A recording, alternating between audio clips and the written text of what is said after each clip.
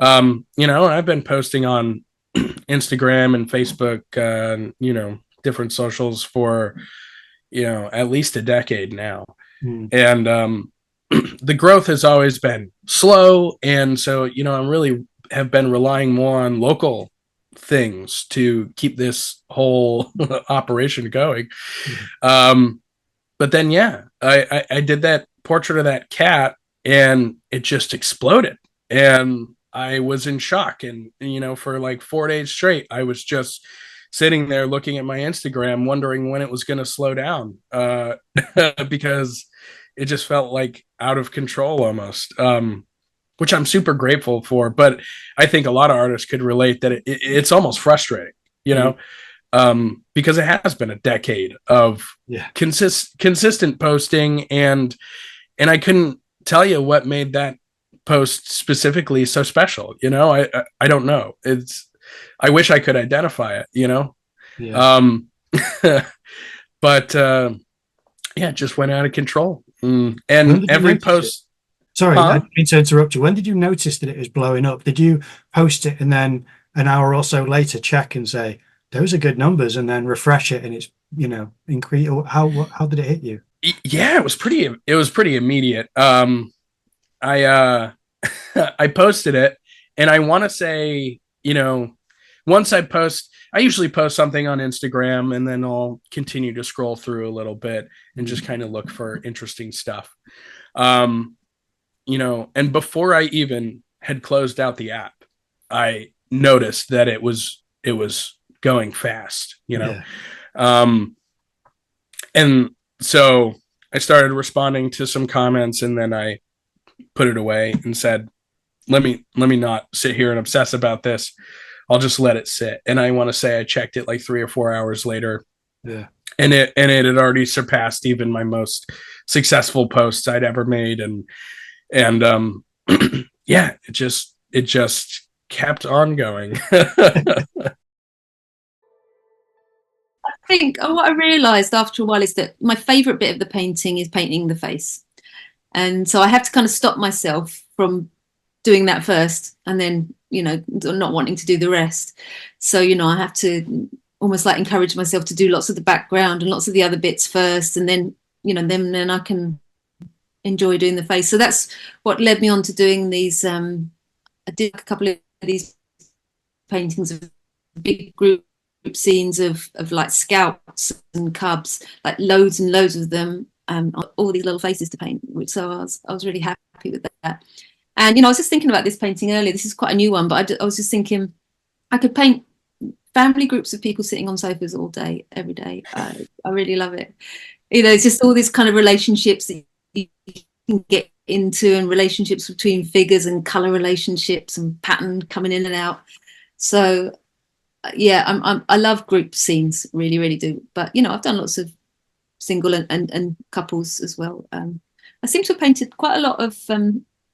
Well, I mean, I did all these ones of scouts, and then I've done quite a few recently of kind of guys in their swimming trunks, standing around pools. I've done quite a lot of those, and I've got lots of ideas. I've got lots of ideas of how to go forward. I even started experimenting with like AI because I thought, okay, I know what I want, and I'm searching for it all the time. I'm just trying to search for these kind of things, and it's very hard to find the things that you want sometimes. So I was like, well, I wonder if I can tell AI to generate these things for me and see how that is. So I have actually made a few AI images which I think are all right, but I'm not quite sure yet. The jury's out yet about whether they're worth pursuing or not, but it's an interesting new idea that I've got. If I know I like women in boats, and I've like mined the internet for pictures of vintage women in boats, I've got them all. But so now I need AI to make me some new ones. Yeah.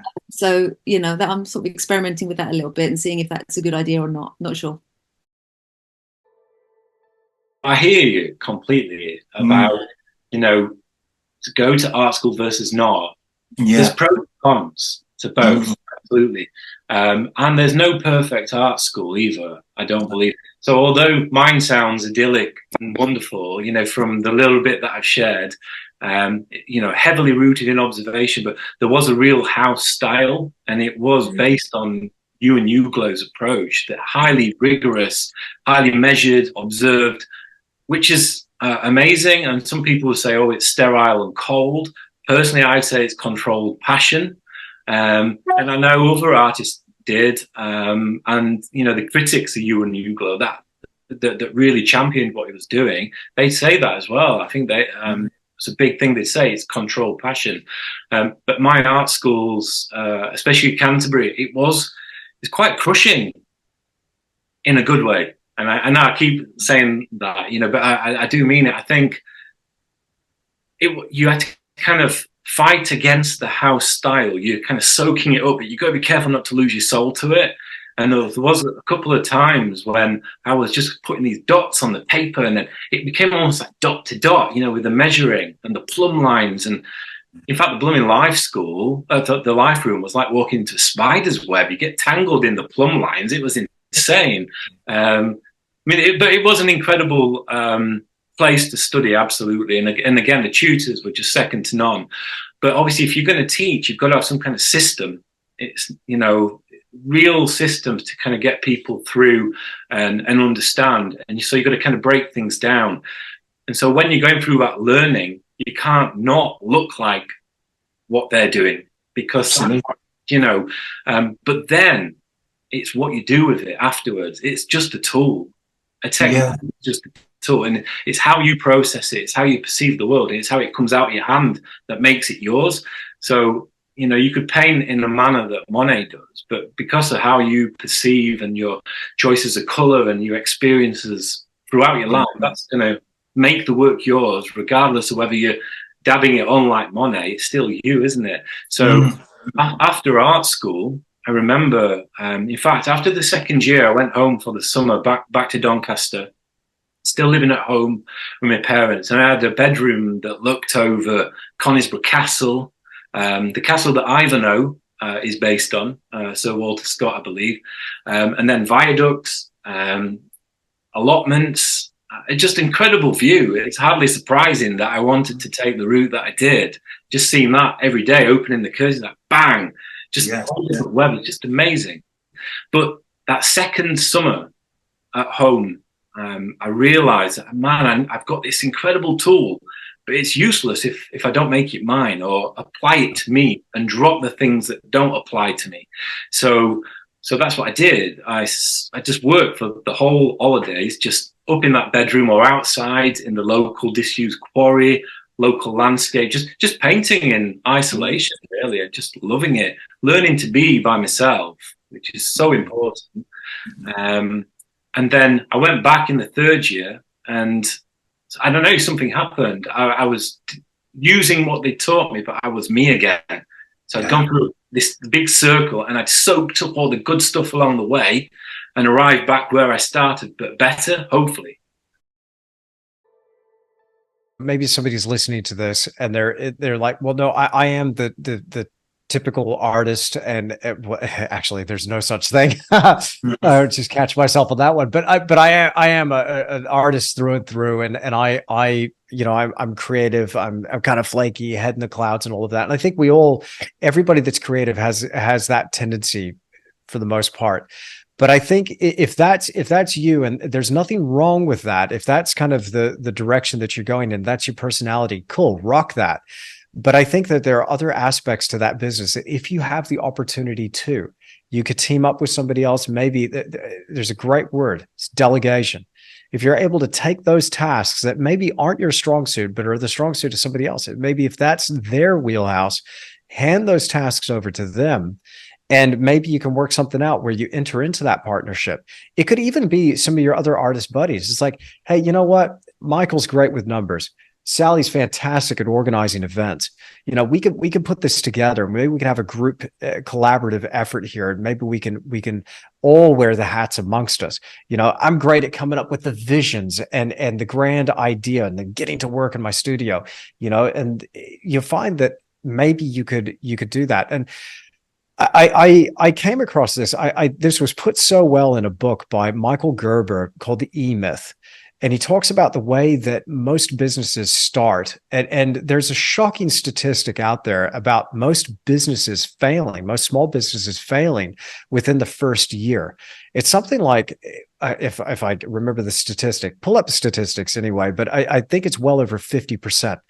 Most are gone within, most are gone within the first 5 years. Only less than 10% make it past that first decade. Less than 10%. So to run a business actually requires a lot. And it's not just artists that struggle with this. Everybody struggles with this. So Michael Gerber talks about there's 3 basic personality types that you have in any kind of business venture. You have the technician, the entrepreneur, and the manager. Now, Tony Robbins has got a very similar kind of formula. He's got the artist, which is probably really appropriate for us, the entrepreneur, and the manager. What ends up happening, and if you listen to Michael's book or you read it, is the technician has what's called an entrepreneurial seizure. And then they spend the rest of the time mismanaging the business, and then it ends up in the can at the end of that. And they end up having to go and get another job to pay down that line of credit that they borrowed to start this thing in the first place. So what needs to happen is we need a level of awareness about what our strengths and weaknesses are. We've either got to skill up in those areas that are lacking or team up with other people that can help us in those areas. Now, I'm blessed. I married the right woman. She's got a head for numbers and she's great at organizing finances. Don't ask me to look at numbers, charts, and figures. Like we've hired a digital marketing agency. They run some of our social media ads. I'm looking at the readout and I'm like, guys, explain this to me. You're going to have to tell me because I can't math. I won't do it. I can't do it. I look at it. I'm just like, okay, explain what this is. They're like, this month we did great. I'm like, great. See you next month kind of thing. I just need somebody to really dumb it down for me because that's just not my jam. You want to talk about painting, man, I'll talk your ear off. You want to talk about maybe a new business idea or something like that. I'm all about it. So I seem to straddle that territory between the technician entrepreneur. In terms of the manager, I can manage myself pretty well. I got that discipline down. I can set a schedule and I can stick to it. I can structure my time. I'm focused. That's the other thing that was really important for me is finding that deep work focused flow state and staying there. I'm also good at getting myself to do things I don't want to do. I do it anyway. So there's a few things and these weren't necessarily always with me. They weren't skills that I always had, but I've had to develop them. And now I can summon them pretty much at will. But a big thing I will say was finding the right help when I needed it. Now, if you're an artist and you want to do that moody, broody kind of artist thing and just kind of chill out in your studio, fine, that's great. Anybody listening to that, if that's their headspace, that's great. Maybe the model that's best for some of those artists is maybe the gallery model would be great because they got the business and they're running it. And they can represent you. So now it's going to be up to you to do your artist thing, create your best work and present a really slick body of work of the highest quality you can muster to that gallery if you want to go for that model. Otherwise, if you want to run this thing yourself, I would recommend teaming up with some others who would share in that vision, but maybe come with a different skill set. I know this right now. Don't get into the trap of thinking you need somebody else like you. If I found somebody else to work in this business that was just like me, I would have gone bust long ago. Like this would not work. I need people who aren't like me, who have unique skills and talents and abilities and are much smarter than me and much more capable than me in other areas. I'm not going to ask them to paint pictures, and they're not going to ask me to run the numbers. So it's important that we have that. I just want to throw in one more thing here because I think it's been particularly important for me. We all have a different relationship with this. I understand. When I was training really hard this year, and I will get back to it soon, again, with some of those health challenges, I haven't been able to train for the last few months. But when I was training really hard, that actually helped me develop that discipline to be able to do that. So if I didn't feel like it, well, guess what? We're doing it anyway. So I'd show up every day and I'd get my workout. I used to train in the evenings, but I then realized that I had more energy and I was set up for the day and I was in a better state of mind if I did it first thing in the morning. So I would do that really early, get that workout out of the way. My body's full of those endorphins. But the thing, it was such an important physical metaphor. It's like, okay, I can see the deadlift bar has got that sitting on it. I've got to lift that thing. I've got to lift it 10 times, and we got to do it for 5 sets or whatever I was doing that day. And then after that workout, I'd be like, that was really hard. That sucked. If I can do that, what else can I do? More importantly, if I can get myself to do that thing, that unpleasant thing, then writing that email is not so hard. Creating this newsletter is not so hard. Sitting in this meeting and trying to find a new strategy for whatever, when I'd much rather be painting, that's not that difficult, because I did that. That was really unpleasant. That hurt, try and do it properly with training and supervision. That's fine. But, it's physically unpleasant to put yourself through those paces. But here's the thing, the more you do that, you physically get stronger and more capable. But the more you exercise that discipline, just like a muscle, you're capable of more as a result of doing that. And I don't think, everybody throws discipline out like it's just this little throwaway line. Oh, it takes discipline. Yeah, but what is that? What does that actually look like? And I think it's important for us artists to be able to, whether we feel like it or not, get ourselves in that position where we can sit down and just do the work, just get it done, whether it's art or something for our business. So for me, the exercise has been quite beneficial, and as a way of being able to tap into other areas of my life and channel that quality. So just something else I want to throw in the mix there. I think I'm really drawn to more tonal paintings, but I can't get myself to become a complete tonalist. So a few things like observation. So nature is always more muted than what you think it is. Like even the blue like you see this ocean that's vibrant blue, it's not going to be out of the tube blue. I remember one time a teacher showed me, I had painted this like really dark ultramarine blue for my ocean, and I was wearing a blue jacket, and he picked my sleeve and he said, "Look, this is really blue and that is not." So, it's all about comparison. So that's like, you look at something really bright and saturated, and if you put it up next to nature, you're not going to find those pure pigments out there. So part of the reason I grade things down is because of that. And sometimes I see sometimes certain artists, they will intentionally grade their paintings even more than what you see. So sometimes I will experiment with that just to see if I can pull it off. Sometimes I try, not very often, but sometimes I'll try some palettes which are even more limited, like just one red, yellow, and blue, and they may not be my usual ones. They may be something different. Sometimes I'll try the Zon palette. So it just depends. So it depends on the palette choice.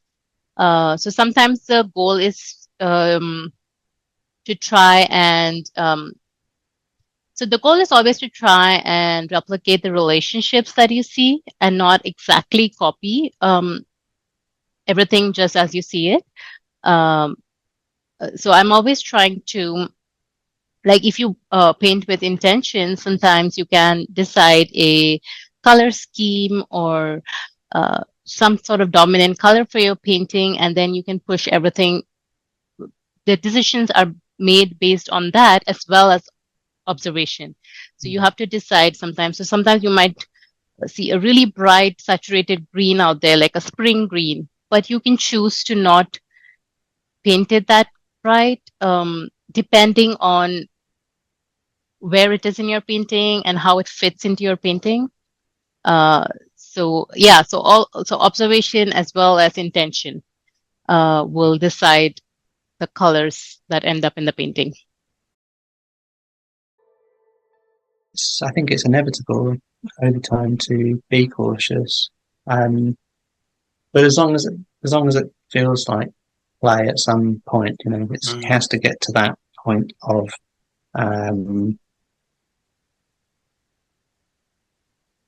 risk taking is one way to describe it, but that sounds a bit serious. But it's more just I wonder if what would happen if I did that. And I probably my outlet for a lot of that is in ground preparation, cleaning a palette and just applying that to surfaces that are lying around, and then gradually altering those colors over time. That's probably where I enjoy paint. There's a purity to that messing about, Richard. It's just pushing it around and then letting it be, which is very different to the struggle of representation, especially when it gets like I was painting grapes for a sort of anxious 45 minutes earlier today, and the grapes are red grapes, but they're the greenest red grapes you've ever seen. So the color shifts are it's almost like you look at the grape and it's red, you look away, you look back and it's green, and it's that kind of craziness. But as long as you're absorbed, it's absorption and attentiveness is the aim, and that's the process which leads to a feeling of being connected in some way. The image is always there, isn't it? You paint and run out of energy, and then if you're lucky, there's something to look at. You put it on the wall, and when you run out of energy, you can still see. It might not be the best time to look at something, but it's that idea of a bit of consolation in the activity. That's rewarding, but maybe that's a bit optimistic, because it's a lot of the time it doesn't work, and it feels quite discouraging painting. Yep, very much so. Very much so. No, the good thing about a class is that you get a bit of buoyancy and momentum with being around the other people doing it. Yeah. So. This is something I kind of worry about, and I'm still not quite sure how to approach as a teacher, because if you start saying that it's just a reference, or even if nature or a photograph or whatever is just a reference, and then what the main thing is the painting, then there starts to be a certain amount of like if you're giving a critique, they might just say, well, I liked it better that way. Or, you might be critiquing something about, the proportions, or which that's totally, that's a thing that, I mean, I kind of get that. And, at a certain point, you want people to, I mean, I would imagine, people can take whatever liberties they want.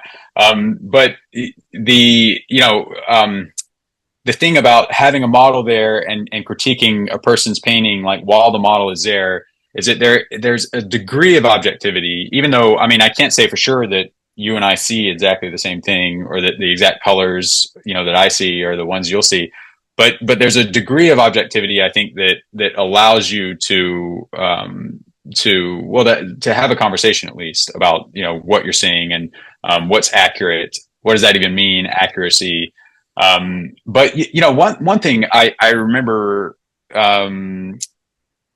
getting a critique from Israel, and he mentioned, I don't know if he said the word truth, or he was talking about a particular color notes I'd mixed that were true notes that ring true. They look like really observed, just and believable in that regard, and before they become anything else, that you have 3 or 4 spots of color that they just read like a light effect, and it could be a landscape, it could be a figure, it could be a still life. And I remember that idea was something I kind of latched onto, and even at Tony's, I feel like that was a certain overlap that those two had, is that to have that kind of as a foundation, that kind of ability, to just make a few notes read as light on a flat surface, has, like, that's sort of become fundamental to what I'm trying to do. So before it becomes anything else, whatever nameable thing it is, that you're able and then, I mean, it's a tall order, to actually mix those colors, and get the value structure and everything right, and to make it say way more, with just a few of spots. But I think that's probably the most valuable skill that a painter or painter working sort of perceptually or observational would want to have. Imagine living in a walled city, however large the city is. Every so often, you come to the outer wall and you're aware that suddenly the road stops here. And I think we all encounter the shape and size of the city wall in our knowledge. We don't always necessarily admit it to ourselves, but we do know when we come to that place and say, I actually don't know. In other words, I'm sometimes talking about things, about a subject, and it's fluff. It's unfounded. So I wonder what lies on the other side of that wall, but I'm too lazy, frankly, to find out. So I kind of started cutting holes in the city wall and extending the streets by reading and studying. And for example, we went to all the top galleries in New York. We made a trip, 2 months, 2 or 3 months actually, studying the galleries in New York, talking to dealers, looking really carefully at what they're showing and why they're showing and what's going on, and abstraction, Franz Klein, Robert Motherwell, Hans Hofmann, talking to the people that represent the estates of those artists. And then we did the same thing in Chicago and Aspen, Colorado, and Santa Fe, New Mexico, and so on. And I'd done a similar thing in New Orleans, Louisiana previously. And so you learn. And the thing is, the learning is not just facts. It's not facts and information. I think facts and information are the very poor cousins of real learning.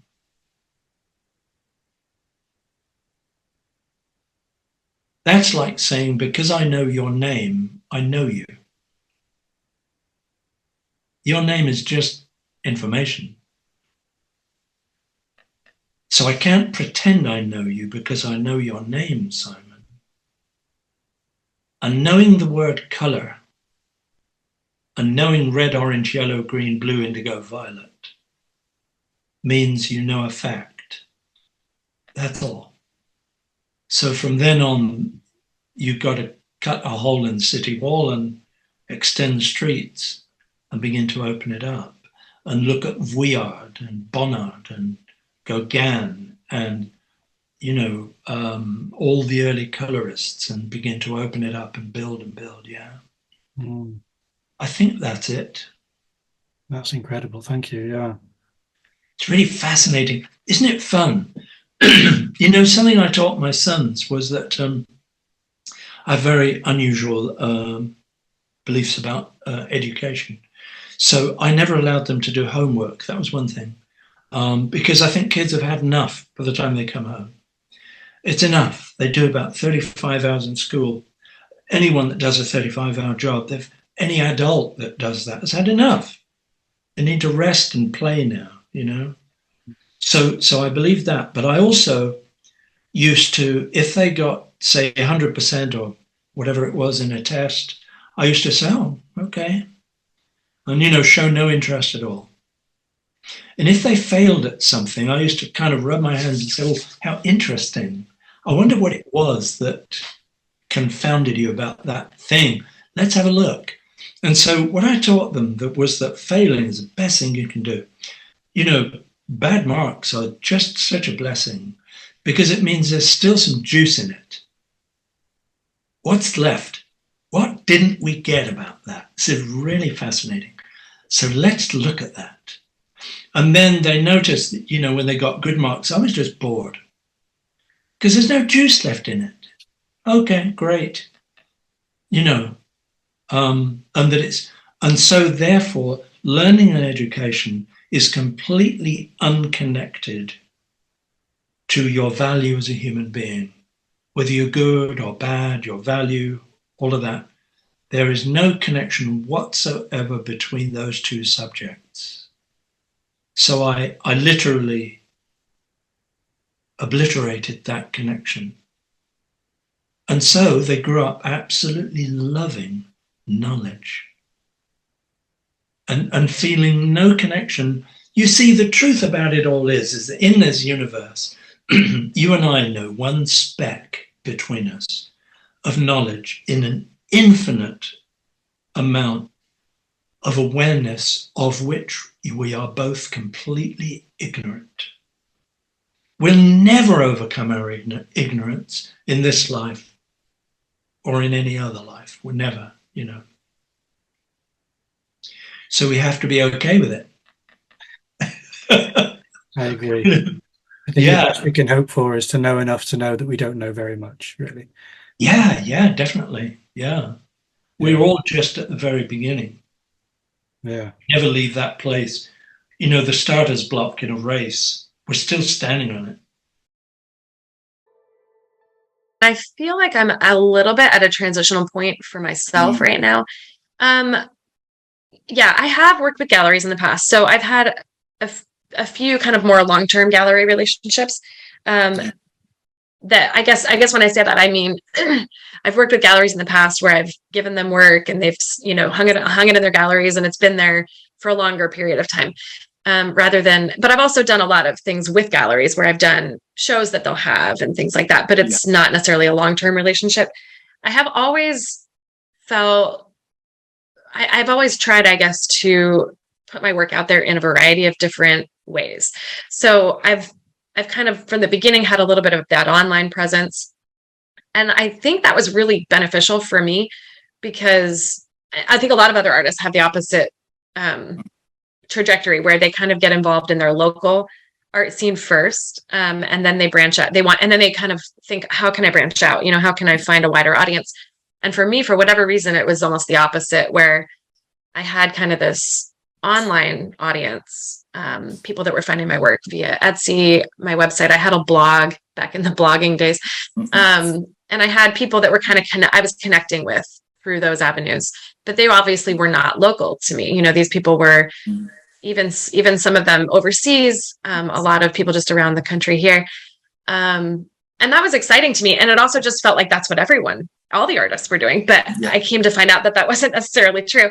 And I thought, I need to like tap into what's going on around me here, because I was shipping paintings, you know, and that has still stayed the main source, I guess, of my income as an artist is not through local avenues necessarily. So, but I started doing, you know, I did like a couple years in a row or a few years in a row, I did like street festivals. So I had a tent, I had the whole outdoor setup thing.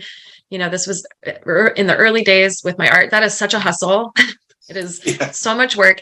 And I admire artists that continue to have that to be like a major part of their business structure, their business model, because that's a lot of work.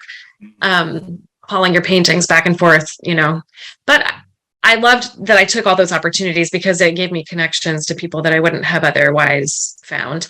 And that also connected me to the first galleries that I worked with, because some of those gallery directors and managers would be going around to some of those kinds of shows and they would meet you and things like that. And I was always trying to put my work into juried shows, to see if I was, you know, just to kind of have that peer review a little bit of your work, to feel, I guess that's always been important to me, to have to not just put my work out into the world and be like, I love it, so I don't care what other people think of it.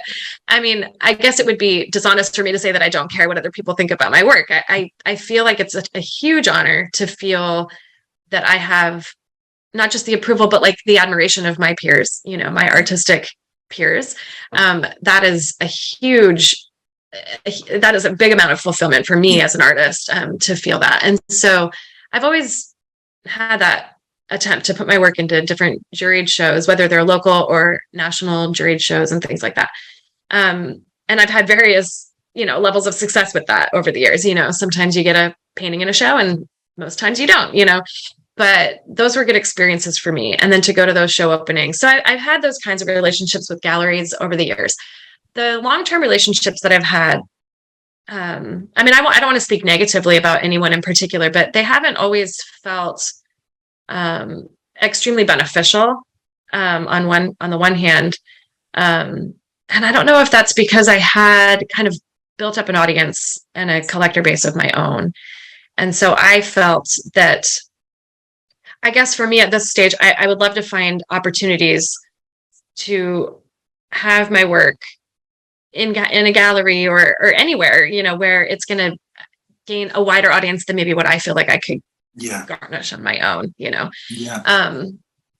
So yeah, that's kind of like where I feel like I'm at now. And I feel really fortunate and really grateful for the platforms that I've been able to find success.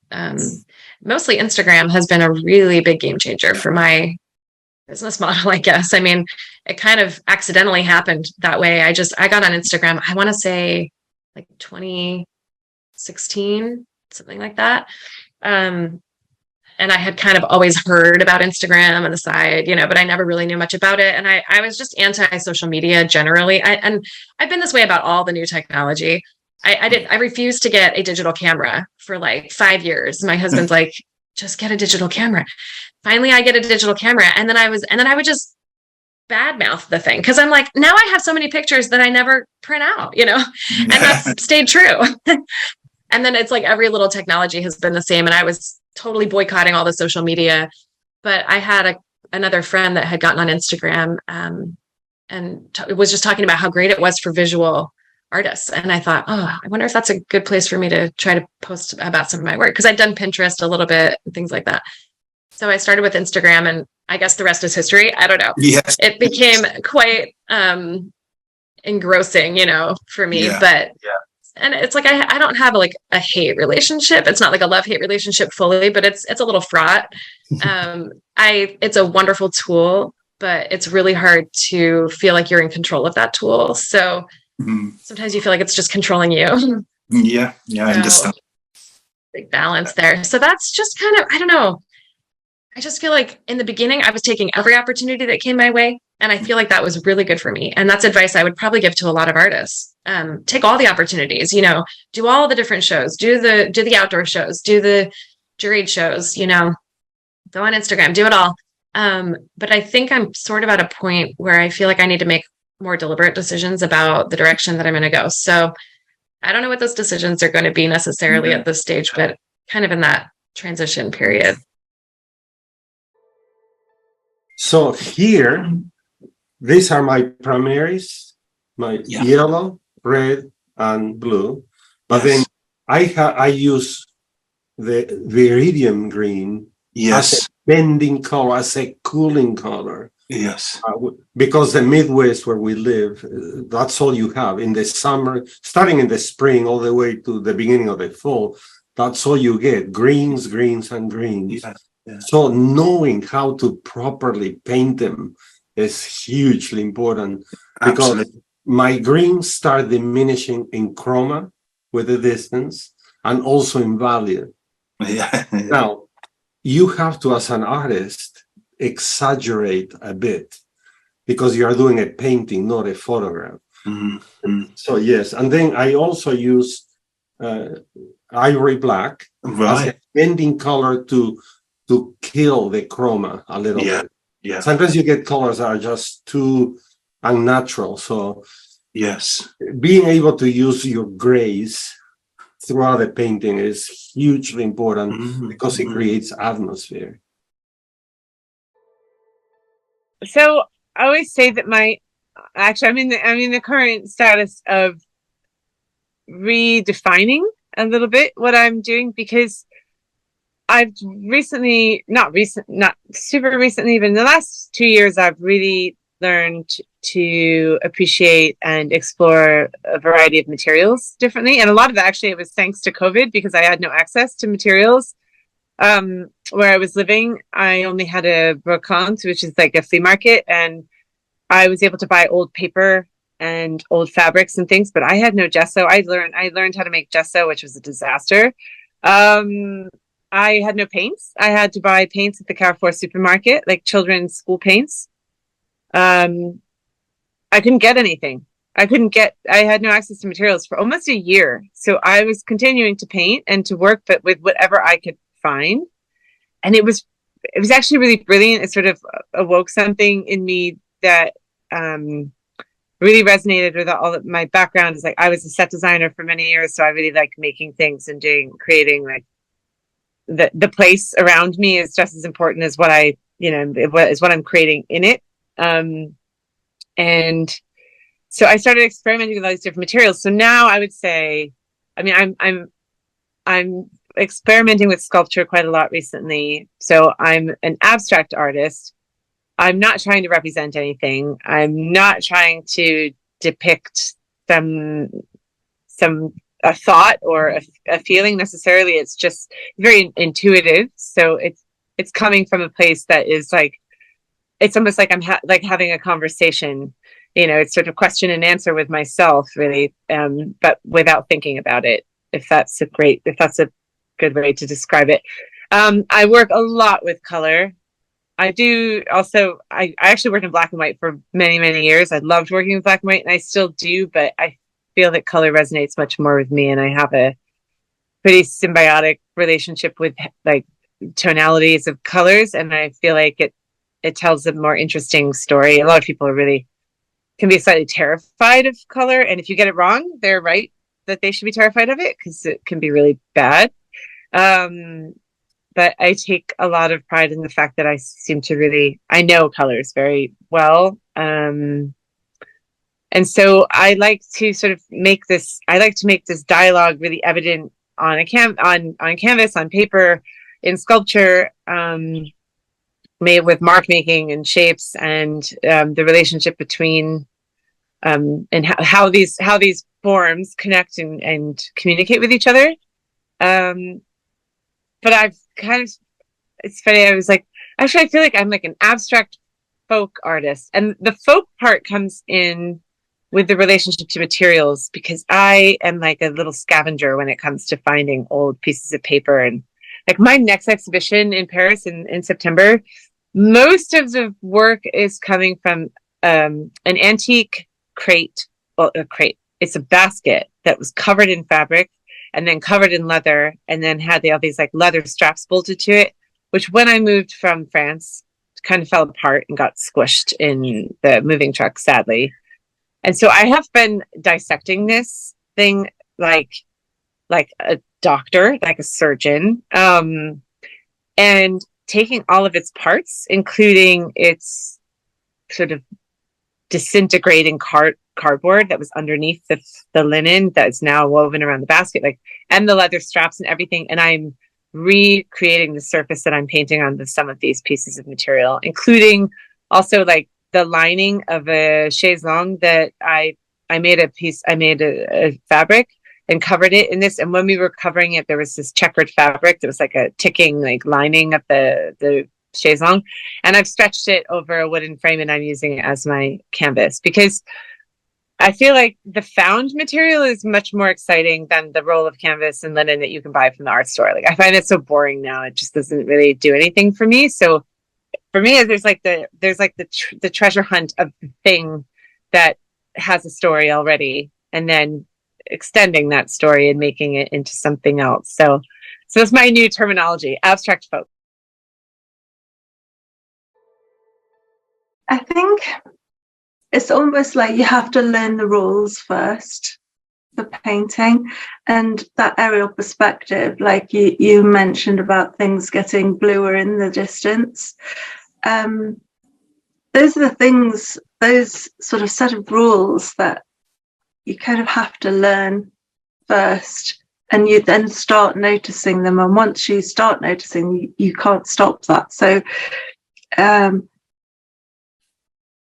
suppose it's like, you know, if you've got a 3D subject in front of you and you're wanting to create it on a 2D surface to make it look 3D. So you need to see that the colours obviously are paler in the distance. All the lines are softer, the details have gone. So when you have something right at the front of your picture, it needs to be a nice strong warm colour, and the edges are stronger, and that kind of works as well with still life, even though your subject's right in front of you. To make it into a 3D object, you still have to use up, you know, all the atmospheric things that happen within a picture.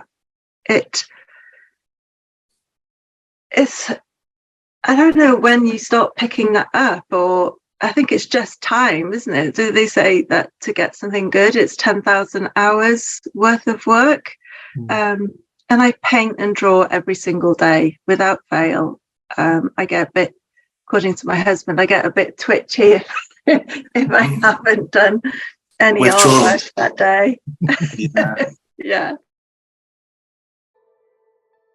Let's say you painted something and then you gonna add like and see does it work or not, but you're not sure. With acrylic you have wonderful possibility to have a damp towel and paint over something, and if you don't like, you can immediately wipe it down immediately without destroying anything. You cannot make that trick with gouache.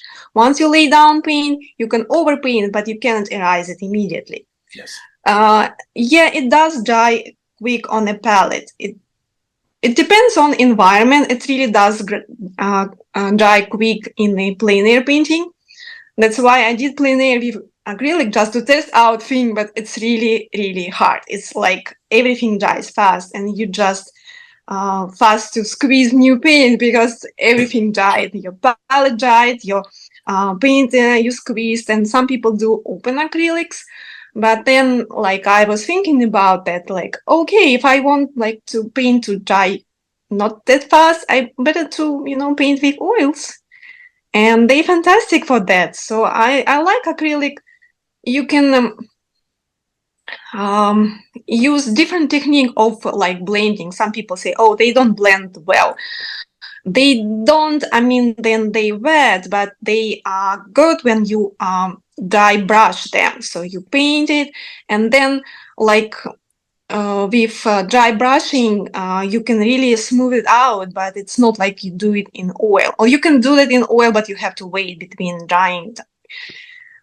So I like it. I think I didn't like them at first. At my first 5 times, I just really hated them. Just like, what a pain, what I can do with that. But then I got myself like a month to paint exclusively with acrylics, just to get used to them, just to find out how to work with them. And I think it's a crucial time for people to give them a chance and work it out, not to say, oh, they work, you know, with oil. And then door is closed. So, but I'm trying to, you know, have more doors open as I like get a call from the gallery and they say, okay, your painting is sold, bring new one tomorrow. Yes. With oil, you just can't do that because you need at least 1 week, and then with oil, yeah, you can bring them, like depending on size, you can bring them next day or day after. Yeah, it'll be fine. I was working mostly in acrylic. I had done this really large body of work. I mean, like 48 by 60 or 72 inches of these really large jazz pieces with like jazz musicians, and completely different. And then when we moved into this place out in the woods, we're outside of the town, and we live on 5 acres. It's just me and my husband. I had a cat, but it died, and now I have a billion birds, and there's a hawk out there trying to eat my birds right now, but squirrels, raccoons, everything, deer. We've had porcupines, I mean, we've had a black bear run through the field. But anyway, I've got all this inspiration. I can walk out my front door, and I'm so grateful. I've never lived in the woods before, so I didn't, and it was just I'm so grateful. It is a spiritual experience, honestly, being here and being able to walk outside. And while I'm mostly a studio painter, and it's in my garage, so I can open my studios in my garage. I can open my garage door and look at the Glen, which is the painting I just showed you. I've painted that scene so many times in so many conditions and seasons, and with flowers or in a horizontal or a portrait way of painting, that I don't think I'll ever get tired of it. And the sun sets to the west over there, and so I always, unless it's cloudy, as it often is here, but even then we have this beauty of the mistiness of the light coming through, and it's just it is a never-ending quest, I guess, to paint it. I have this desire to just see the light through the trees. It's just something. See, it's funny that you say that you think it's difficult to paint that, because to me, I was talking to a friend of mine. Her name's Jerry Greenberg. She's she's a pastel artist, and she does still life and portraits. And I think that that's incredibly difficult. I mean, I've tried both, and I do occasionally try my hand at those because I don't want to get bored. And I do think it's also important to challenge ourselves, and her and I were talking, and she said, and she does these beautiful, beautiful, vibrant, full of life, still lifes. And she said, well, oh God, it's so easy to do those, but it's so hard to paint those trees. And I said, I'm laughing. I'm like, all you have to do is just squiggle a bunch of pastel on there and then just work around it until it turns into a blob that looks like a tree. And she said, no, that's what you do with a still life. Yeah. Thought, no. So it's so funny that I think that what we love, what we are focused on, is what we're best at. It's tempting when you're painting or you're drawing you look at objects and you see they have an outline around them, and you draw, a line around it. And the brain is such that, you're sort of drawn to edges. You want to distinguish between things. That's how we see the world. But if you paint everything with a very sharp edge on it, it actually doesn't look real. It, especially with a round object, like let's say you're painting, I don't know, a stone that has a round edge.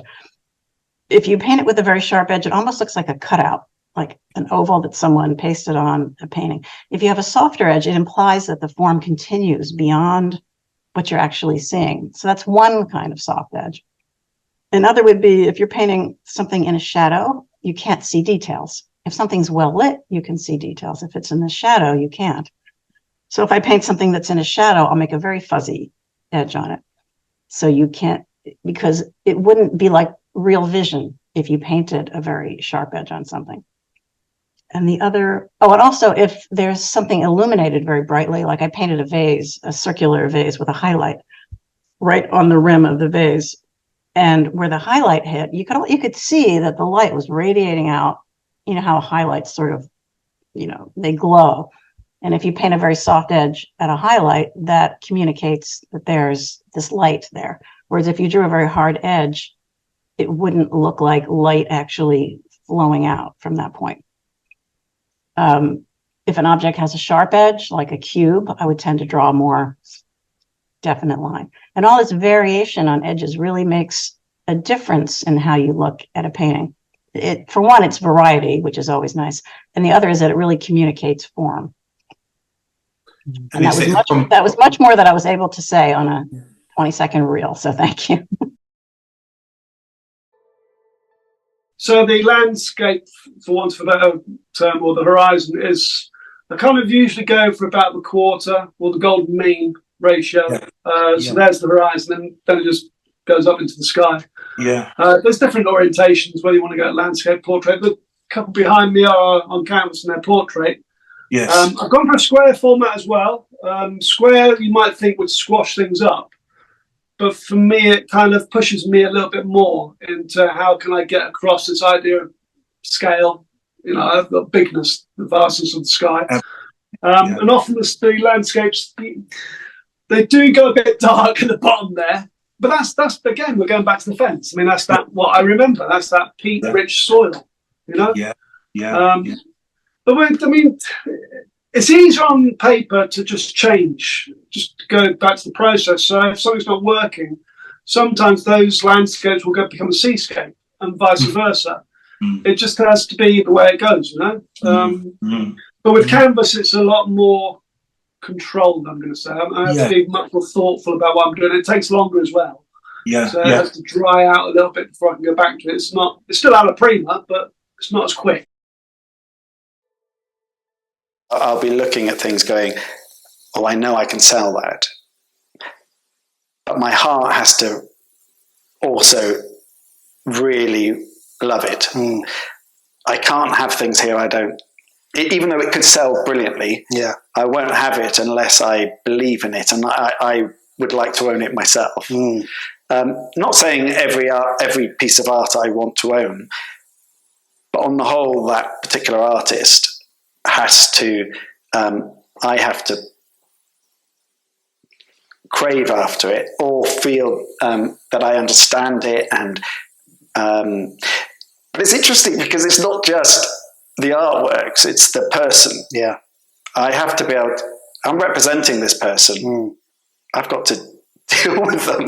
That's true. And some artists I have very different relationships with all of my artists. Some are really close friends, others aren't so much, but that's the relationship we have. All equally is valid. But it's the types of paintings I love, or sculptures or artworks. There's no sort of limit as long as I understand it and I understand why the artist does it. And I can get behind it, and I want to own it myself. That's how I tend to view paintings. I'm very emotional. That tends to override the head. That's much, you should have this person because they're going to sell. I can't always take it, unfortunately, because I think I would make more money. I have some artists that don't sell huge amounts, but they're so good. And you've got to give them wall space. You've got to promote them, haven't you? And I'm luckily, I do have quite an eclectic taste, and I have quite a commercial taste naturally. So if I tend to like it on the whole, it does sell. Which is a bonus. Puddles are great because they're very shallow. They don't get they're very low down. They don't get disturbed by the wind sometimes. Very often, unlike normal water on a river or canal, or certainly the sea. But these are flat, so they tend to be a mirror image. And if they're underneath a shady tree, then they're really dark, and sometimes nearly as dark as the shadow of the tree, the dark. So, and the lights, obviously, the light of the sky is really light. But one thing that I always say about, Ken Howard says about painting reflections in anything, any water, is the darks are always lighter and the lights are always darker. Yes. So, general rule, that is the case, but I have seen some of these puddle shadows. The darks in the puddle shadow are sometimes as dark as the actual top bit. I don't know why, but they are. One final thing to say on what I just said about rules and things. Samuel Johnson said the golden rule is that there's no golden rule. And I thought about that. Absolutely. That's why I don't believe in necessarily in teaching. I think inspiration and influence is very effective. It has been for me. I've taken it from the people who I liked, who I admired a lot. Yes. On just someone who could teach art. Yeah, there have been a few occasions where I felt uncomfortable. I don't know if this is because I'm female, but I've been in a few situations where I felt a bit trapped by a guy, and just thinking, does somebody know where I am? And I suppose when I was thinking about that for the book, I was like, I think that's important to make sure that someone does know where you're going, because you are vulnerable when you're out there, and not everyone is lovely, and I think someone might take advantage. I certainly think that's true, that people take advantage of the fact that you can't go anywhere because you're set up and you're painting, and that and that's not with people sort of looking to cause you harm necessarily, but people know you can't go anywhere, so they just talk at you and at you, and then you don't quite know how to get rid of them. So talk about that in the book too. So what's the name of the app? Because we'll put it up so that people who are watching the video can see. It's called What 3 Words? And I think it's really gained traction sort of globally, but it'll every 3-meter radius square on the planet, well, land masses anyway, has got this unique 3-word code. And if you go on the app and you say where you are, it'll give you the 3 words, and then you can share that and people will be able to find you. I think it's genius. If I could go back in time to myself as a college student, I would be like, take some business classes. Gosh, that would have been helpful. Take a business class, take a web design class. But other than that, I say I'm a bad teacher, but I do teach pretty often, not in the past year because baby jail, but before that I was getting into teaching more and more. And the thing that I keep coming across is people that want to start painting, but they feel like they need all of the information first. And I get that. They want to read all of the books, they want to buy all of the supplies. And then they do one painting and then they're like, well, this isn't working for me. I must need to buy more things, or I need to buy more classes, or I need to buy. And the answer is no, just take what you have already and just sit down and just do the painting. Just do the painting. And then if that one's not working, do another one, and then do another one and another one and another one. Yeah. Because you're not worse. You're only going to get better.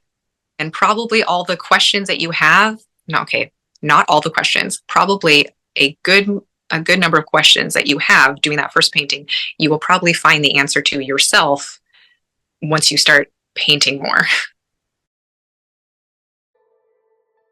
I have a sketchbook that I keep. I've been through several. I don't always finish them, but most of the time. I feel it's pretty fundamental because it's this kind of, like, at least for me, it's this kind of space where I can just be like unlimited. So like it's not, there's like no pressure. So like if I scribble up an entire page of my sketchbook and it turns like pitch black because I just have a bunch of charcoal on it, it's fine. I mean, nobody's gonna like judge me for that or call it bad art or whatever, you know. It's not something that I'm like presenting as a like fully finished painting or anything, but it gives me that freedom, that sort of childlike playfulness to just like do whatever, and then through that, like flipping through the sketchbook, I kind of like see this evolution of feelings and states of mind just sort of flowing, and that kind of gives me an idea, like inspiration or something, and I'll be like, okay, these pages are like really dark and moody, and like I'll throw some poetry in there sometimes, and just maybe sometimes random scribbles, and it all sort of creates a mood, and that really helps me to like come up with things, because it's not just like a visual inspiration. Like a lot of times I'll look outside and see a beautiful cloud and I'll be like, okay, I'll take a picture of that for later because I could include it in some painting or something. But seeing as what I do is not only about representation, you know, like visual, descriptive representation. I also feel like I need a sort of mood or an idea to back it up. So like maybe a storm painting, I'll have some pictures of storm clouds saved, or I'll have some sketches of storm clouds done from life, and like I sort of put all these things together. Maybe I'll have like jotted down a bunch of like poems or random phrases, or you know, stuff like that, and it just all sort of comes together, and I'm like, okay, I can make a painting or two or three out of that mood, out of that state of mind. And it's just very freeing, because like, I mean, I'll have, sometimes there's just like absolutely ridiculous stuff in there. Like I was flipping through my sketchbook the other day, and there was this one page where in the corner I had written down, big news, I'm happy, and the date, and that's it. So it's like, you know, it's very freeing. So I feel it's fundamental. And so some people like to have a very organized sketchbook, and I'm all for that. It's just never really been my style. I like to get messy and just sort of do a bunch of random stuff in my sketchbook. I will, if I've got a pretty extreme idea for a painting, for an oil painting or whatever type of painting, a traditional painting,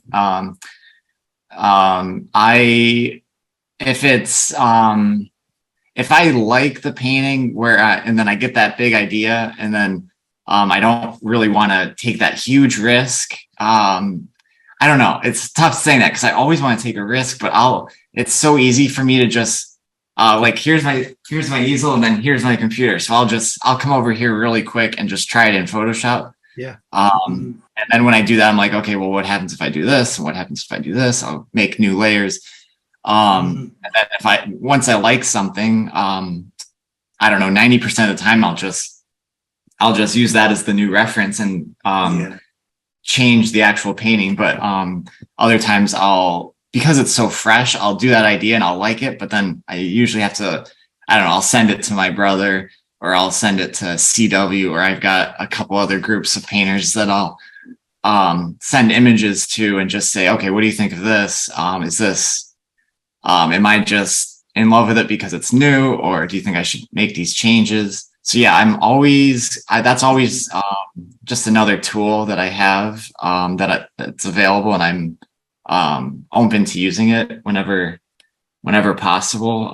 But yeah, like the big thing I think for me with Photoshop lately is using it to create, like I'll find an image online, or I'll find one of my reference photos, and then I'll mess with it in Photoshop until it starts to look like a painting. I'll mess with edges or change values or whatever, and I'll turn it into my own reference, and then I'll paint it.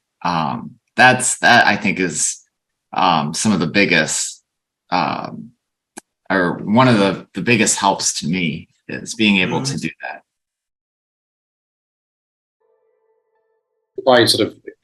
If I know what I'm going to paint, and the thought of it gives me that little buzz, that feeling, invariably the outcome is going to reflect that. If I feel very indifferent to something that I feel duty bound to paint, then it's hard for that to be anything other than just a response to that feeling, really. Yeah, there are things that I get excited about painting, and things that I do not get excited about painting. And I take your point about commissions. Even with the best will in the world, even if you really get on with a person who you're painting, it's still you do have agency over it to a certain degree. It's still not your choice. It's still not your vision and what you would automatically paint, unless by some quirk of fate that person is exactly what it is. It's like, wow, alignment.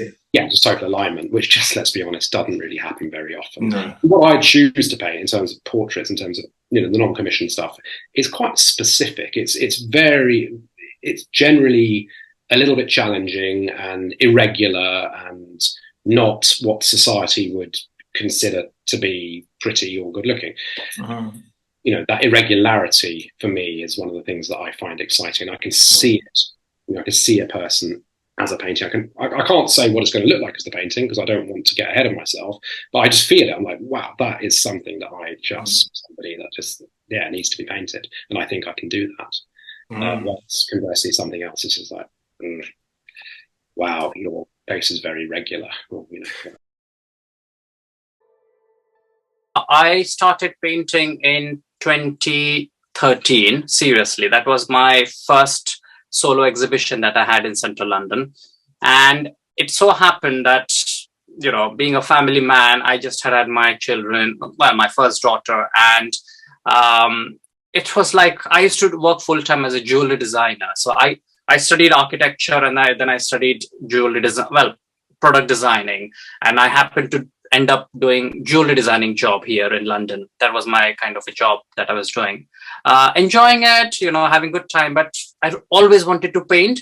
So in 2013, I thought, you know, my wife actually gifted me a canvas and brushes. I mean, she always knew I painted. So she said, why don't you paint now that, you know, you will be spending a lot of time with your girls around here. So, you know, you can do that. So I started doing just random pictures. Like I used to do a lot of these roosters, you know, just splash of colors and stuff like that. So I've just kind of warming up myself, like freeing up, you know. And then somebody saw that and said, oh, would you like to do a portrait for me? So I then thought, well, why not? Then I did one portrait, then two portraits. And before I knew, I was doing a lot of portraitures, you know.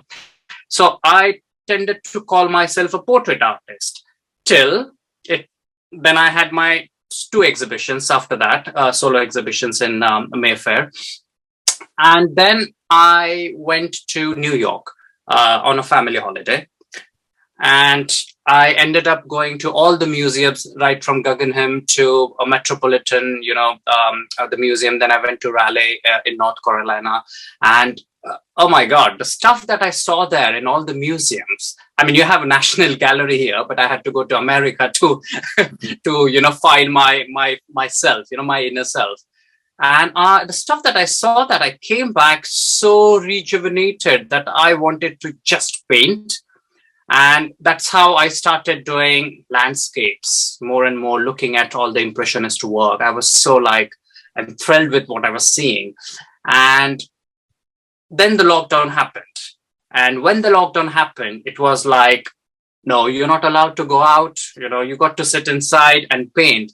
And I was like, you know, the little rebel inside me, the subtleness, you know, I wanted to go out and paint. And I said to my wife, and, you know, I'm going out and painting. I'm allowed to go alone. You know, I'll be in the wild somewhere. And that's how I started doing en plein air, you know. And since then, I was like, the bug was bitten, you know, and I couldn't stop myself. I had been painting every day, 3-4 paintings, like, you know, like just like from a factory outlet, you know, just going on and on and on. And, you know, that's the story that kind of tells like how I ended up doing landscapes. So it has been quite like a transition in this aspect as well. I saw some painters who did who work in this style. I begin to make plein air, I think, in 2015.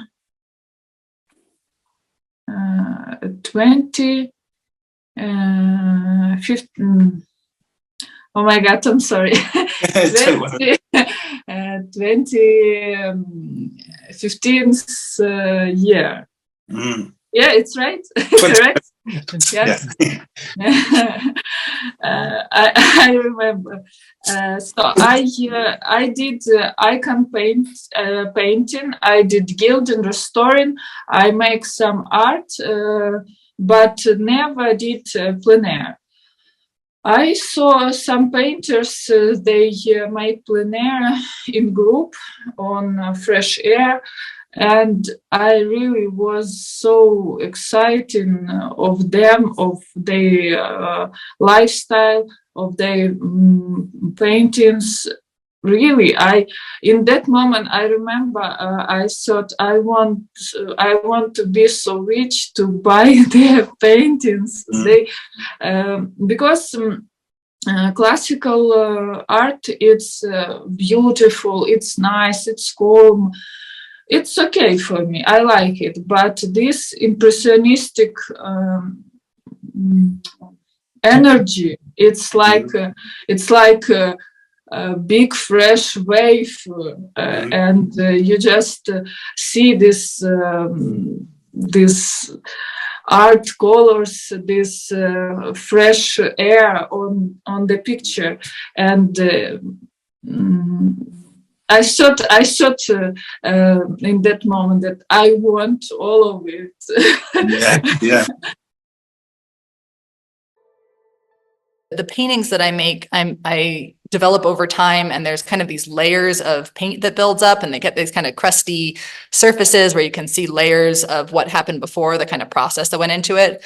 And I didn't want this to feel like a mural where it's just kind of done smoothly in one go, on the side of I love giant murals, but maybe I would like to do one of those at some point. But I really wanted this to have the same painting quality that my other has, and that involves just like giving myself enough time to kind of really just be in the painting process and rework it a lot, and make a lot of changes, and through that the painting ends up having this kind of more I think more richness and kind of complexity to it. I arrive at something that's really unexpected in the composition.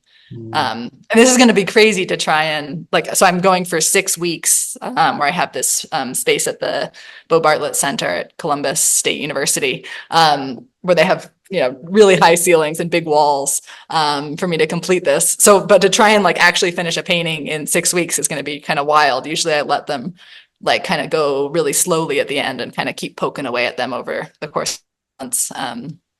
So I've been working on this painting for 3 years, but now it's finally I'm going to put it all together for real for the first time and try and make it all happen.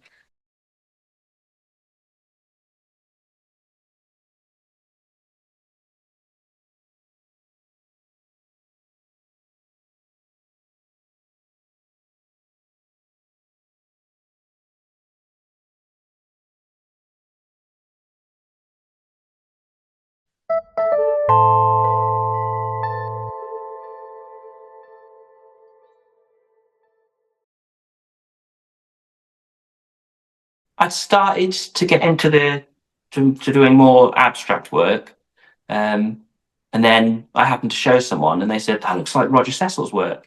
So I googled him, and it was like I fell in love straight away.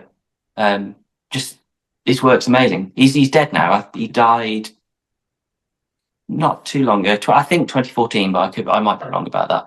And he lived in the valleys in South Wales all his life and painted, and he didn't paint for financial means. He lived in his mum and dad's house, and he just did these incredible abstract paintings. And I think it shows that he was painting, almost without an audience. His audience was himself. If he liked the painting, it was a good painting.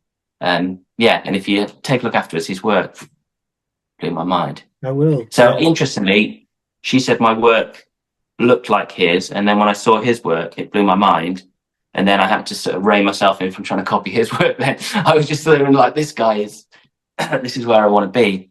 So he was I'd forgotten that. He was a very good introduction into my abstract work. He was the kind of the severing of the cord from figurative to abstract. I just thought, I don't need to be, have to paint, figuratively. Well, they're saying that he has done a few figurative paintings. But yeah, check him out. He's a lot of people have heard of him, but he's ever so good. Probably one of my favorite painters. So composition, design, color theory, communication, and that's become a huge point of focus of me lately. And the idea of images to communicate that are predate the written word or a written language. You know, we think of cave paintings, and you know what this guy is with a spear, and you know what this thing that's not a human and it's a cow. So that idea of communicating in a way that it feels real, because your brain will say, well, that's not a car, it looks more like a boat. That looks like water, it doesn't look like grass. So, you know, that idea of just stating enough to communicate the idea of the subject that you're painting, rather than getting too locked into all these like nouns and, you know, the idea of like over describing things. So that's become a big focus, and probably the hardest flip to find, to even begin to switch it, is to disconnect what our brains want to associate things as.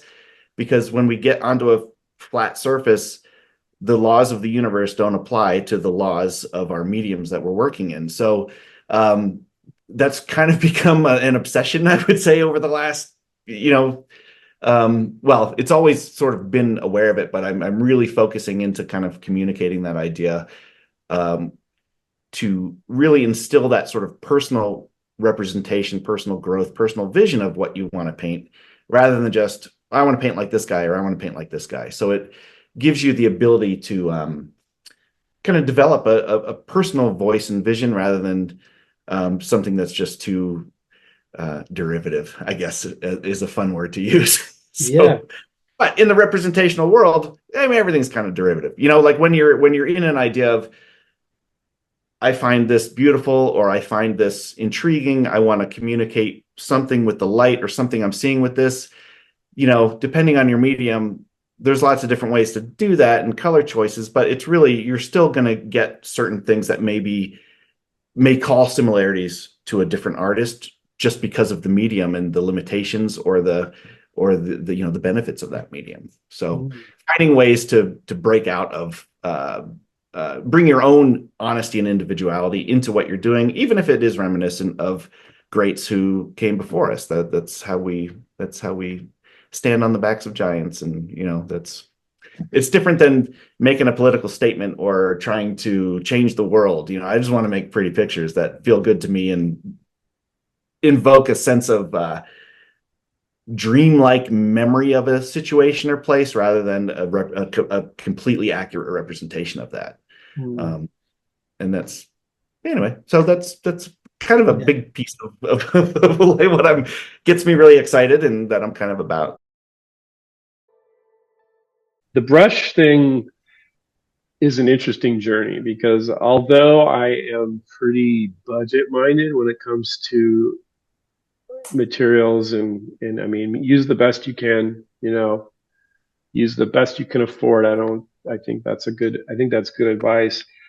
But I've spent literally, and I mean literally, thousands of dollars on brushes trying to find, okay, what works for me.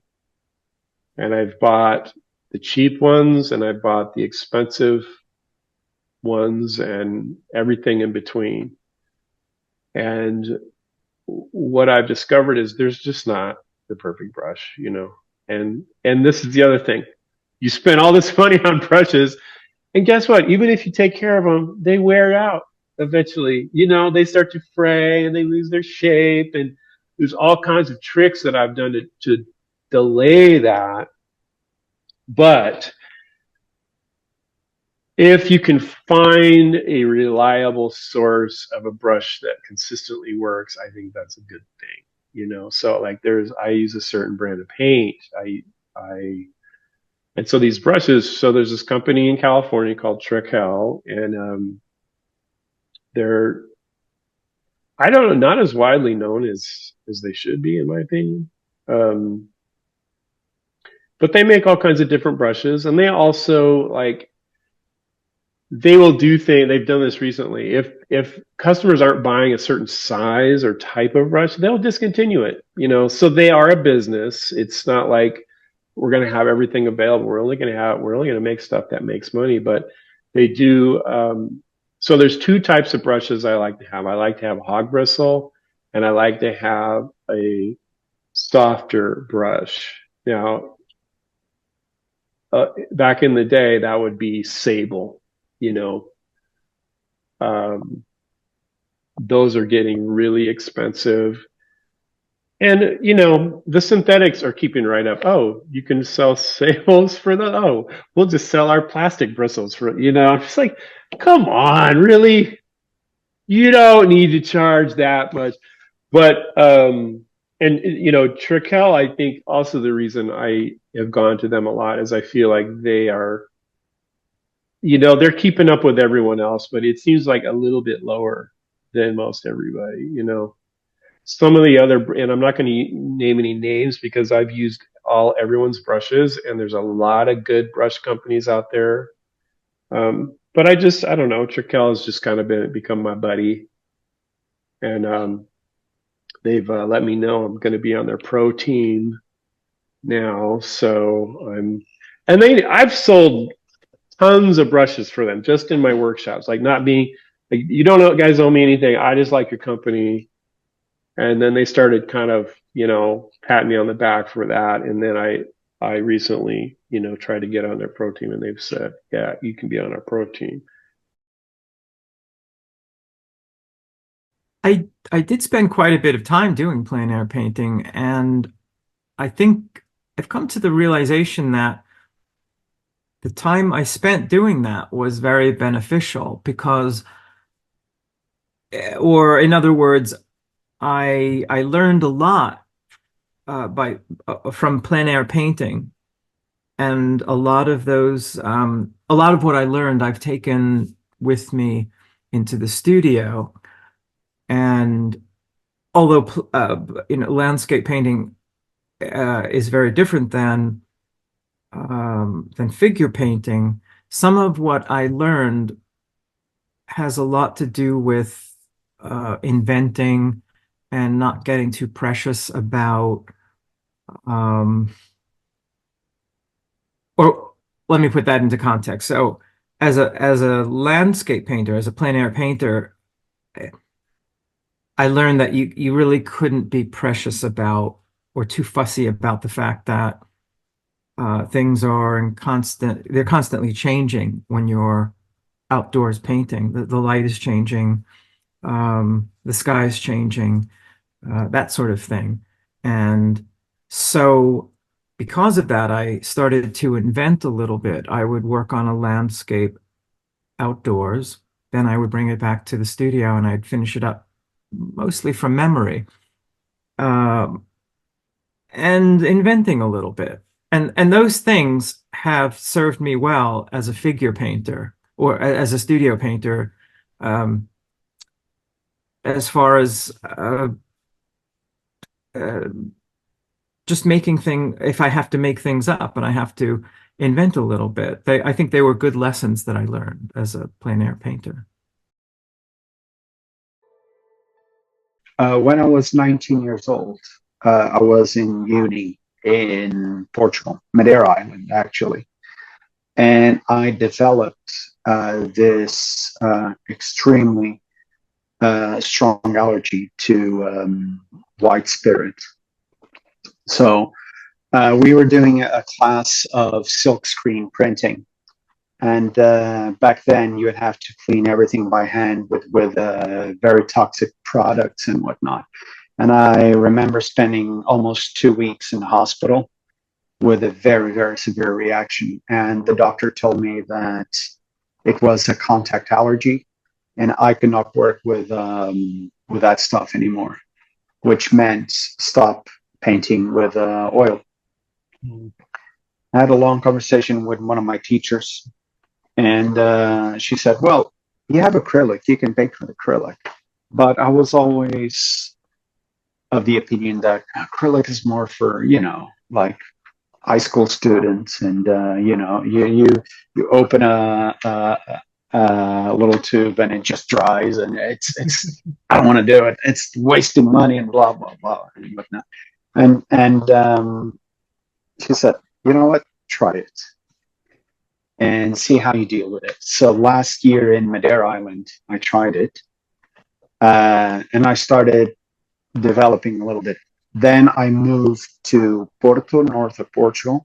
So I transferred from Madeira University to Porto University, which was a completely different environment, academically a lot stronger, in terms of classes like painting, drawing, sculpture, etc. They were much stronger. The schedule was a lot heavier. So we would have, for instance, 12 hours of human anatomy drawing, things of that nature, which helped me a lot to develop my skills. And I ended up meeting a teacher, one of my favorite teachers, and he taught me how to actually deal with acrylic. He taught me that I should pre-mix my palette. I should keep it in airtight Tupperwares. My palette itself should be like a shallow Tupperware with a lid. Just simple technical things. And these things changed a lot of how I could actually paint. So I could spend more time with acrylic on a canvas than I usually did. Before, I would have to dilute my acrylics to try to make them last as long as possible and try to paint as quickly as possible, because it dries in 2-3 hours. You can push or move paint around anymore. So there's that learning curve. But after you understand how you can manipulate acrylic, and you find your own type of calligraphy and your own dictionary, it just becomes something natural. I could not paint with oil today. I know there are loads of options. Every day I get emails, people saying, "Oh, you should try watercolor-based oils." I'm okay with acrylic, thank you. Appreciate it, but me and acrylic, we pals. Yeah. We good. Yeah. I think sometimes each painting, it kind of, like, a lot of times I would start off with the figure, and I would figure out the painting based on the figure, if that makes sense. I would like figure out the background based on the figure, or I would create a world around a figure, so and a lot of times, a lot of the paintings, like a lot of the especially the larger scale paintings, when I start painting, I kind of I feel like that's the end of a journey, with that individual work. It'd be sometimes that some of the images that when I finally finish it, I have been drawing or, kind of tinkering with that image for, a year or two, maybe, that happens sometimes, because a lot of my paintings still start off with drawing. Like, I don't really show a lot of my drawing process, like online and socials, but mostly everything I paint started off as a drawing. And so I could be working on the drawing for a couple years sometimes, and I finally figure the image out that, how I want to see it, so I draw a lot. So a lot of the backgrounds, a lot of the imagery, it could be a lot. And sometimes, well, a lot of my paintings are actually my two kids, my son and my daughter. So, sometimes when I'm focusing on a particular idea, I would, especially with my daughter, I would like kind of, the background will be focused on how her character is and some of the things that she likes. So, like, for instance, everything I do with all the stuffed animals and stuff like that, that really comes from my daughter, because my daughter, she has so many stuffed animals, like I can't even go in her room. It's just, they everywhere. It's probably my fault, but because I keep buying them.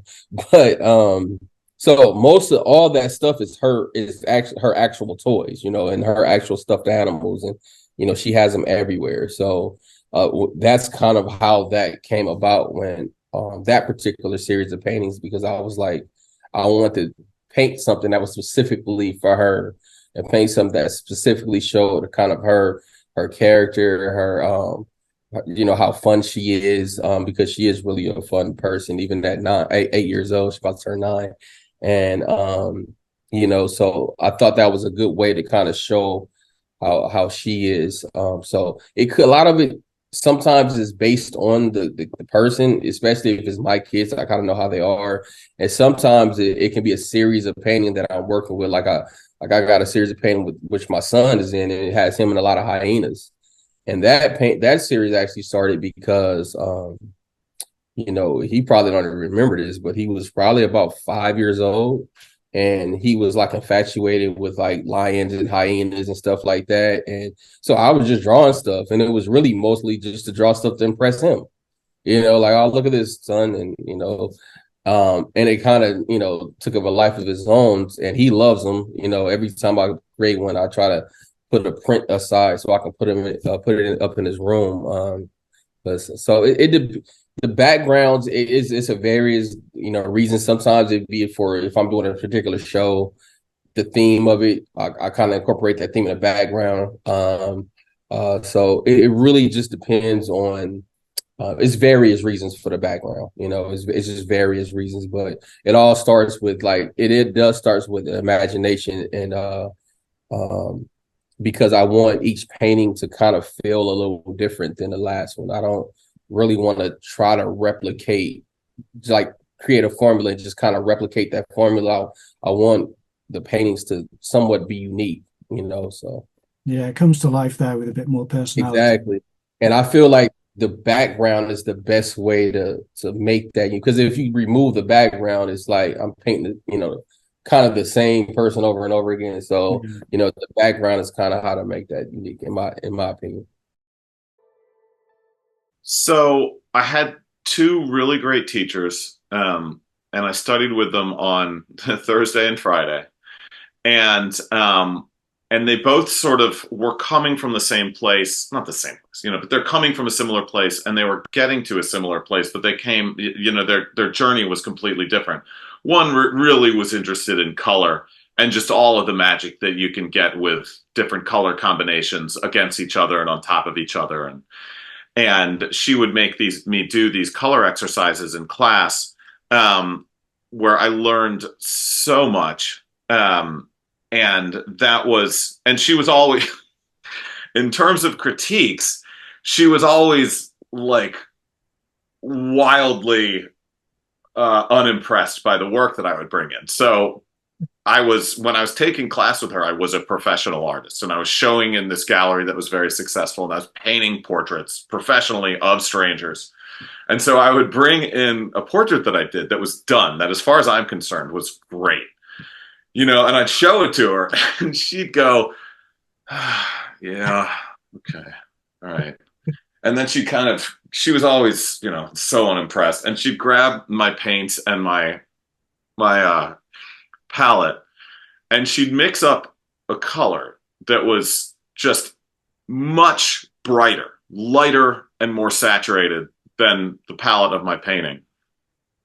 My painting would be finished, and she would stick it right down there in the middle of the forehead. So I'd have this portrait, and then this glaring electric peach on top of the painting, and then she'd walk away and she'd go, paint it all up to that.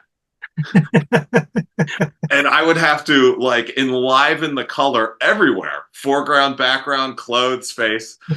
So I had her on Thursdays, and then I had a teacher on Fridays, and it was all fundamentals, and it was all stuff that I didn't know before I met these two. I had a lot of experience, but I didn't understand. I understood how to draw. I had a teacher in high school who taught me how to draw plumb lines and all of that. And it was without that, I don't know where I would be. But I didn't know anything about painting, and so it was all just fundamentals, lights and shadows and colors and all of that. And the notion of edges never occurred to me. It never occurred to me on my own that edges could be worthy of exploration and very descriptive when, depicting three-dimensional form, and in terms of design, in terms of what the viewer notices and what they don't notice. And so he introduced me to that concept, and then that one didn't, I was just telling you how I kind of got linear perspective from the beginning. I didn't get edges at all. I wanted to paint like Sargent, and he had these great edges, and he had these great accents. He'd have these accents, in the corner of a lip or in the corner of an eyebrow or the negative space against a face where he'd have a super sharp edge just shooting through there, So I would kind of blur some of my edges, and then I'd have really sharp edges. And my teacher, I could see he was always really nice. But I could see it just grating on his spine, like, kid, how do you not get this thing that I'm just explaining to you and I'm showing to you, you know? And that one took a long time to kind of take, both in terms of me understanding why, you know, why to explore edges, and also just physically how to do it. And at a certain point, and little by little, I had little like kind of epiphanies along the way. And at a certain point, it got to be intuitive. But those were critiques, the color and the edges. Those were critiques that that helped a lot and that made me look at everything differently. The way that I describe it to my students is that for the most part, sharp edges come forward both in space and in importance. So when we look at something, we notice the contrast and we notice the sharp edges. And edges that are softer or blurry or out of focus, not only do they look farther away, but we also don't notice them. So then so once we can get comfortable with those notions, then it gets fun to start subverting it and playing with it. So maybe you have something in the background that you want to be really noticeable. And maybe there's something in the foreground that you don't want to be noticeable. And maybe there's a round object that's even soft, like a peach or something like that, that you do want to really stand out. And maybe you've got a stainless steel knife in the foreground that you don't want the viewer to notice. So it's like anything. Once you learn the rules, and the rules that you described are, as I would say, exactly right, and then you can start breaking them and turning them on their head and subverting them. For me, it usually starts with an idea of a show that I want to put together. And that is really around the concept, the theme that I want to present. Sometimes it is born out of just visiting artists in their studios and thinking, oh my God, I would love to put their work in a show. And then, you know, going into my mental archive, I might have ideas of another artist whose work I would want to put it with or something like that. So it really starts with that idea. But I do visit a lot of artists in their studios, you know, partly to support them, whether I know them, sometimes to see the work in real life, to have more intimate conversations with them that we don't get on social media, for all these reasons. So I'm kind of developing, let's say, like a mental bank of, you know, people whose work I would be interested in doing something with some point, or, you know, even like pairing them up with somebody else I know or referring them to other people. So yeah, these things are kind of working in tandem all the time. But when I do have an idea for a show, then I'm looking to put artists in it. It's really about how much it fits in with the theme, and is it offering another perspective on whatever let's say the core theme of that exhibition would be. But as I say, you know, there's been other times where I've seen artists work and thought they would be great with this other artist, and you know that work would be in really great dialogue, or we'd be able to put forward another sort of idea and way of seeing things. So yeah, it's a bit organic. It's not that specific or by rote or anything like that. Well, I've always kind of drawn and painted and things from when I was a kid, and I was always encouraged to. My family are quite sort of creative and eclectic in what they do. So their sort of standard ideas are not, you know, the usual 9 to 5. You got to go to school, get good results, go to university, get good grades, get a good job. I've never had that kind of very standard influence. So it's always been sort of doing things and perhaps working for yourself and stuff like that. So I was always encouraged to kind of be creative and paint and draw and things like that. But then I got into tennis at quite a young age, started training full time to try and be a professional tennis player. And then I did that for a little while, stopped doing that and started coaching tennis, which I always hated, actually. And I think one day I just realized that I got back from coaching and I realized that I hadn't painted or drawn anything for ages, maybe even years. And that sort of really, I felt really disappointed and quite sad about that. So I just thought, oh, well, you know, obviously if I become an artist, then it means that I've given myself reason to focus on painting and drawing. So that's exactly what I did. I would coach during the day, and in the evenings I would go home and start painting and drawing, and so that I could, become an artist and start showing my work in galleries and things like that. My parents obviously were like, yeah, go for it, because that's what happens when I say, I want to be an artist now, no longer want to be a professional tennis player. So and then that's what I did. I just started painting every available hour that I had in my living room, and eventually got to show a couple of pieces in a mixed show at Highgate Contemporary Art. So yeah, and it kind of kicked off from there, really. There's a skill set that you need to be an illustrator, and there are a lot of skills involved in it. You have to be able to create, a space, people, like emotions on faces. You got to get a likeness sometimes if you're trying to, it depends on the project, but but I found that I was looking around at some art exhibits, and there were some beautiful landscape paintings. A lot of them had lighting, of course, and I was intrigued by them, and I thought maybe I'll try my hand at that, or I'll try to kind of combine some of my illustrative stuff in more realistic landscapes. And so I found that the skill set that I needed to make good, successful illustrations wasn't necessarily translating into the fine art, space. It wasn't translating because I had a deficit in certain areas where it was not being read the way I wanted it to be perceived. And that's where it all started, where I thought that I had a good education from my Bachelor of Fine Arts in college. I learned a lot, but at some point you have to acknowledge that you need to take, you got to continue your education. And I was at a loss. I didn't really know. You only know what you know. And so I was making these landscapes that I was really trying to make something that looked real. I was trying to represent what I saw outside. And the skill set that I had was more of a fantasy one. So it was I created magical landscapes, and they were great for what I was doing, but they were not translating into something that was believable to the average person. And so I was frustrated. I tried and tried, and I just could not get people to see them, take them seriously. It was they're so nice and they look like they belong in a children's book. And it was just, that wasn't my intent at all. So it was really frustrating. And at some point along the way, I was my husband actually suggested it to me. And he said, you might want to consider taking a workshop with a landscape artist, because your education came from an illustration, somebody who would studied that and did that.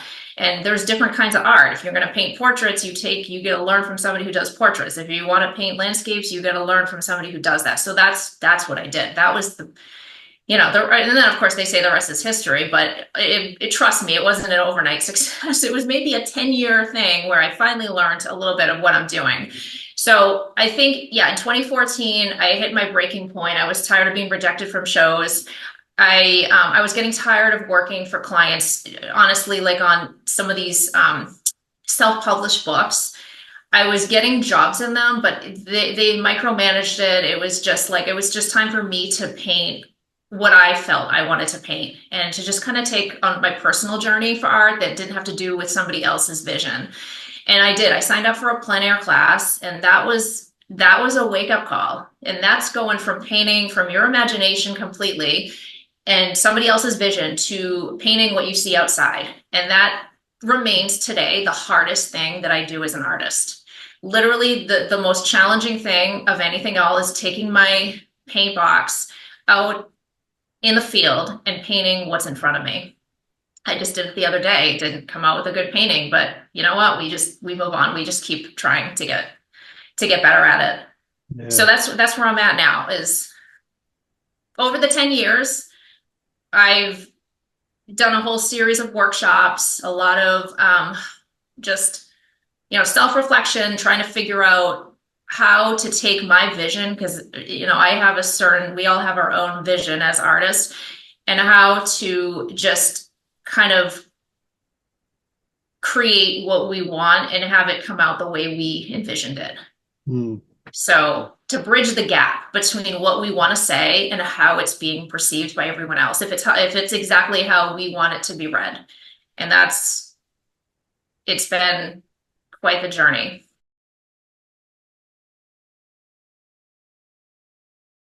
I can say I'm not studied or researched or African tribal clothes or Japanese Buddhism like a figure or like a outfit.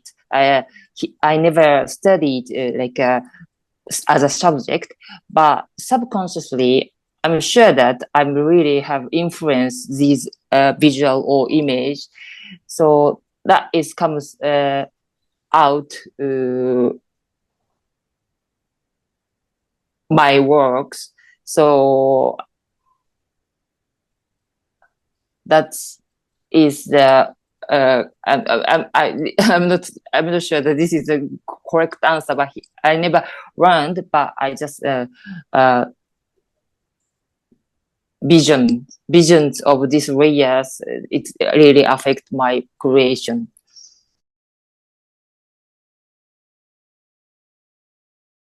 I think there's always something going on in that character's head, and it's always so. I actually work mostly from photography. I just take photos of my family when they're not looking. Really, I just kind of sneak a photo in, and it's always those kind of moments in between, where there's no specific kind of action or kind of motivation of a character, like you see in a lot of physical work. Like they're not really doing anything. They're just kind of sitting there thinking a lot of the time. I think I'm trying to kind of make the most of that kind of quiet time that we have to ourselves. So yeah, it's definitely, yeah, contemplation, I think, is the word there. Setting up the cameras, like plural, it takes effort to get it. And usually, like right now, like I'm using my iPad for us to have this podcast, and I mean it's just in my face, you know, like, and I like keep stepping away and up, but like the camera is always in the sort of creative person's face, like facing the subject, facing the canvas or the sculpture or the I don't know what, you know, the dance space or the writing tablet or, you know, what have you. And it's just, I think it's just, you know, I have two cameras essentially. Well, technically I guess I could have three, but like a laptop, the iPad, and my cell phone. So, but they're just three things that take up space. So you, the creative person, has to be comfortable or ready to do a little bit of gymnastics to get like around that thing. Like, you know, whether it be just your visibility of your subject or just whatever, like just hand placement with a brush and stuff or whatever it is. So it's tricky. It is really tricky. I mean, I don't know. I would prefer like some sort of like a device that goes over my eyes, so it literally just tracks where I'm looking, and I think it might be more effective. The first time when it really hit, and I had this experience about saturation. Again, these things are hard for me to verbalize. Like I said, it's a very internal thing. But I was in the Netherlands, and I'd taken it, and I was in my friend's studio, and he was working with neon. And your eyes become so sensitive to color that the neon was literally hurting my eyes. Like I could not stand it. It was a pain. And we were in this studio where there was a loft on top of it. And so I had to go upstairs because it was dark up there to let my eyes rest. But then in there, I was looking at all these other paintings, and in the dark, I felt like I could see them. And so it like really internalized this relationship of like saturation and the emotion to it. Because being like I was in this dark loft all alone, seeing these very like muted tones. And then downstairs there was kind of this party with all these neons and these bright lights I couldn't stand. And it just makes these connections that normally I wouldn't do sober or, too cerebral. It was more of like an internal thing. And then over time, what I'll do now is, here in Oakland, they've legalized it, so you can get it in microdose, so you don't have to blow your mind out. So you take a few, and I'll look at my paintings, or I'll look at books of paintings, and just kind of you understand that color just a little bit better. I think it really does help with too, and it's kind of something you're saying about the other gas is, it's a complete abandonment of all your preconceptions and everything you hold on to. Like, that's why I think they is slightly tangential, but the reason why they legalized it here is for therapeutic uses, which I've done as well. And there's something about that drug where you just get a complete abandonment to like whatever emotion you're clinging to or any preconceptions you have about something. So that, just in looking at art in general with that, it helps get rid of all these biases that you may have in your head, that you're not even aware of. It's just completely clear way to look at things.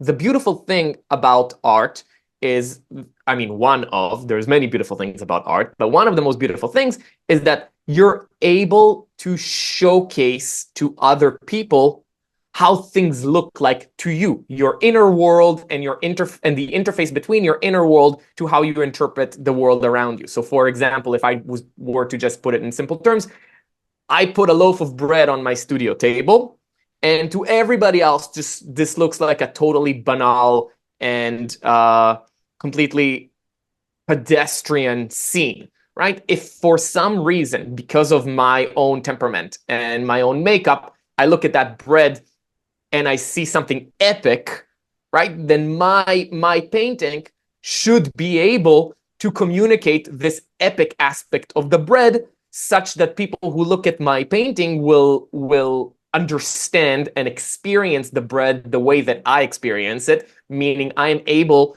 to position other people vis-a-vis the world such that they can see it through my own private vantage point, right? So you're able to basically share your inner world and the way that you see the world around you with other people if you're very attuned to the craft of painting.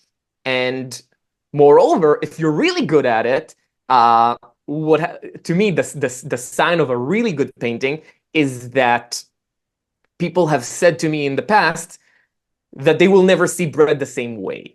Right? Then people start taking your painting with them into their private life, right? So at first it would be, oh, I understand how Ken is looking at that individual part of bread, but if it's that individual loaf of bread, but if you successfully become really impactful, then this kind of lingers in people's associative bank, such that the next time they see bread, they could kind of see it through the eyes of the painter who has influenced the way that they now see the world. So, for example, I am enchanted by landscapes, for example, by a painter called Ilya Gefter. And so and he has these landscapes of Tel Aviv that I think are just absolutely magical. So when I walk around Tel Aviv at night and I'm seeing the sea, or I'm seeing street lights, or I'm seeing some of his motifs, I can't help but see them through his eyes. I'm imagining, oh, what would happen if Ilya Gefter stood right here and looked at this Tel Aviv landscape? I can already see the painting, basically. So all it took for him is to paint 20 paintings, but now these 20 paintings have become an infinite number of paintings because they were so successful that I can walk around Tel Aviv and I can paint Ilya Gefter images in my mind without him even having to render them anymore. So that to me is the mark of truly great art, where you're able to so comprehensively bring other people into your vision of the world, such that your vision of the world becomes part of their vision of the world. And there's something really objective about that, because this is uncontrollable. This is not something that I can turn off, right? I'm enchanted by a painter called Ophir Bagon. He has a series of paintings that he did around Habima Square. And Now whenever I go to Habima Square, all I can see, oh, this one looks like an Ophir Bagon painting. Oh, this one looks like an Ophir Bagon painting, right?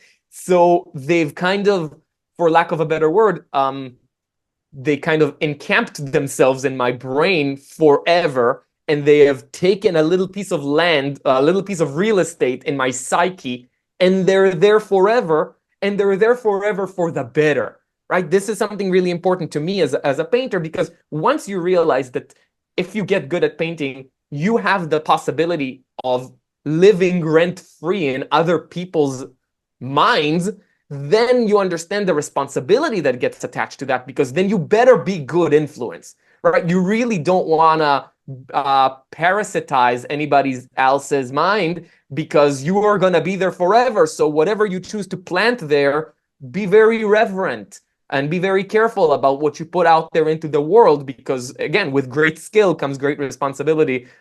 This is a little turn of phrase on our classic Spider-Man saying. So I have these two recent body of work I make now. One of them is a stack of boxes, right? And they're cardboard boxes, but they're not just stack of cardboard boxes. They are these boxes are painted on, and they are painted with faces of people who have migrated from Africa to different parts of the world. And it's just a conversation about migration and, what migration means, and, even to talk about, how these boxes also migrate and how it's so synonymous to how African immigrants as well migrate to the rest of the world. So I have that set of, stacked up. And the reason why it's stacked up is because in some way the boxes kind of support each other. And when you think of communities that immigrants make in this rest of the world, you see that there's a lot of support between themselves.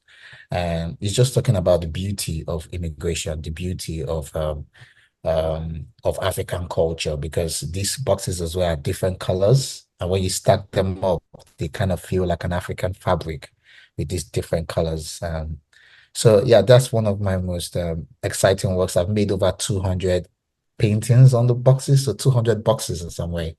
And I've stuck them up in France, in Miami, in London, in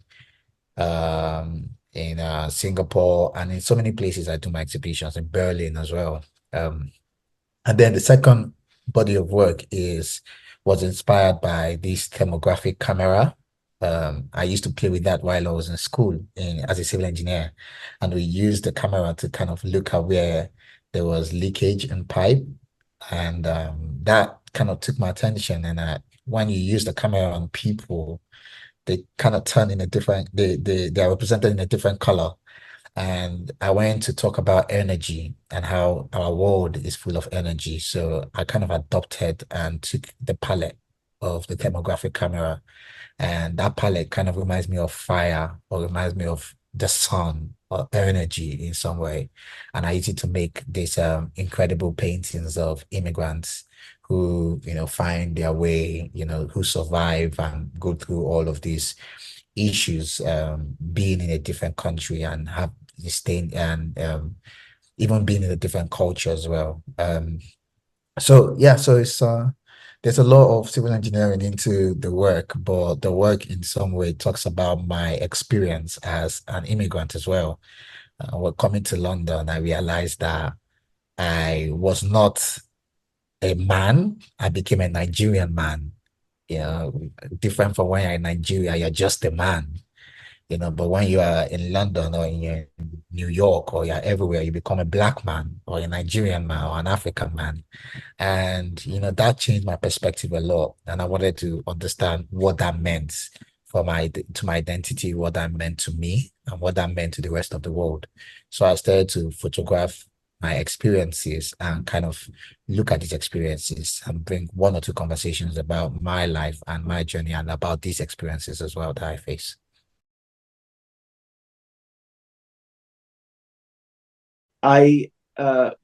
In school, I had mentors. and like in the traditional sense, where you had somebody more or less standing at your side, not really, but you'd bring your work in for critique and things like that, and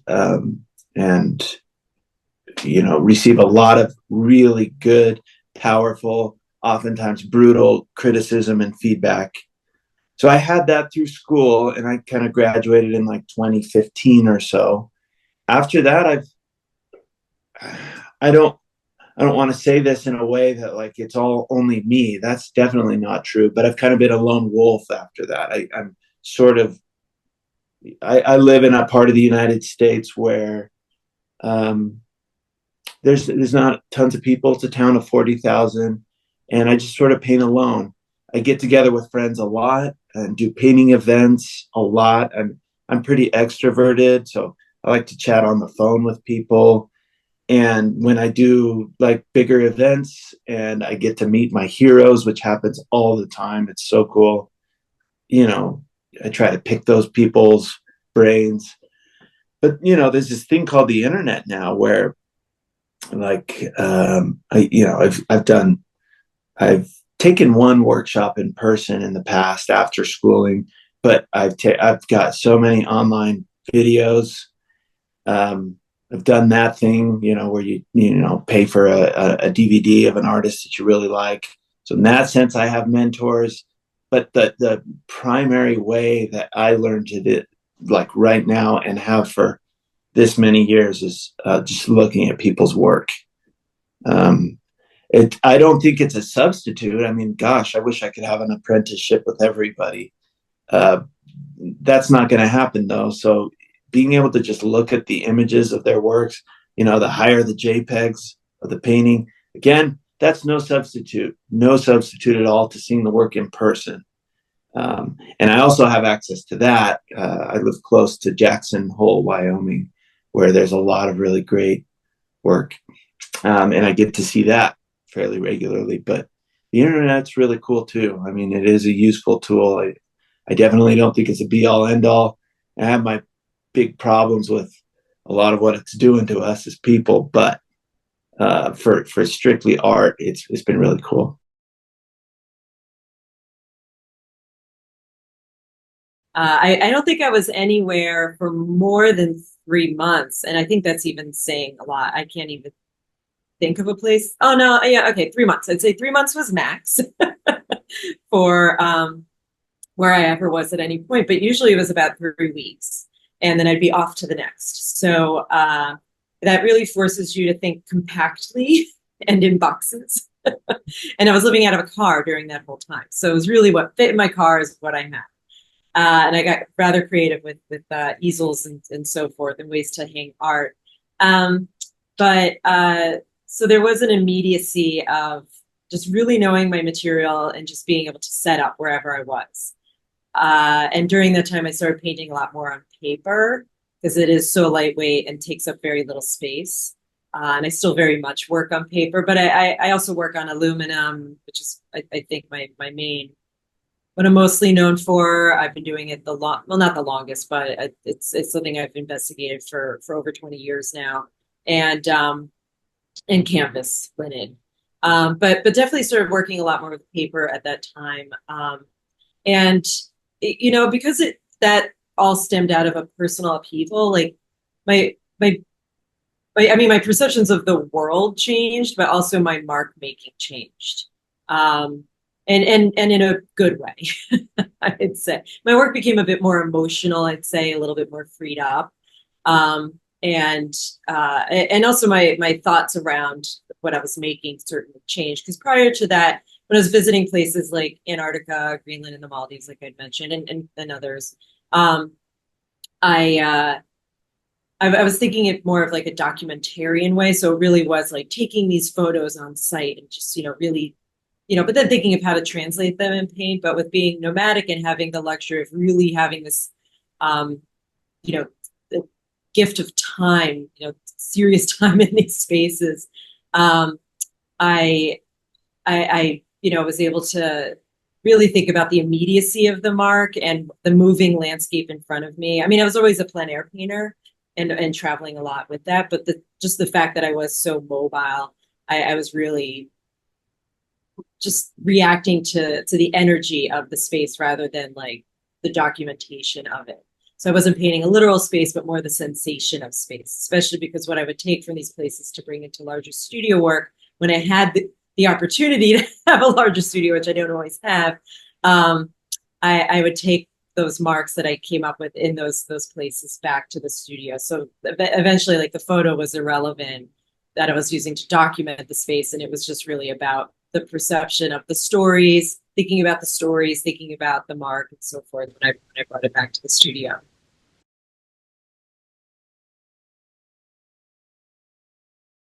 A lot of it's about getting the color shapes to work within the four sides of the canvas, and scratching it off and rubbing it out and then restating the lines until I feel like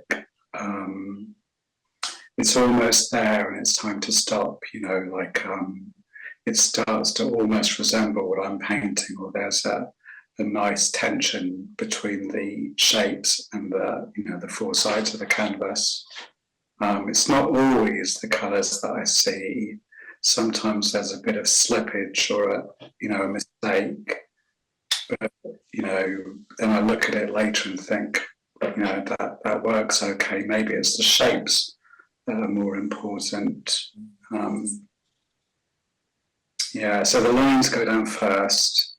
I did agonise about whether or not to put the colours down first.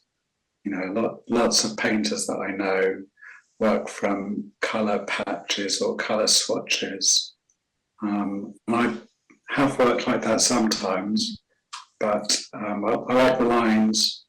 I like the lines to be strongly present as well. It's like, I think some of that Bernard said, a well-designed painting is half done, something like that. So it's like you can stop at any point, and if you like things to be a bit unfinished, like I do, that's I like things to look a bit slightly unresolved, or like they could be the painting could be gone back into.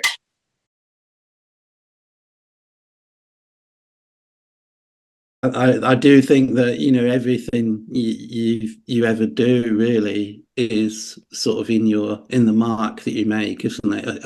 I mean, essentially, I know that sounds a little bit sort of hippie bullshit, but actually, you can't be somebody else, and the life that you've lived and the experiences that you've had inform essentially every mark that you make, and so my background in illustration, and I spent God knows how many years drawing on a drawing board and then on the computer, and making line drawings every single day, and then doing life drawing as well in evenings very often for years and years and years, and it does in some way inform what you do. You can't help it informing what you do. So I think that people in Ireland, they talk about miles in the brush, and miles in the hand, and I get that. The way that you make a mark is sort of, it's very highly honed, really. You spent so many years wielding a brush and wielding a pencil that you do sort of know what you're doing, and you do have a mark that is very much your own, I suppose. But as far as the information in the painting goes and making up the painting, I think that's just sort of developed since I did my MA here in Aberystwyth in 2010. I got interested in architecture, and I was encouraged to sort of use the line work, the technical line work even, which I'd already, up to that point, I'd always seen it as something different, as something separate to my painting practice. I was actually encouraged to sort of bring the two together, and that's really what almost immediately gave me my style, I suppose. And then I started sort of looking more at vernacular architecture, but also then finding that, well, I could produce a relatively competent image fairly quickly in terms of a drawing, but how did I then push it on? I was always very cautious with color, but the collage seemed to just add something to it. It added almost like another layer of depth, or dare I say, sophistication. It certainly knocks me slightly out of my comfort zone. It asks some questions, and so I think that's just developed over the last sort of 10, 12, 14 years, where I know the corrugated is sort of, it's very easy to sort of replicate and make something look like it's a corrugated roof. And, but we all sort of borrow ideas across, and I want it to go on and be more than just, corrugated paper. It's very often, I love maps, so I get maps in and wherever I can. And then, increasingly text as well, stuff out of magazines or printed out text myself, and just sort of collage that in. And I don't know, there's no easy answer to sort of how long does it take. It just sort of develops and it keeps developing, and the next painting has always got to be better than the last one that I did. And that's the fascinating thing about art, isn't it? It's sort of unraveling your own it's like psychoanalyst, really. It's like working on yourself, like all the time, and unraveling things and trying to work out why something works and something else doesn't. And I don't know, endlessly fascinating, as long as we can keep the creative juices flowing.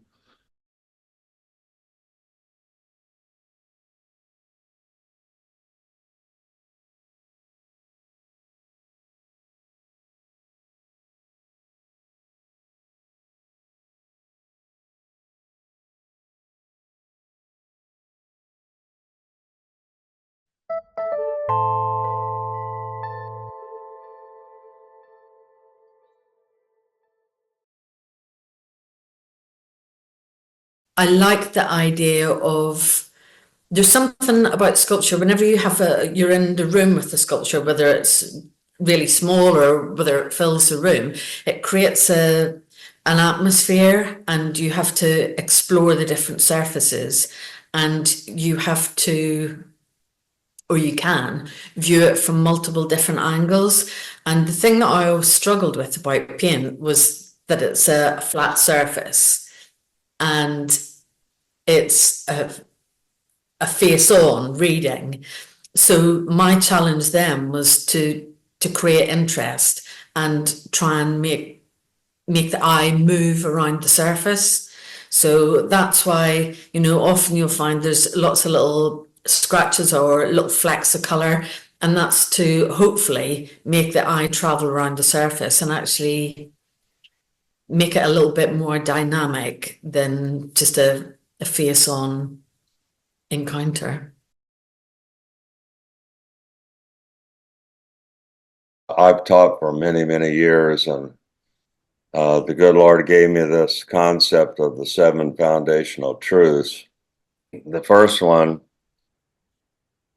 is squinting, and squinting is very, very important because it cuts out the knick-knack, paddywhack, all the unnecessary busyness that artists allow to be in their painting. They always have this attitude, well, if I'll put more in, or if I'll make this a little bit better, or do this and that, they end up overdoing it. Painting should fall under the concept of simplicity. Keep it simple, stupid is a great rule for everything in life, and especially in painting. So squinting cuts out the superfluous information that is not necessary for you to have a really strong, wonderfully designed painting.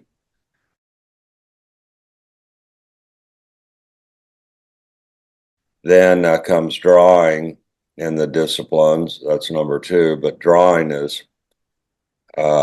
really very similar to painting in the fact that it's all about, drawing is about relationships, as painting is all about relationships. So it's like if you look at my eye, you know, where do the ears line up with the eye? There's a relationship, and you can see in this thing, you can see that it's almost straight across. The cracks of the mouth, where do they line up with the eyes?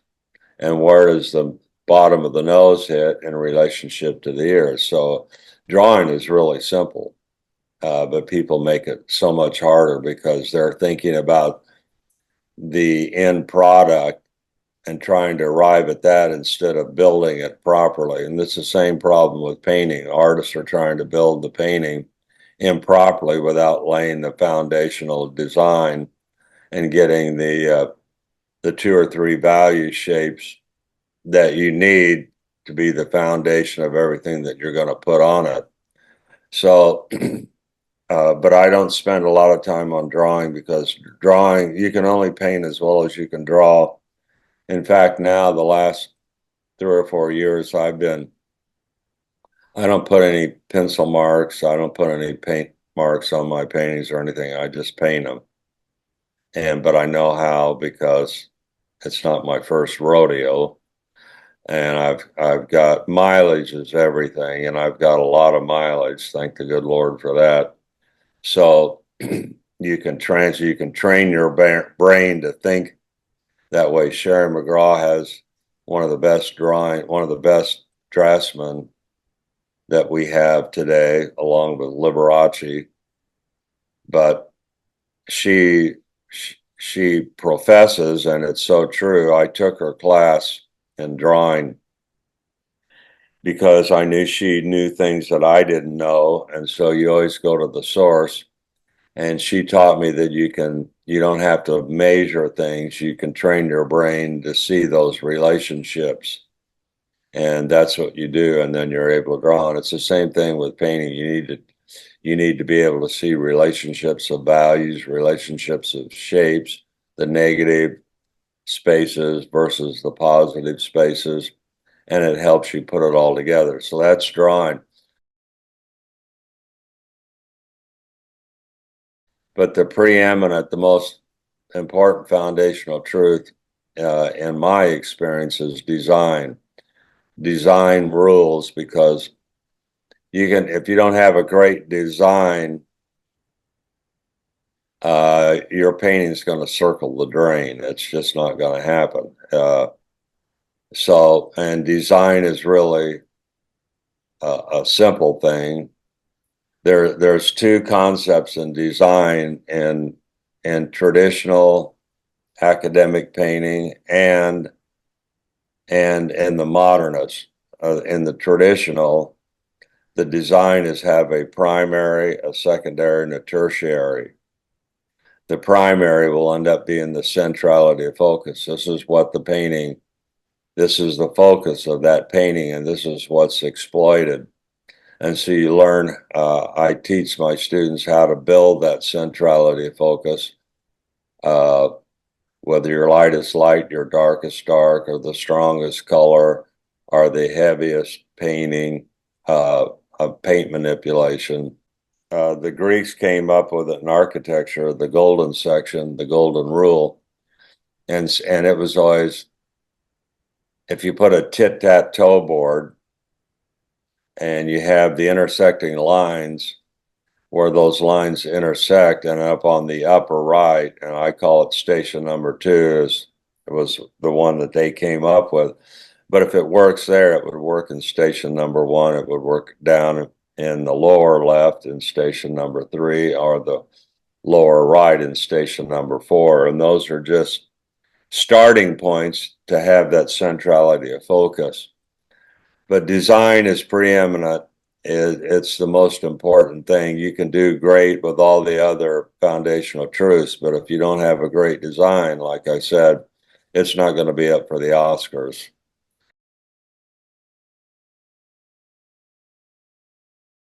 So the second most important thing, right on the coattails of design, in my opinion, is value. value will always be the artist's greatest challenge the rest of their lives. It's one thing that you have to take seriously, and I teach the students to have not to buy the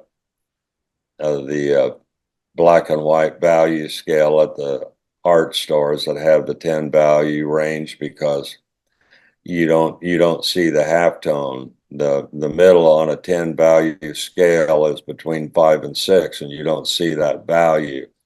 So I figured it out, and I found out later after reading again Richard Smith's book, he had already found that out, and it's really the most accurate way to think in terms of value is a 9 value scale. 5 is your halftone.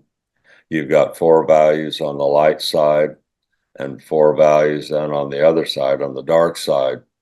And you can train yourself to be able to identify the halftone.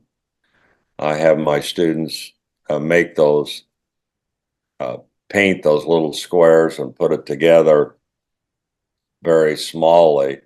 And then they can, when their husband's driving down the freeway or the highway, they can take that scale and have it in their hands, and they can look out at the landscape as they're driving by, and they can say, well, what's the value of that drop shadow from that tree?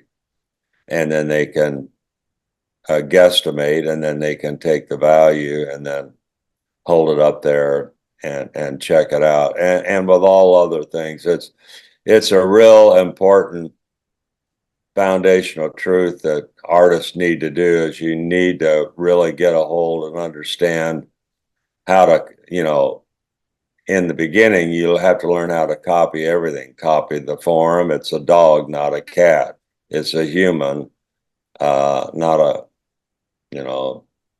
whatever. So, and it's the same thing with value.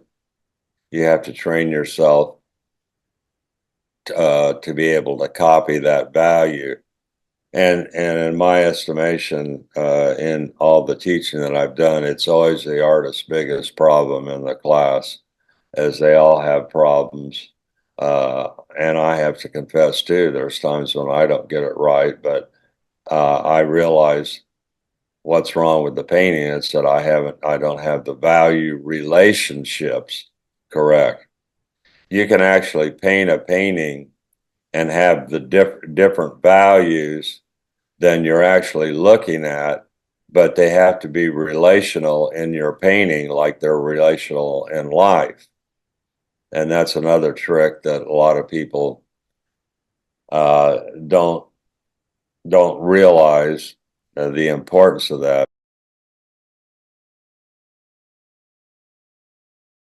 After value is color, and color is very simple too, because color is just the intensity or the lack thereof, the chroma or the monochromatic tone of what that color is. And then the other key thing in with color is, when you're going to paint things, why not think about the complementaries? Your green, red, your blue, orange, and your yellow, purple. If you're doing still lives, have a purple vase and then put lemons down on the table so that you've got the yellow and the violet. And then the purple vase, you put more of a yellow ochre, which is out of yellow, on the background behind the purple vase. And then the yellow lemons, you put a purple tablecloth or some form of that. So you have to learn. That's something I learned about 8 years ago, the importance of that. And so why would you paint, why would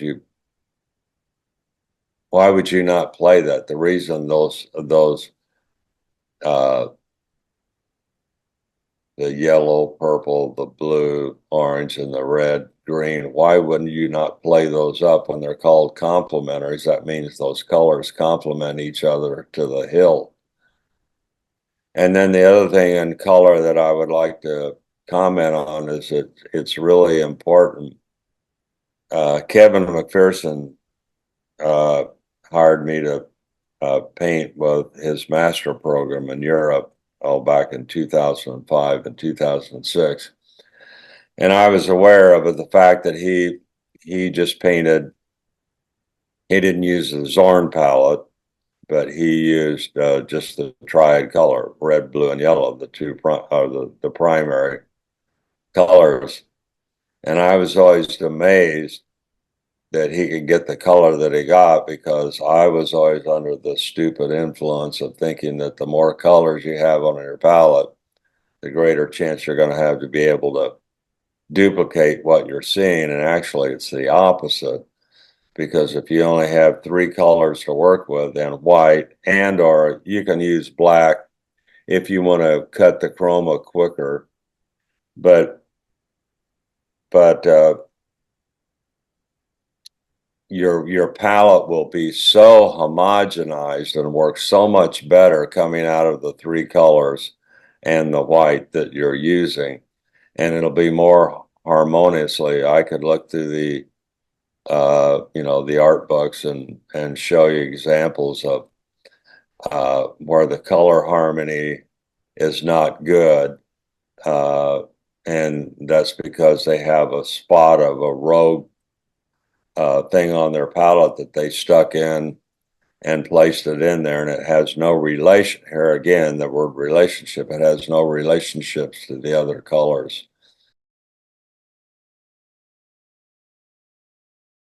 Then comes edges, and I'll never forget, I took Dan Gerhardt's workshop in 1995, and I'd already had an undergraduate degree in fine art, a master's degree in painting and drawing at Long Beach State, and Dan's talking about the edges in his painting, and I thought he was talking about the four perimeters, the edge of the painting. What an idiot, So that showed you what I knew. And so edges are crucial, because the difference in edge work is the good painters do it, I would say, at a mediocre level. The good painters, the ones that are good, but the much better, the greater painters really understand edges and do it much more efficiently, and it really influences the painting and steps it up a huge degree by understanding edges.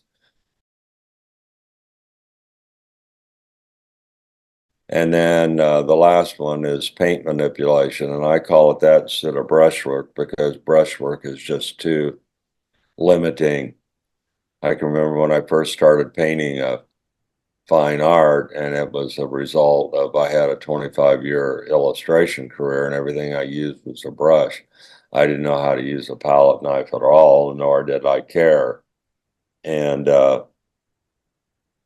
but paint manipulation and mark making in that is hugely important, because of the other term that's not in the 7 foundational truths, and that's variety and unity. If you have too much unity in any discipline, that becomes boring.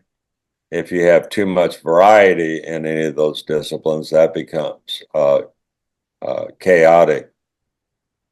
So the key in the formulas is to get as much variety, like in paint manipulation, as you can, but still have the painting unified, still have that unified. So that's the key in that, and that's a key issue, because sometimes if I'm painting outdoors, plein air, and I'm doing, let's say I'm doing the branches of the tree and stuff, instead of using a paintbrush, I'll pick up a twig and take it, because you can't, like, similar to the palette knife, you can only calculate that to a certain degree, and that's the blessing, because that's the problem with us as artists. We're control freaks, and we'll suck the blood out of everything if we get a chance. So I take that twig and dip it in the paint and scratch it up this way, and then maybe load it up again and scratch it over that way. And then you've got the palette knife. I started using Kleenex real early in my fine art career because of a painting that I did that I was so excited to do, and it was absolutely horrible. And I was so distraught, and I was about ready to just really take my knife to the canvas. And I was so angry, and I took my big 1-inch brush and I just took it and I went, I wasn't looking. I just did that. I didn't even want to look at the paint. It was so horrible. It was so contrived and controlled. It didn't have any of the quality that I was wanting to have. And I didn't even look at the painting, and I just went back and stood back, and then I came back to, I don't know what I was going to do, but I sat down. Oh, I was going to take it off and just tear up I was going to just, it was on stretcher bars, and I was just going to bust through the whole thing. And so I reached over and I looked up and to pick it up, and I looked at it and I went, oh my gosh, that looks great. It was because the spirit of not looking and trying to make marks and messing it all up. I only had to come back with a couple of marks and reconnect a couple of things, and the painting was excellent. And that's what really launched my fine art career. And Satan was right there at the beginning going, you can't call that art. You can't call that art. You're going to make your whole career of messing up paintings. And that's what my career has been. Learning, Whistler says, I build the form and I destroy it. I build it and I destroy it. I build it and I destroy it. The more you take your painting through that, actually, the more beautiful and explosive and interesting and maybe charismatic might be a possible word.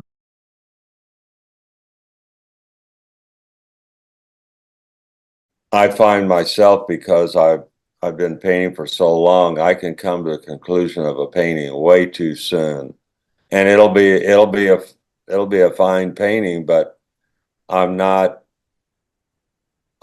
getting better at my craft. I'm just staying in one spot, and then I realize, so I really, in the thought process when I'm doing it, it's so important to know I can bring it back, I can fix it, and it'll be much better for it. When I was teaching, one of the things that I would do, I'd have 20 students for a week, and I had 2 assistants working for me so we could get much more accomplished with the students. And so they would, after I did my lecture, my slideshow to back up the lecture, and then my demo to back up the slideshow and the lecture, then they were to do their first one. And they would do their first painting, and then so all 20 would be done. So I would take my brush and my palette knife and Kleenex, and I'd stand behind the painting with them standing, and I'd ask the class, does this painting need brain surgery? Meaning that it was really a pretty good painting and it just needed, some real smart chess playing. Or is it a truck driver? Means it's, it needs a little bit more than brain surgery. And then there was the bulldozer, and the bulldozer is the one that their painting is so left brain. It is a horrible reproduction of what their subject matter is, and it's so left brain and uncreative and all of that. So I would stand with my brush and look at the students would be all standing behind me, and I'd take my brush and I'd go shh, shh, like that and mess their whole painting, and the lady go, oh, don't do it, you're ruining my painting, I didn't say anything about it. I got news for her. Her painting was so homely. And then I would go back and then I would patch it up, and the students were like amazed. I mean, the painting, it had spirit, it had movement, and they would be shocked. And so after doing that 3 times, then the fourth or fifth time, then I'd ask the class, brain surgery, truck driver, or bulldozer. And they all got it right. You know, they could see based on what I was trying to teach them how to do it. And I would do it. And then after get through all 20, then they start, before they started their next painting, they would go back, like a bunch of them would go back and patch the painting back up exactly the way it was before we did any messing up, and then run it again. So then I'd have to explain to them that, you know, but that all comes with mileage. And a lot of times the students that I have, which I would rather have, I would rather have students that don't have any mileage at all, because, or very little, because there's not that deep programming that I have to take them through, because, well, you know, they'd say, you know, my high school teacher told me to do such and such. And I said, well, this is a level we're trying to get at professional painting, and this trumps, you know, what they were telling you, and in my opinion. And so that's variety and unity. And then I have the alien factor, the pace factor, and the association factor.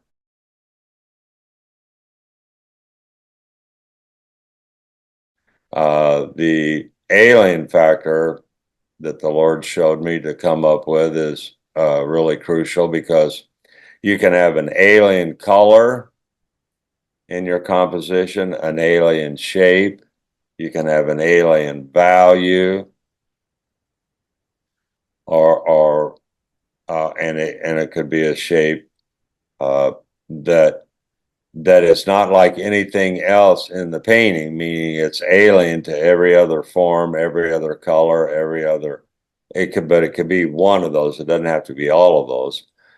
It could be one of those different situations, and that will draw your attention. So you can have an alien factor in the centrality focus. You could have your lightest light and your darkest dark right next to each other with a hard edge, and based on how long that edge is, you're going to be there, because it's white against black. That's what op art was all based on in the 60s and 70s, using triangles and circles and shapes, black and white, and doing that and getting that flash. And they also did it with color, the strongest color of red, the same value next to the same value of the strongest color of green at the same value, and you get a flash in between.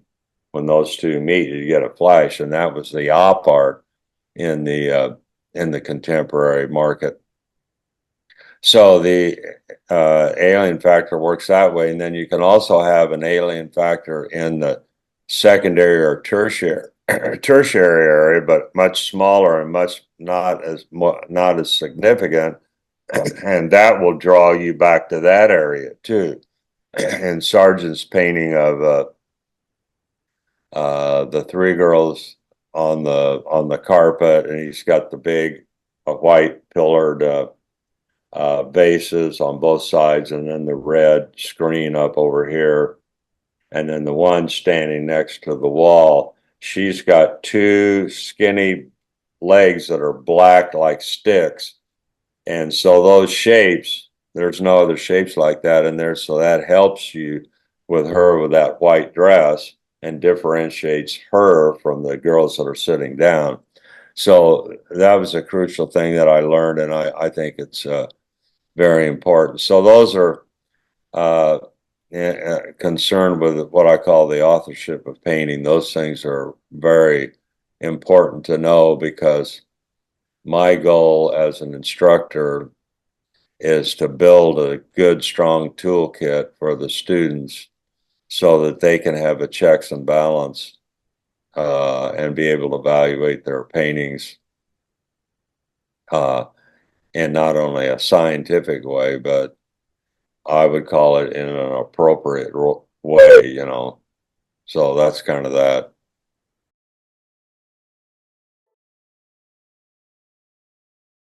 The association factor is I learned this from looking at Edward Sago's, British, one of the greatest plein air painters in my estimation in this generation.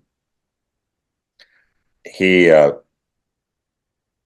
this painting of the Grand Canal in Venice, and he had down in the bottom corner here, he had these two little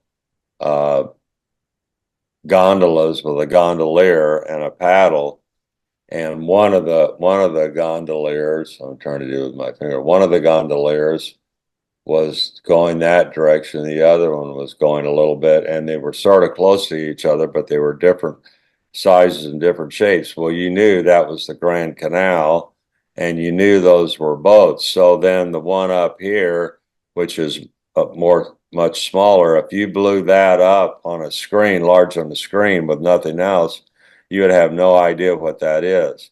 And then all of the little boats that were all up over in here that are really, really small, you wouldn't know what those are. But because you know what these are down here, the association factor, these are boats on that water, and so these are too.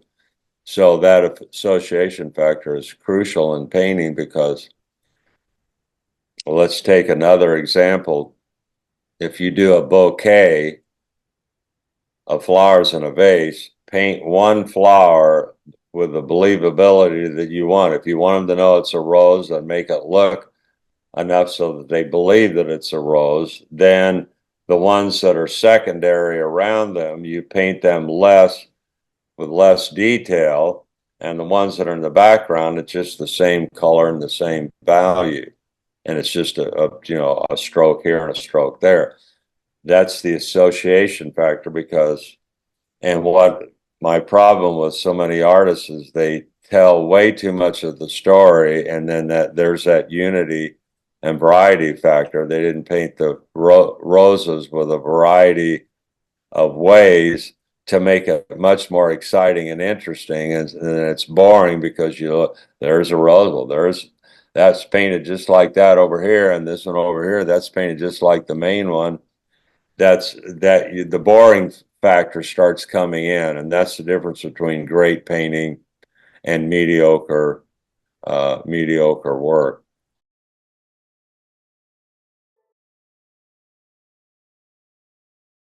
Okay, the face factor is very simple and very explicit.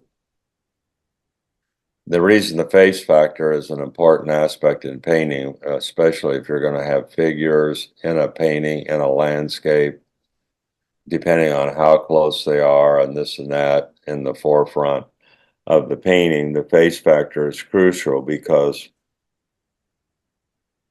if you don't have the face obscured and it is maybe not even as visible as mine is, or as I'm looking at you, it's going to draw all the attention. It's going to be the centrality of focus, and the reason for that is we spend our whole life we're social creatures. And when I'm looking at you, I'm not looking at your shoes and talking to you. I'm looking at your face. We have relationships with humans. We look at them. We want to see how they respond to what we're talking. We just like to look at faces, and we talk to people. We look at their faces. So it trains us. That's a subconscious thing that happens in art. It's so apparent in art. So when you like Manet's famous painting of what's the bartender, or his painting, he's got this lady with a dark little black necklace, which really draws your attention because it's one of the darkest things in the painting. And there's her face, and he's got a still life over here with bottles, fruit, another still life over here, another thing over here, heads and figures in the background and everything. But because the head's large enough, and then you got everything, the kitchen sink thrown in there, you can get away with, if you've got the head large enough, and it will still remain your focus. So that's the face factor.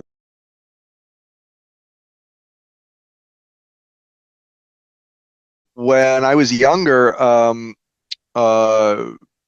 later on, I sort of found the atelier world and, studied at the Grand Central Atelier where I teach now. But prior to that, I went to a kind of regular art college back in California, the California College of the Arts, and was an illustration major. And so in, studying illustration and then working kind of briefly as an illustrator after school, excuse me, it was all very heavily, kind of photo referencey, right?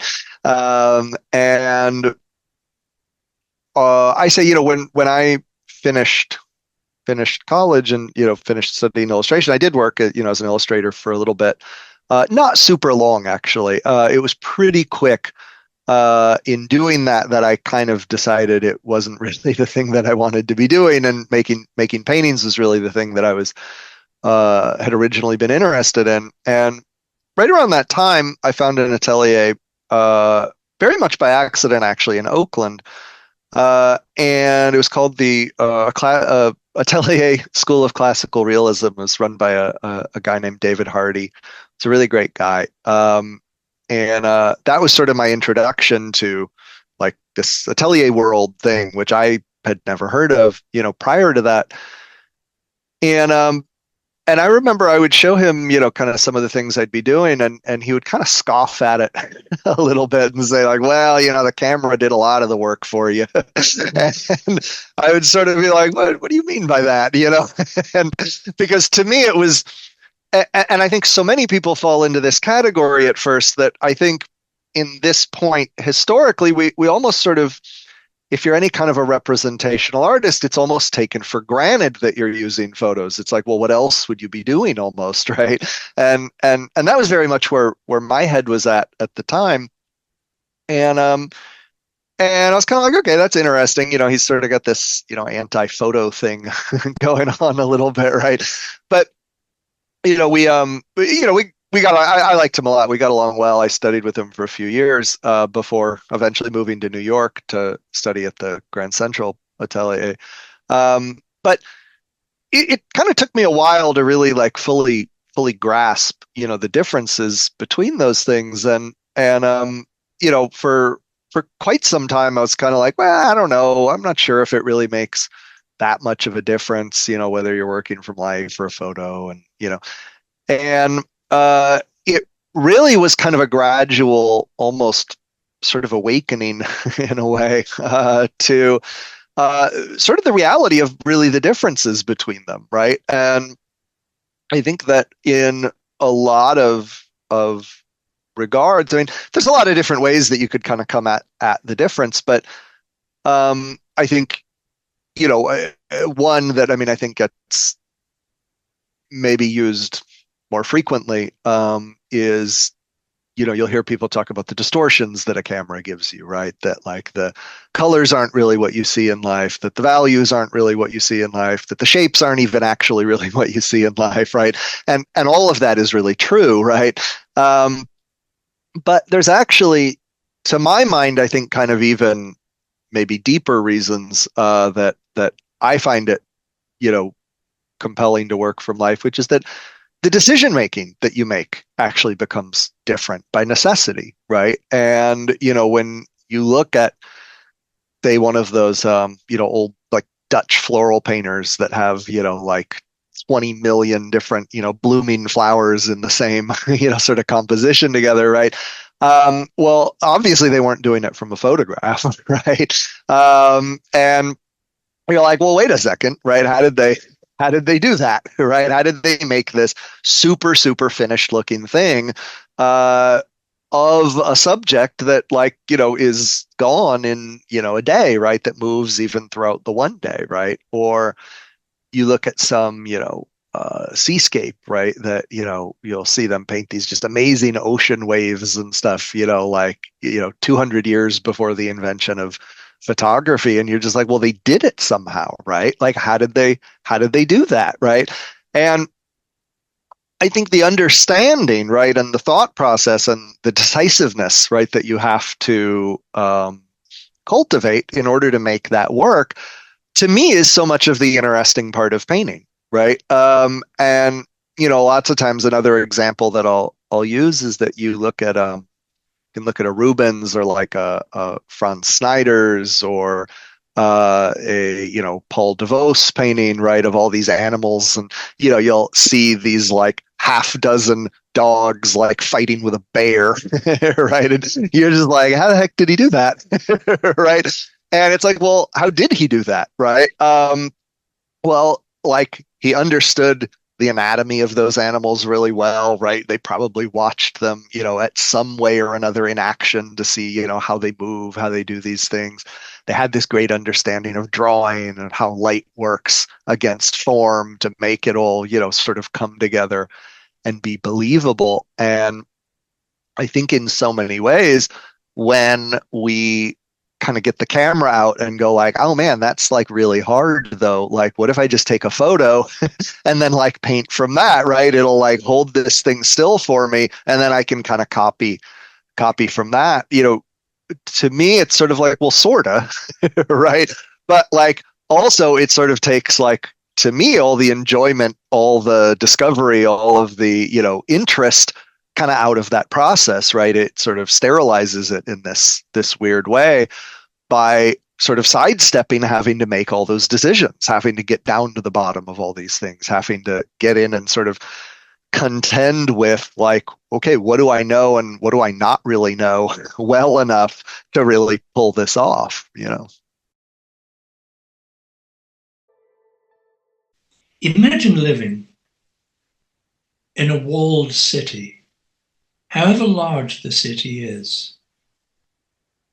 Every so often, you come to the outer wall and you're aware that suddenly the road stops here. And I think we all encounter the shape and size of the city wall in our knowledge. We don't always necessarily admit it to ourselves, but we do know when we come to that place and say, I actually don't know. In other words, I'm sometimes talking about things, about a subject, and it's fluff. It's unfounded. So I wonder what lies on the other side of that wall. But I'm too lazy, frankly, to find out. So I kind of started cutting holes in the city wall and extending the streets by reading and studying. And for example, we went to all the top galleries in New York. We made a trip, 2 months, 2 or 3 months actually, studying the galleries in New York, talking to dealers, looking really carefully at what they're showing and why they're showing and what's going on, and abstraction, Franz Klein, Robert Motherwell, Hans Hofmann, talking to the people that represent the estates of those artists. And then we did the same thing in Chicago and Aspen, Colorado, and Santa Fe, New Mexico, and so on. And I'd done a similar thing in New Orleans, Louisiana previously, and so you learn. And the thing is, the learning is not just facts. It's not facts and information. I think facts and information are the very poor cousins of real learning.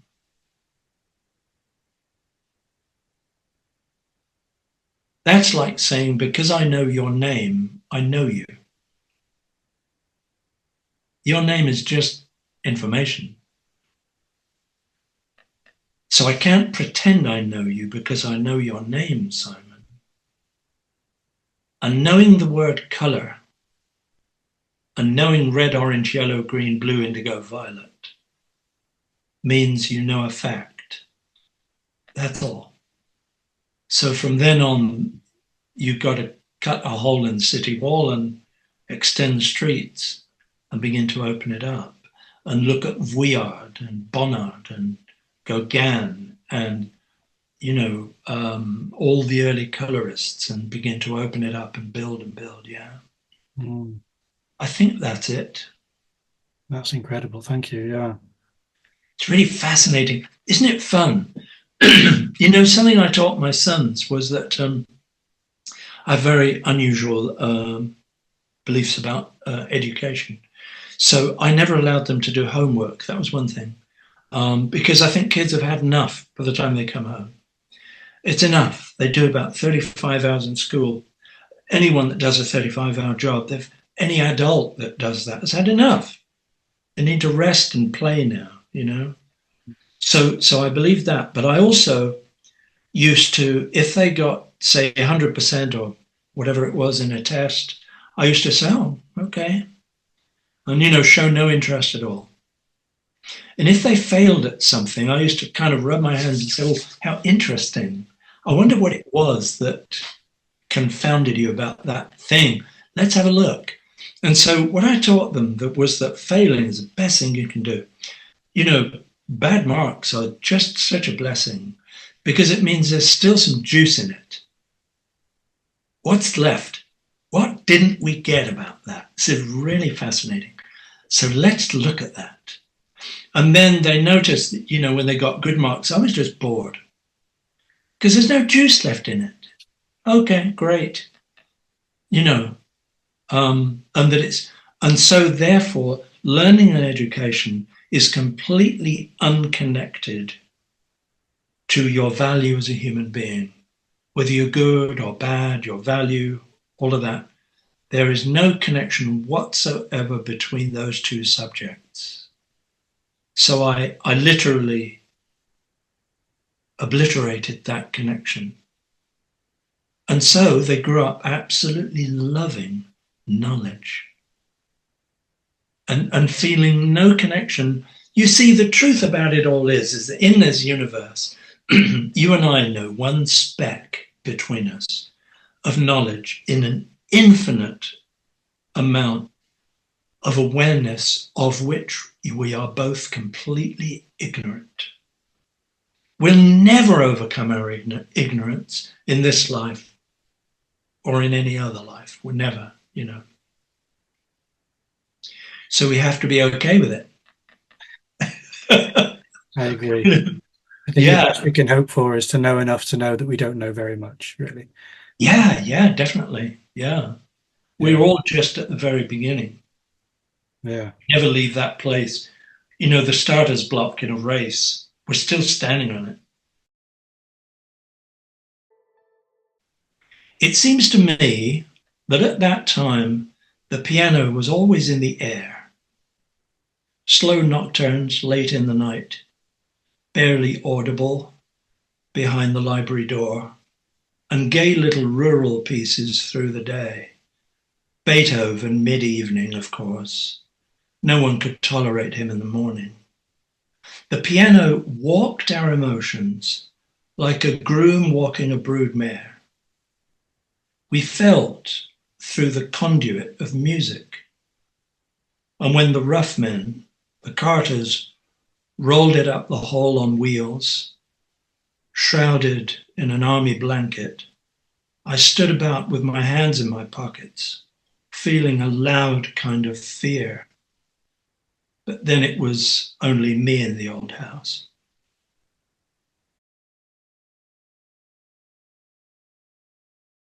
I think whether painting is very thin or very thick, it needs to come across as the right amount. So it's just enough. You can have an area of paint like this, but if it's just achieving, at that point, achieving what needs to be conveyed, you don't want to put any more. People can, any audience member can detect when something is indulgent, even if they can't articulate it,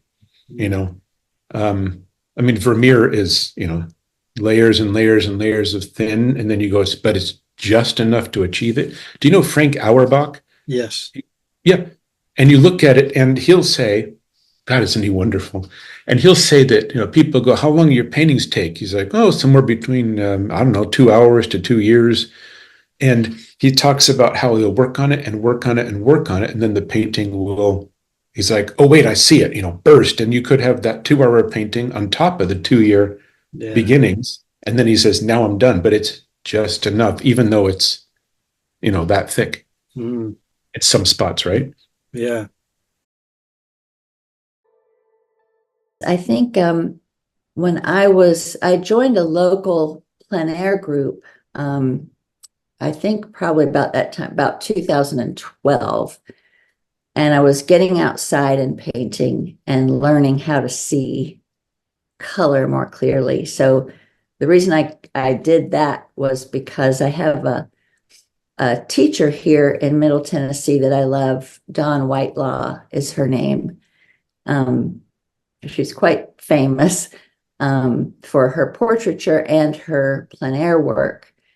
And I went to her and said, Dawn, how can I become a better portrait artist? And she said, get outside and paint. And I said, what? I think she told me that years before. And I had 3 daughters at home. And I thought, how can I do? I can't just haul them out. And I just couldn't do it. So I ignored that advice for probably 10 years and continued painting tonally. I knew I wanted to be a painter forever, but I hadn't had any real instruction other than books, just getting so many books. And, this was during this time, there was no internet. So I was buying books and just studying them a good bit. And I started teaching myself how to sketch with a brush. And it was so hard for me, Simon. It was so hard to go from that precise little tip to this big stick with, that you can't control. And it was upsetting, and yet I was determined. So I read in books that in art schools, they would teach sketching for about a year, and then they would teach painting only tonally for another year. And so I thought, well, I've been sketching for a long time. I'll just start painting tonally. So I bought burnt umber and raw umber, a warm and a cool. And I just started getting a brush, and that work was mostly figurative work. So I would paint my children, or I would take pictures of someone that might model for me. And I created, tonal figurative paintings and even tonal florals, oddly. But I got into a gallery here in Nashville, and so that was very part-time. It was about a 15-year period where I was just selling tonal paintings, rather large pieces. And I had real good success with that, but I didn't have a clue as to how to manipulate color. I had no idea. And every time I tried, I just completely bombed.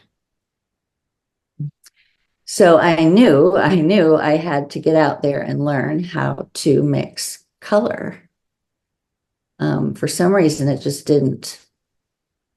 didn't click for me at all.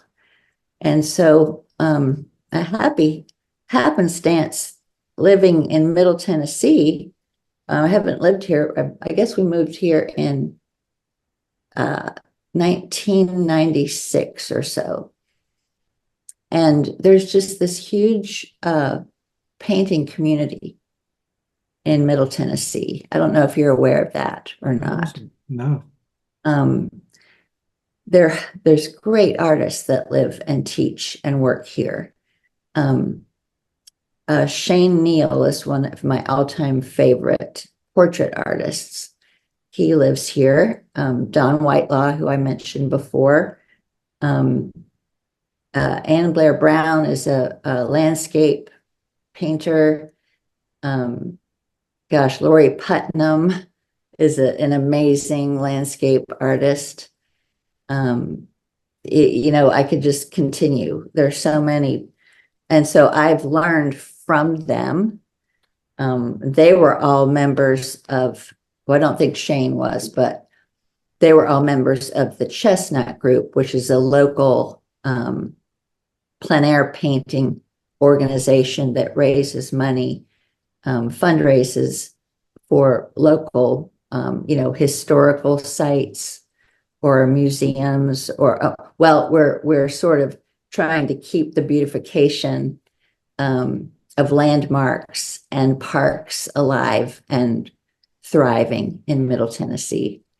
So I'm so grateful for that experience, or, you know, that was a deep dive into learning how to mix color outside, you know, and it was sort of it's just a community that I all of a sudden found myself in. I'm very grateful for that. Something I really try and look for, actually, especially if I'm doing a landscape rather than a seascape. So where I live, it is really hilly, and you get some really interesting shadow play on a small scale. Say tree shadows running up a hill, so you can see all the branches kind of shadowed. I love painting that. That kind of high contrast. For example, if it's snowed or there's frost, the sort of stark blue shadows against the bright sunlit shadows, that's something else that will always kind of catch my eye.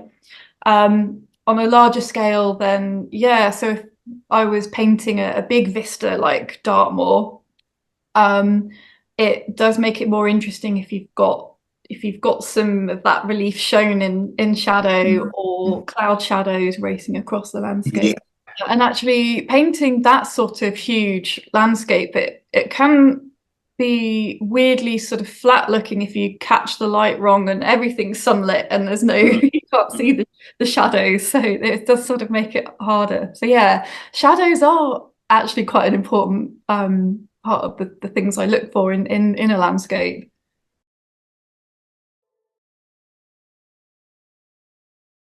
I've done quite a lot of film photography years ago with very, very old cameras, and they almost felt like they were more in tune with what I wanted to see in a painting than the digital cameras we have now. And I think if you were to gain something from a photo that you don't have outside, it's the details get very pronounced at times. And one of the things as a painter that you should be doing is filtering out certain details in the landscape or whatever, and figuring out what you want to put into the painting and what you don't want to put into the painting. And the trouble with photos is it almost encourages you to put everything in. So I always say it's better to have painted from life and then moved on to painting from photos, rather than to paint from photos and then try to paint from life. I had absolutely no expectations. I mean, we're talking, my understanding of art and education was about as like empty and like at zero as it could be. So I had no expectations. And honestly, if money wasn't a factor, I would have stayed because I loved it so much. I loved being challenged. Honestly, I felt like the driest sponge in the wettest environment. I mean, every word that these teachers were saying to me made sense on another level that I don't know. It was weird how to even explain just how it all made sense to me. And I was like, oh my God, perspective? What is perspective?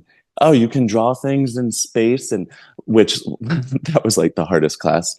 You know, drawing a staircase or something, holy shit. Like, not easy, but it made so much sense. And then I had one professor that I really really admired, and I admired him as a person, but also his paintings, personally. And I just really like leached onto him and his wife, who was actually a painter. And that is when in his class, I understood landscape painting for the first time.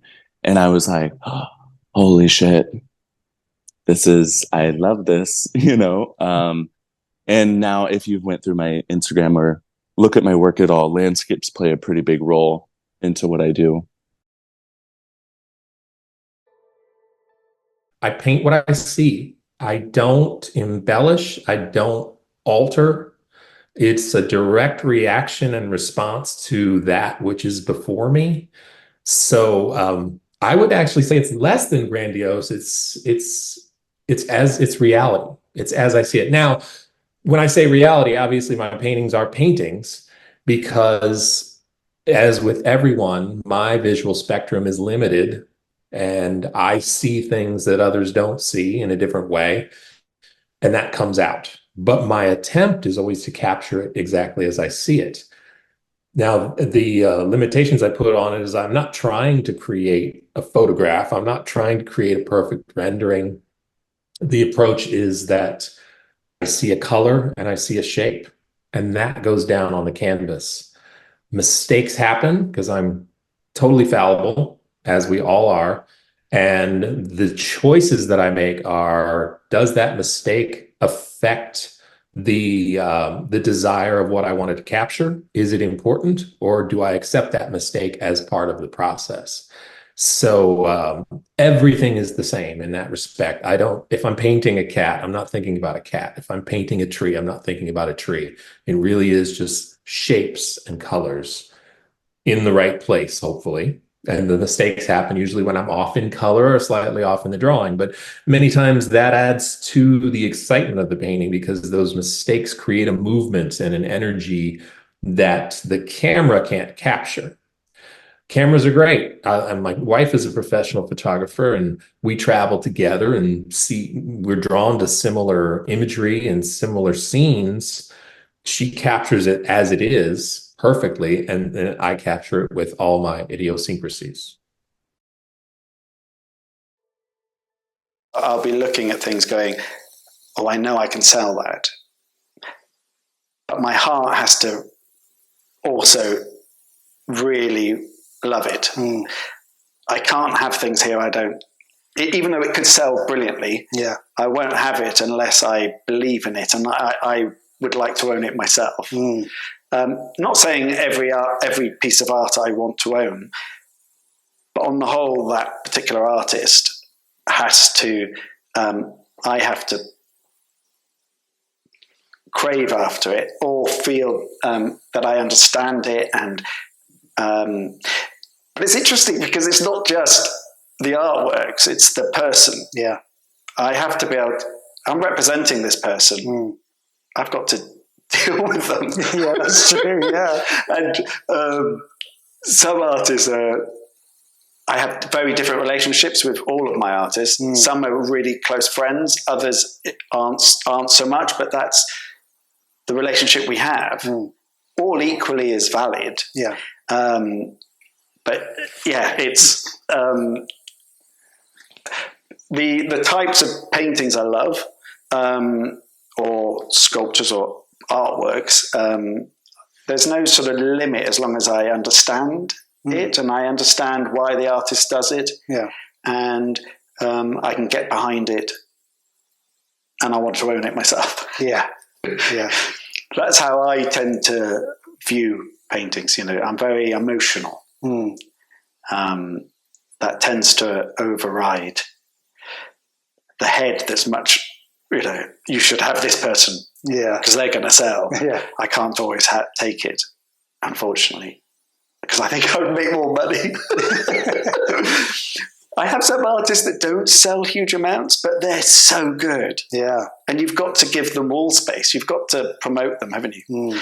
And I'm luckily, I do have quite an eclectic taste, and I have quite a commercial taste naturally. So if I tend to like it on the whole, it does sell. Yeah. Which is a bonus.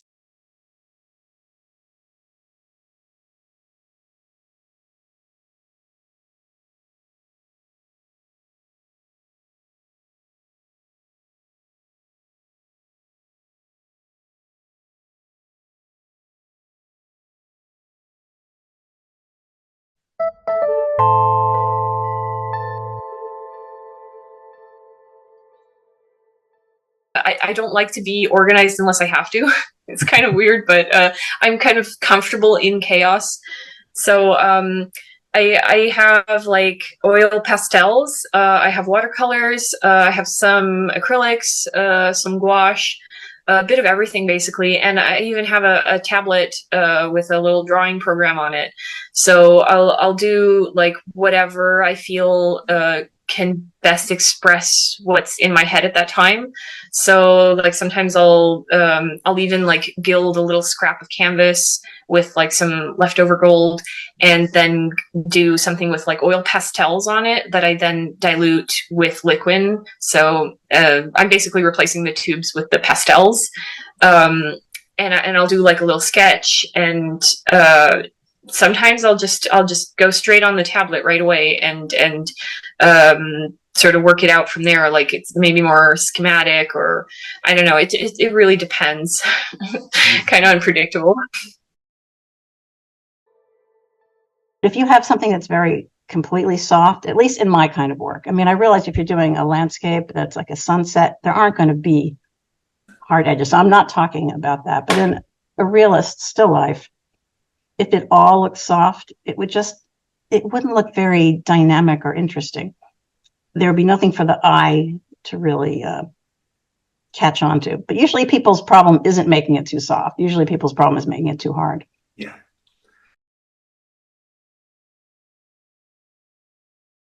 Composition is kind of my number one goal that I'm working on right now.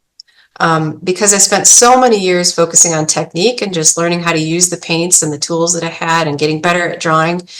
So composition really is about editing in the sense that you are deciding what to leave in, what to take out, what to simplify, what to enhance. You are deciding which edges you want to be hard, which edges you want to be soft, which edges you want to disappear. And you're guiding the viewer around your painting with those choices, or not guiding them around the painting with those choices. So that's what editing means to me. And all of that kind of with the assumption that you're still painting a feeling, or you're painting a moment. And so I try to keep my paintings feeling very alive, and edges have a lot to do with that. Color harmonies also have a lot to do with that. So, you know, you might change what you're actually seeing in real life to make it more harmonious, and a simpler color palette to express that feeling, or to express whatever it is you want to express. Or you might decide you want it to be really high key or really low key, light or dark. So those are all editing choices that hopefully you're making before you start the painting. But of course, everything is subject to change, right? And so we're editing as we go as well. It's inevitable. Yeah. Seldom do we have the perfect painting in our mind's eye and then it ends up that way. There's always some kind of, you know, hurdles or roadblocks along the way, and that's our job as artists to figure out how to overcome those and hopefully make it even better than what we originally planned. Well, I went to art school, and while I was in art school, pretty much the whole time, I was so focused on technique and just building skills and everything that I rarely actually thought about style or kind of, you know, my visual identity. I felt a lot of the time like I was just like, okay, how can I make this as realistic as possible? That was my main goal.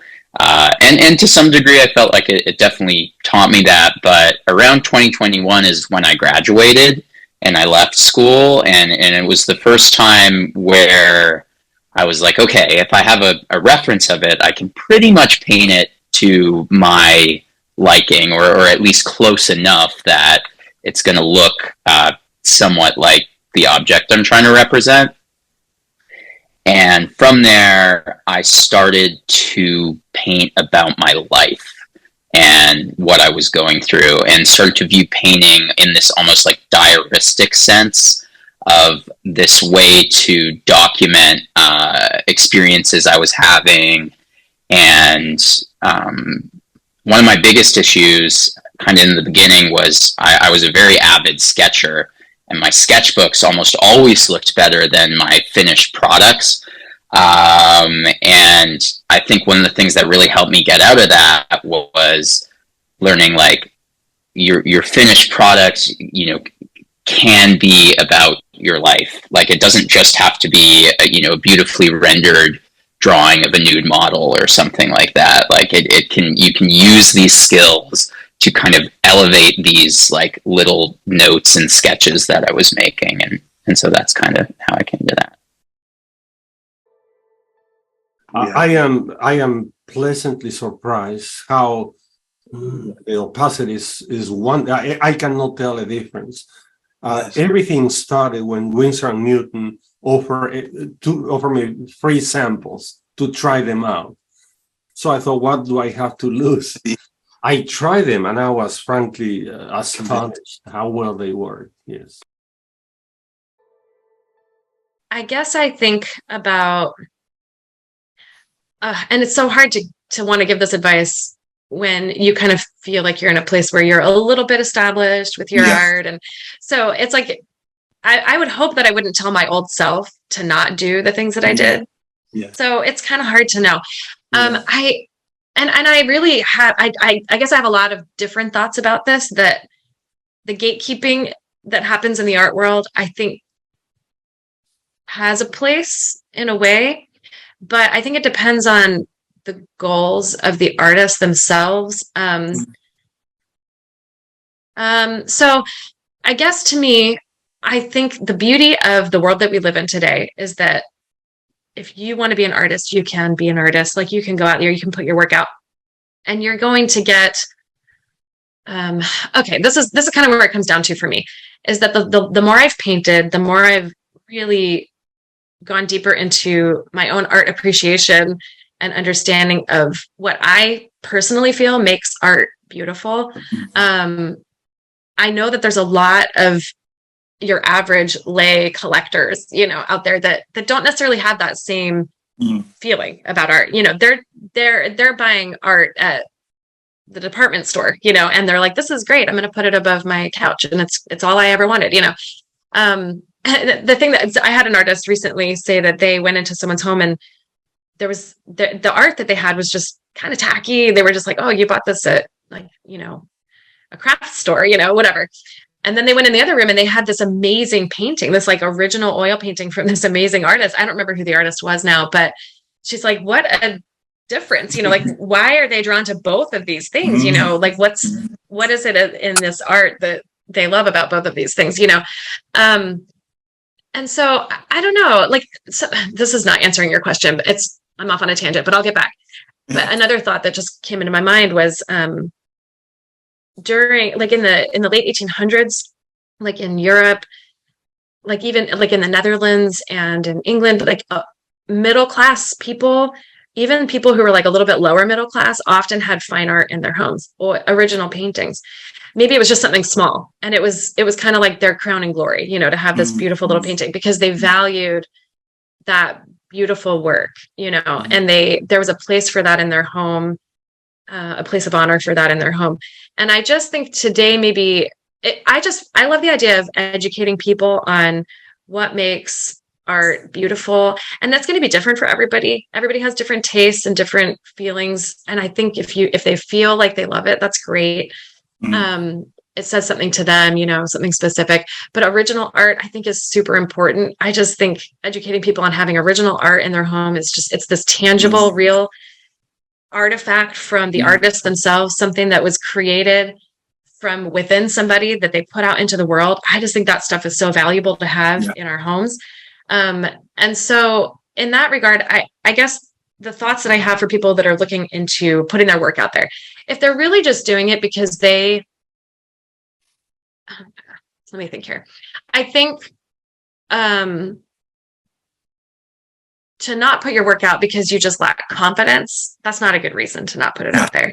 If you feel like you're still learning and you don't want to put it out yet, I think that's okay too. And I think people need to be a little discerning about that. I think it's really hard to be discerning about that though. So I guess my thoughts are to just recognize, just to recognize that success doesn't come overnight. No. Maybe it does for some people, but most of us, that is not true. And so if they really want to succeed in sharing their work with the world, they have to really be in it for the long haul. And I'm kind of glad that I didn't really know that at the time because I didn't feel hindered at all to put my work out into the world. There was no social media when I started sharing my work. I mean, not really, not in the way that there is now. I had nothing to compare it to other than art that I might see in a museum. I wasn't seeing art in my Instagram feed 24 hours a day, back in that time. And so I was really just being influenced by the little snippets of art that I was gleaning on my very own from the internet. And just artists that were more local to me that I kind of knew about. And I was aspiring to kind of the aesthetic that I liked about their work. I was kind of aspiring to some of those similar things, but I wasn't comparing myself continually with other people or even their success because I had no idea what their success was. Now it's so much more visible. Like Absolutely. If I release a series of paintings, I know that people will go on and look and see how many have I sold. I've done it. We've all kind of done that. We're like, oh man, they're having a lot of success. Or they'll see like, they usually do, but they've only sold one painting. Moving on. So it's just, I just think it's a different world. And so I don't know what I would do in this day and age because like I said, when I was putting my work out there, it didn't have that same feeling of like, sorry, that's my bird clock. I don't know if you can hear it. People are always like, do you have birds in your bird clock? Sorry, I'm waiting for it to be done. Anyway, I don't know how it would be different for me if I was putting my work out now today. I guess maybe that's the hesitation I have because I don't know the difference. I don't know how that might be different now. I enjoy the harbours, Whitstable Harbour, Folkestone Harbour, Dover Harbour, Ramsgate Harbour, boats in London at St Catherine's Dock, the Thames, those sorts of boat reflections, and then also I enjoy the high up landscape. So that Farthing Common one you mentioned, also the North Downs near Wye, looking across the landscape and going further into the distance. 50 miles distant view and going into the distance. I love all that, and then bringing the foreground nearby, including blades of grass, and it goes into this distant field. And of course, also for the sky, as I mentioned as well, not just the land, but the sky as well, going into the distance. It's funny because I'm the one I am not a good plein air painter. Like I love it, but it's like I don't think I have the temperament for it. I think you have to be sort of just zen and chill. And I go into it like a fighter, and like our joke is like whenever we're plein air painting, like she'll just hear me, I'm swearing, I'm like, I'm on the verge of throwing the painting in like the river, and the joke is like, oh no, he's loving this, like he's at his happiest right there, oh he's having a great time, but Lindsay's way more chill, and but I'm usually the one like pulling us out, like, hey, let's go. Like, cause we did a bunch of plein air videos when we lived in London. They're actually on YouTube. I mean, it's, I think I'm more the plein air enthusiast. She's very, very good at it. But I think I'm the one kind of like, all right, hey, let's go out, let's go out and do it. She's like, hey, I've been painting all week. Like, I'm not sure I really want to do that this weekend. I'm like, God, come on. Yeah. So, anyways. A couple books were seminal for me. Nicolati's The Natural Way to Draw, which was a drawing when I really wanted to learn how to see and draw. I went through that. And I think just being brutally honest with yourself is number one.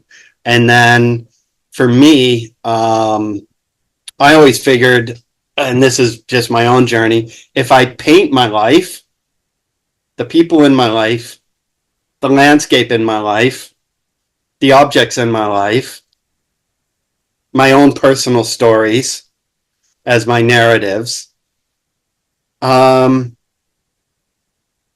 going to own them, right?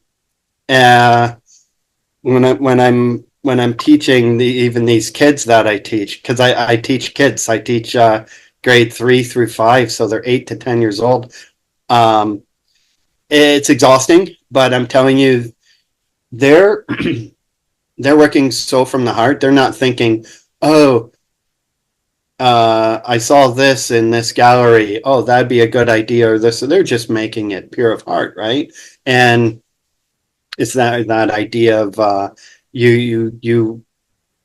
I start them every year. They have to make their own name tags, and I discuss with them when we write our name.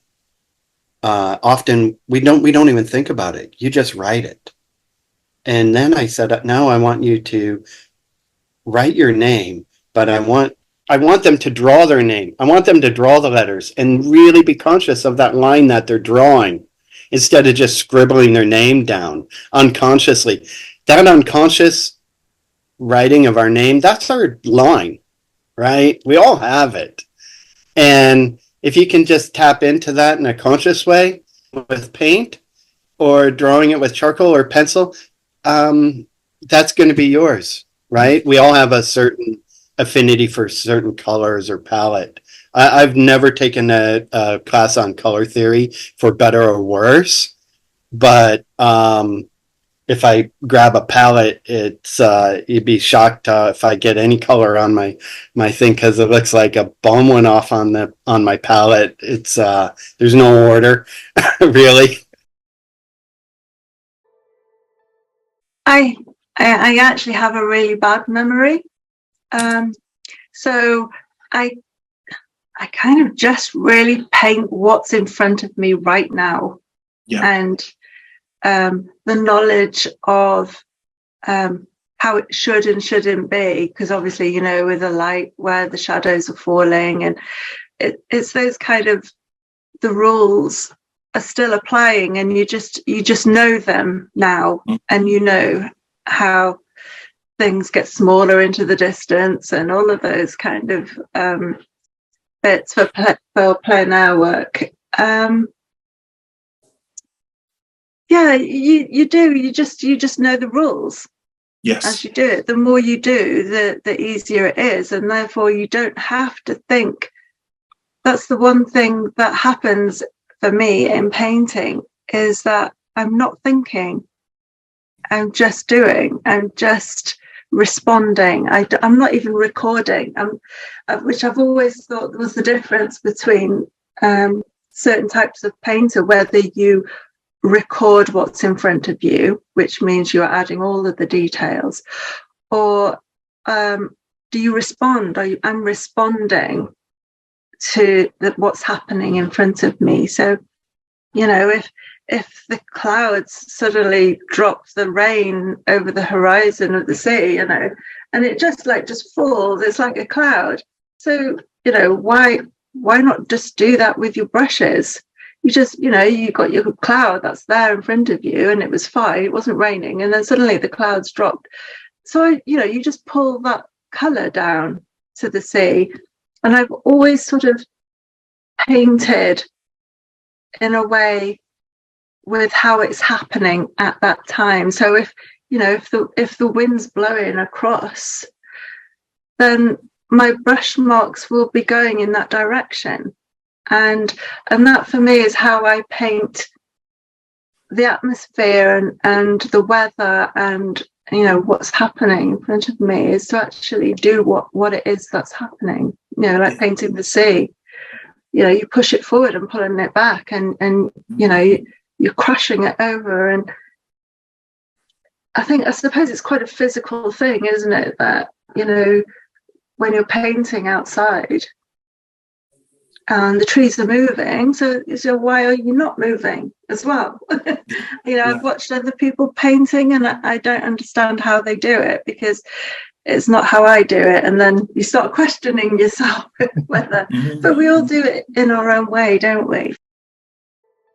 of course, your worldview changes a lot when you go abroad. I also lived in China, and that, the cultural difference between America and Europe is minimal compared to the cultural difference between the West and China. So, the differences seem less. I suppose, well, my mentor, whose name was Robert D'Arista, was Italian. He's the man I went to American University to study with. So I suppose there was already a lot of Italian influence there. I don't know how much, it's impossible for me to separate myself, the different influences, that come from the outside world into myself, because they're all inside me and they all come out in painting. So I suppose I could talk about social differences in terms of human interactions and daily life and things like that. But it's difficult because probably the actual experiences of my life had more of an effect on my painting than where that place was. And for example, when I was in the south of France for many years, of course, it's Cézanne country and Van Gogh country, etc. And the light is very strong. And I grew up on the East Coast in America. Okay, it's a nice place to grow up, but New York, Boston, it's kind of dark. It's like a world of values. And then you land in the south of France and it's suddenly a world of full color, because the sun is very strong, and just colors are much more saturated. And of course, the minute you land there, you understand this is why Bonnard painted like this when he went to Saint Cana, and this is why Van Gogh went to the Japan of the South. He called it because there is a great saturation of sunlight, and it has to do with a lot of things, but one of them is that the earth itself is very light color because there's a lot of limestone in the dirt, and so the sun lands and it reflects back up, so it makes things very bright. Anyway, so that absolutely affected how I painted, because I couldn't deal with the amount of color and light that was entering my eye. I paint from life, and for the first probably 6 months when I was in Aix-en-Provence, I would only go out painting after the sun went down. And I don't mean down nighttime, I mean low enough so that in the town I wasn't getting direct sunlight on everything. It was, there was enough shadow. There was light and shadow. I was a tonal painter. And so that was lovely. And when I was out in the sun, it was just kind of overly saturated, blindingly colorful. So eventually I figured out how to deal with that. And that involved a great change in my painting. So, I'm not talking about the French culture and the fact that we eat croissants in the morning. I'm talking about a very specific, almost, weather and geographical event. And in China, just to say, I had a different experience that didn't have to do with color and light. It had to do with chaos, because China's very crowded. There are, well, Europe is more crowded than the United States in general in terms of the amount of people on the streets, but it's nothing compared to China, where your personal space ends inside your skin. There's just, people are everywhere all the time. Stuff is everywhere. The Chinese letters are on the walls everywhere. It's just total chaos. There's not 1 inch of a smooth surface anywhere, at least the time when I was there. And not to mention the chaos of the language and the chaos of how people interact with each, it's just a different universe. I was in total chaos.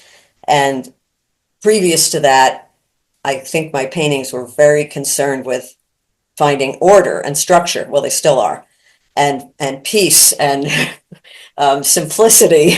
And when I landed there, it's like, oh my God, what do you do with this? It was torture. So it did change my painting a lot, because it became about how do you find order in chaos. You have to thrive and enjoy the chaos and take it all and structure it into something. And so that came from my experience of being in a that foreign and chaotic a culture. And I'm still, I still love chaos.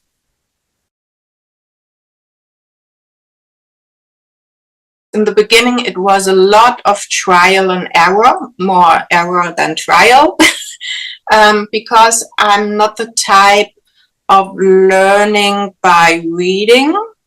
And 2012, I don't know if it didn't exist then, or I didn't found it. I didn't watch videos or tutorials. So I have to try it by myself. And this guy with the oil paintings, who inspired me to paint also in oils, Thorsten Wolber, I painted a lot together with him. And he didn't want to teach me. He's a kind of guy, very calm and very carefully. And so I think he thought if he tried to teach me how to paint in oils, it's a little bit too pushy. And on top, he can't imagine my difficulties. When I discovered something and I came to him and said, I found out why I can't paint opaque with zinc white. And now I use titanium white and it does work.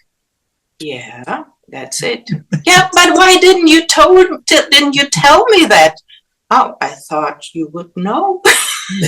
And so I took the long way. I have to say I took the long way, and the learning curve were slowly, but it went in the right direction. And but all these difficulties and to find it out and to solve it by myself made something very good with me, because now I understand why it is better to do it that way than this way. And now in the meanwhile, I am teaching, and I am full emphatic with my students, because I know exactly all the struggles and why does it work? The moment it worked and not, and now not, and why? And I can see it, and I can help, and I understand, and I feel them. You know how you don't ride a bike for a long time, and then you start wiggling, and so I went through this period, and I did a lot of bad art, I have to say. But nevertheless, I went over the hump, and I am on the other side. So thank God. And it's different because I'm different. I'm so much more mature, and I have so much experience, life experience, and different understanding. It's incredible. It's like good wine, You give it some time, and and when you have it had the time, it tastes. So that's really what happened. I'm not afraid to experiment at all. Studio as a lab. That's all. I come here every day, and I go crazy. And I don't answer to anybody. I don't ask anybody. I just do my thing, And it's fantastic. When you're younger, you're so much more self-conscious. Oh, more what other will say, and there is something good to say about growing older, That's the benefit, that you really don't really care about what others say, and you go really deep, It's just fantastic. You really have the opportunity to go deep and experiment, I mean, I lost my voice. It's better now because they've put an implant in to fix. the paralysed vocal cord. But back then, I didn't even have a very breathy voice. And I was a sociable person, you know. I was always wanting to go out, and so really that side hit me hard. I was deaf. I ended up deaf in this ear as well. Yeah, it was tricky. You know, it was a tricky time, but you know, I found art again. Really, I've always been interested in it, but it was sort of a catalyst for me to get back into it more seriously. You know, I saw my reflection in the window at the hospital, and it was sort of a real poignant moment where it just stopped me in my tracks and made me think, you know, that life's too short and you've got to do what you want to do, you know. And that's what I did, you know. But I shuffled to the window one day and I saw my reflection, and I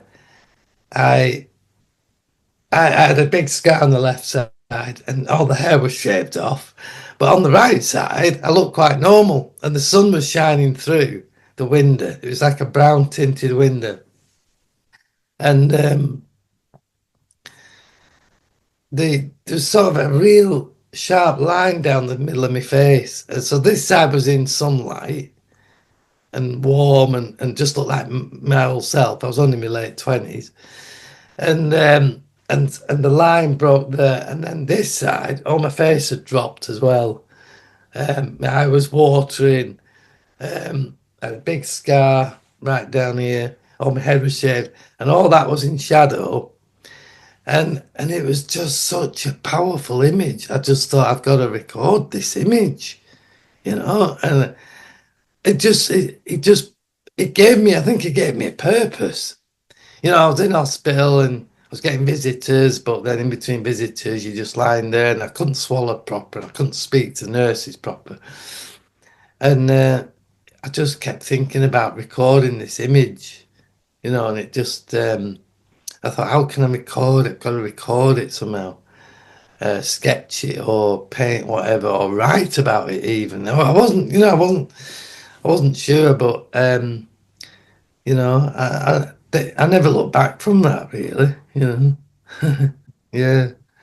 I wouldn't change it. I wouldn't change it either, which is a bizarre thing to say, you know. That moment, the whole thing in my life changed from then on, you know. And becoming an artist and everything. So, you know, I wouldn't change it. It's just a bizarre thing to say.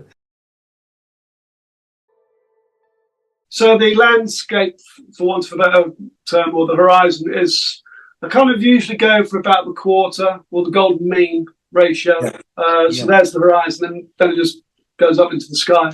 Yeah. There's different orientations, whether you want to go landscape, portrait. The couple behind me are on canvas and they're portrait. Yes. I've gone for a square format as well. Square, you might think, would squash things up. But for me, it kind of pushes me a little bit more into how can I get across this idea of scale. You know, I've got bigness, the vastness of the sky. And often the landscapes, they do go a bit dark at the bottom there. But that's again, we're going back to the fence. I mean, that's what I remember. That's that peat-rich soil, you know? Yeah. But I mean, it's easier on paper to just change, just to go back to the process. So if something's not working, sometimes those landscapes will become a seascape and vice versa. It just has to be the way it goes, you know? But with canvas, it's a lot more controlled, I'm going to say. I have to be much more thoughtful about what I'm doing. It takes longer as well. So it has to dry out a little bit before I can go back to it. It's still alla prima, but it's not as quick. I think I got to a certain point, maybe during the pandemic, when I realized that a lot of my paintings were driven by the idea behind it. So at a certain point, they already looked like, almost looked like illustrations. And it was like I could see it in the process, because I would like my brain wanted to say something, and then I would make it visually in my head, and then I would stage it and photograph it.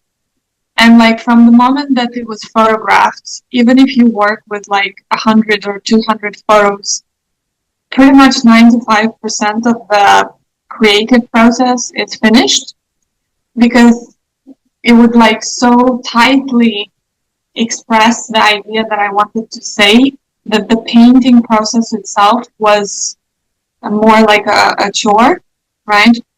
And I really enjoyed that type of working. And I think it works brilliantly when you have very clear messages. So when you're communicating something rather than like being open and exploring.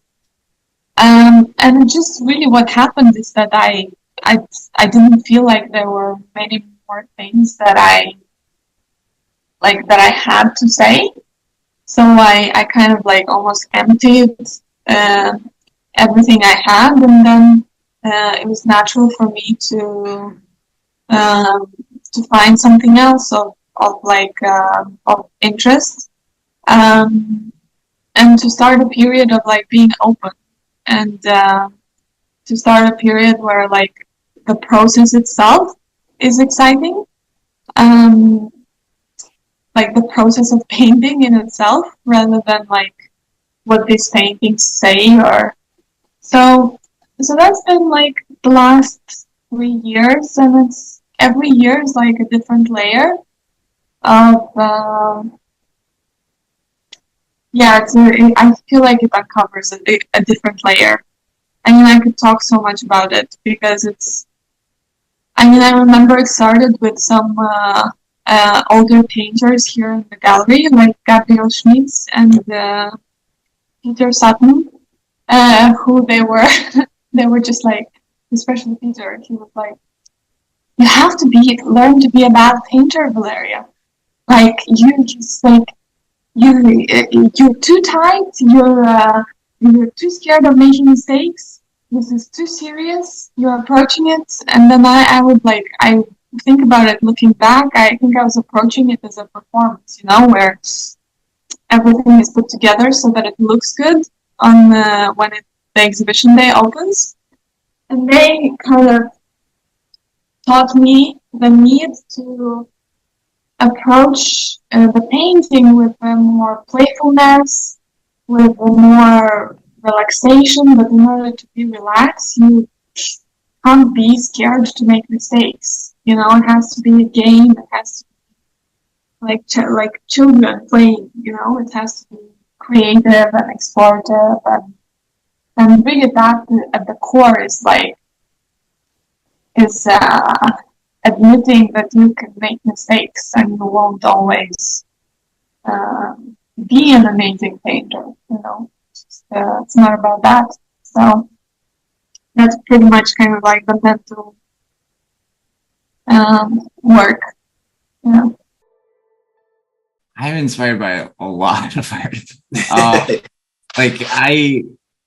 Most recently, it's cool that you noticed that, because I'm definitely after that old look, that like when a painting appears to be very old, or it has that timeless look in a way. I really like that. And I feel like what it comes down to for me is kind of having a painting that looks a little dirty, a little like it's been sitting around for a while, and to be able to do that with paint, I don't know. I don't really know like a clear way to describe how to do it, but like I've been experimenting with glazing a little bit, and kind of not really glazing very for like a specific reason, but just glazing over something to make it look dirty, make it look old, and then working on top of that. Like I don't do that on all of them, but experimenting with that has opened up some possibilities, because I learned like I was never really into glazing before, and all of a sudden doing that, it's like, okay, wow, this opens up some new possibilities. I could start glazing over this light section on this painting and let it sit a couple days and then come back to it, and then I get this effect. But then the rest of the painting is left unglazed. So you can, I don't know, again, it comes back to just being open to so many different ways of painting. But yeah, like my influences, it's hard. Like I don't really think of individual artists anymore. I mostly think about like my experience going to museums and just kind of that feeling you get when you're in there, feeling you get looking at paintings in general. I don't think about like a specific artist in that museum. How did they get that look, and how can I emulate that? Now it's more just painting very intuitively and trying not to overthink things. Because if I come in here and I have all these ideas and these kind of like lay out these plans for these paintings, it gets really overwhelming and it starts to become less fun. If I can come in here and just start throwing paint around and just kind of be really almost careless, it's like borderline careless, but there's a little bit of or there's a lot of like experience that has led up to throwing that paint around in a way that it ends up turning into something. When I just kind of turn my mind off and just let the muscle memory do the work, and that's, I feel like, when the best painting happens. Initially, what used to happen, I used to work very small, meaning like 10 by 12 inches or 10 by 8. And, you know, the spontaneity that I would get doing that was amazing. I loved it, you know, the splashes of colors and getting just enough information on it. And then I started selling it, which means, you know, I'm exhibiting with the galleries and, you know, competitions and stuff like that. It's become more and more serious. And that's when it's kind of the demand to get bigger and bigger was put on me. And there's only so much you can do al primer, you know, on the site when you're painting plein air, because the weather conditions change and, you know, stuff like that. So it's only in past, I think, couple of months that I have, about 6 months or so, I've started getting the paintings 90% finished on site, now bringing in the studio and refining them, because many a times you miss out on that one window which you probably weren't concentrating, and then you look like, oh my god, something's amiss, and then you want to put that thing. So a little bit corrections or, you know, just tidying up, basically, that can happen, which is probably just 2 or 5% of the work, I would say. But yes, 99% it's al primer, and say 1% is, you know, finishing it up in the studio. I think just generally all arts, even not especially visual, there's something about, I would call it the flow. How visually, but it could be music, because what I forgot to say is that up until like my 20s, my first passion was piano. And that's why I put all my kind of painting was on the side, and piano and music was everything to me. And then when I discovered painting, more or less when I moved to Bath, then I almost stopped the piano and I just picked up the brush. But what I mean is that I found lots of connection between the music, the graphic design, and the painting, which for me is about having a feel of something that flows right in the painting visually, but in the music as well. It's about how you play, how you paint. And it's finding harmony. It's basically when you look at something or you listen to something, it feels right, and it feels like there's enough tension and there's enough release. And all together, you feel like you're held by something. And I think that's something that I suppose I've always been connected with. And that's why I've always been into art. I mean, I love movies. I love reading. I mean, I don't have time to read at the moment, but I used to love it. But yeah, so I suppose there's a little bit, I think there's a sensitivity to things that can apply across all genre. I think in most of the times, I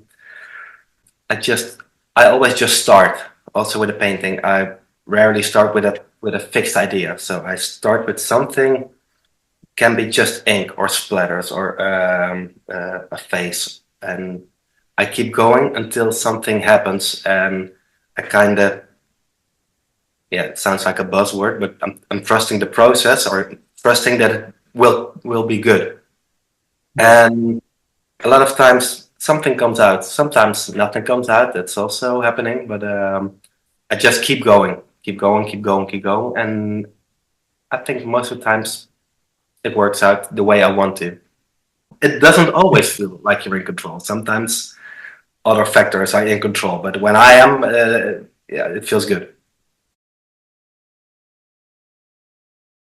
Yeah, I think definitely lockdown was kind of a big turning point for me. I think it was having the time, because I've got children, and although they weren't at school, I didn't have to do the school run and toing and froing, and it gave me the time to sort of really focus on my work, because I didn't have to think about them so much. And also there were other things going on, like Sky Portrait of the Week, which was every Sunday we painted a celebrity alongside people who'd been in the show.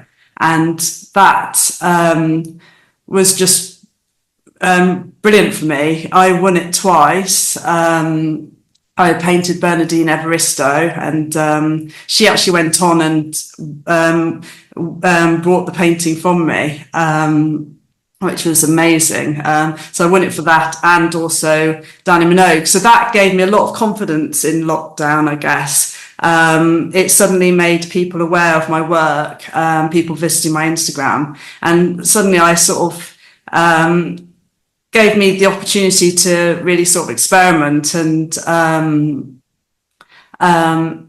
connect with other artists online. Like, I did a couple of online courses, which inspired me, and started making me really think about what I was doing as an artist. I guess before that, I've got a very long journey of this whole art career, but before that, I had children, obviously, and I was painting more portraits, just portraits. First of all, I painted my children, and then people saw those portraits and were commissioning me. So I was getting a lot of portrait commissions. But when you do commissions, you're kind of, I don't know, I was quite restricted and tight and working to a brief, and, wasn't really thinking about it in terms of fine art, I guess. What I actually did for my degree, I was thinking more of, I'm painting, I'm enjoying painting, I'm just going to paint a nice portrait.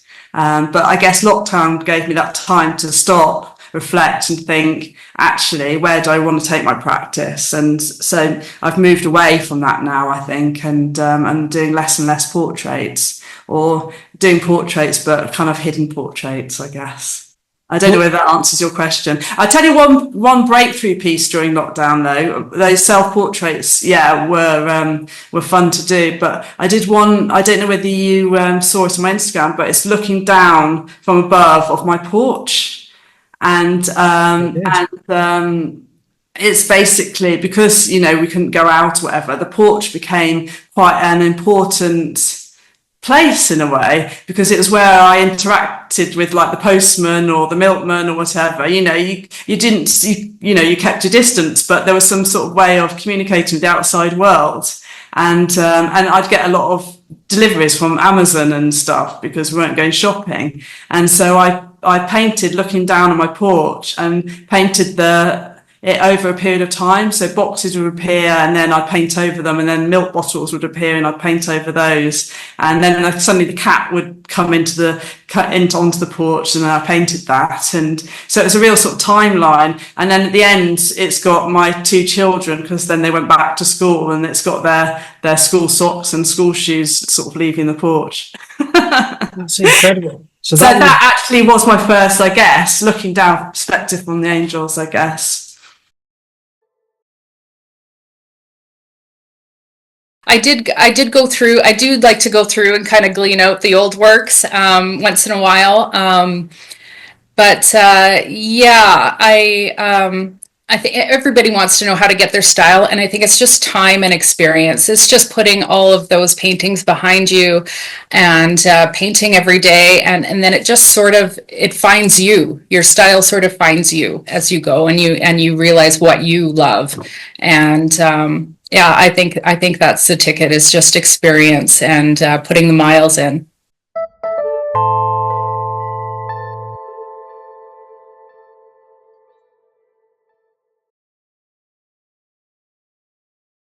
I waitressed when I was younger and things like that. And then I was taking university classes. I was taking psychology.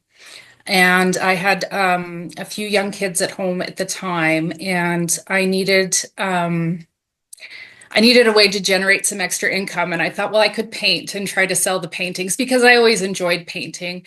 I had a fabulous high school art teacher, and you know, she really encouraged me, and you know, when I was younger. So I kind of picked it back up again, and this was during the daily painters movement.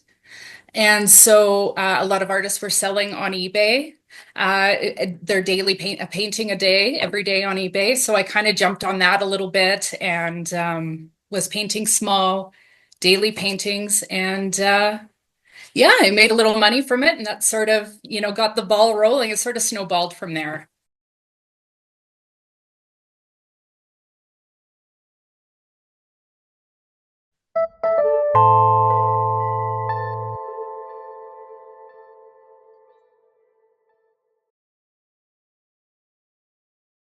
If you're just starting out as an oil painter and you go to a store where they sell all of the supplies, it can be really overwhelming picking out your colors. Like, what colors do I start with? What materials do I use? Which brushes should I use? Which canvases? And it's hard to pull out your wallet for that too, because let's face it, those things are really expensive and the prices range from student grade to professional grade. And so that can be really intimidating. Another thing that I find, at least with the actual painting process, is that students often don't know how to start. And so we really focus on the art of the start and just how to get over that initial blank canvas. And so I'll often have them tone the canvas to get started, just to get rid of the scary white. We do simple block-ins, starting big, from big and simple to more specific after that. And so there is some methodical things that you can do to help overcome those fears. And I love teaching that. But I also love, like I said, to help them experience new things and discover different ways of approaching the canvas, or different ways to overcome their fear. So it's different with every student too, of course, because we are all expressing ourselves through our work with our different personalities. And so some people naturally are going to gravitate towards a more methodical approach, and then others want to be more spontaneous, more painterly. So that's another fun aspect of teaching as well, to kind of peg different people based on their personalities and be like, I think you would prefer line drawing versus massing in with shapes, or perhaps you tend to use less paint because you're afraid that, you know, you're going to make it muddy. And so I always try to like make them a little bit uncomfortable and challenge them to do the opposite of what they're inclined to do based on their personality. And it's great fun.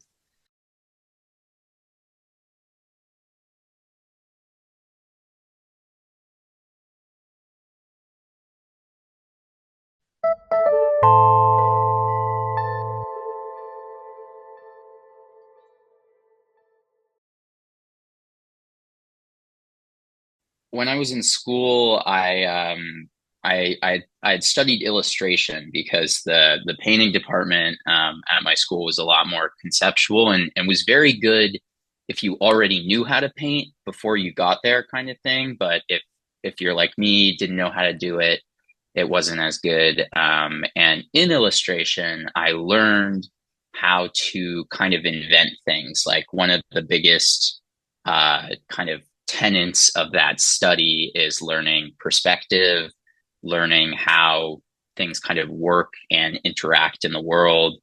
And that skill set was something I worked on for a really long time, but never really found a way to use it in my work until, a little bit recently I was kind of learning like, if I take these skills that I learned, I can now make the images I'm making not just something from a photograph per se, or like something that's just you could photograph it, but I can also use those skills to heighten the meaning or the metaphor. So this really came through for me in this one of the paintings I made recently. It's called Dream. It's like kind of me laid out and reflected in this landscape, and you're kind of in this landscape underneath. And one thing I really liked was, obviously I could photograph myself being reflected and then an exterior behind me and all that stuff.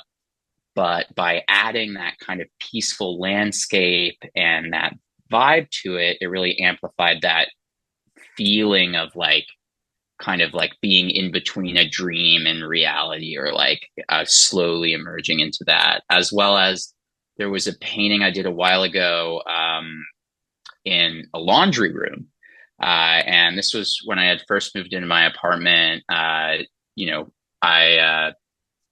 It was so hot outside, and we always had to lug the laundry from the apartment to the laundry room just because there was no in unit.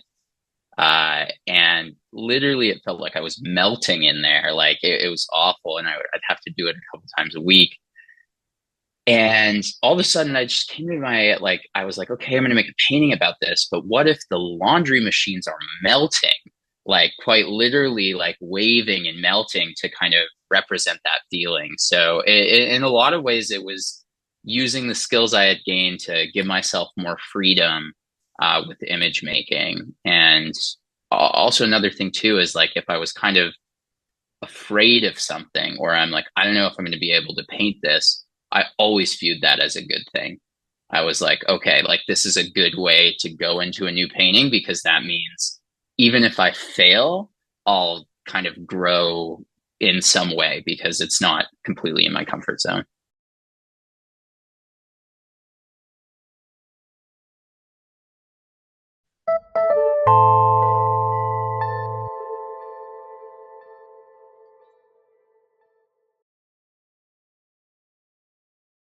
I love working big. So I work on like 70 by 70, 7 by 7, let's say. I mean, it's different measurement, right? I do not know in meters. That's okay. But yeah, I like the large sizes, like 48 by 48, 36 by 36.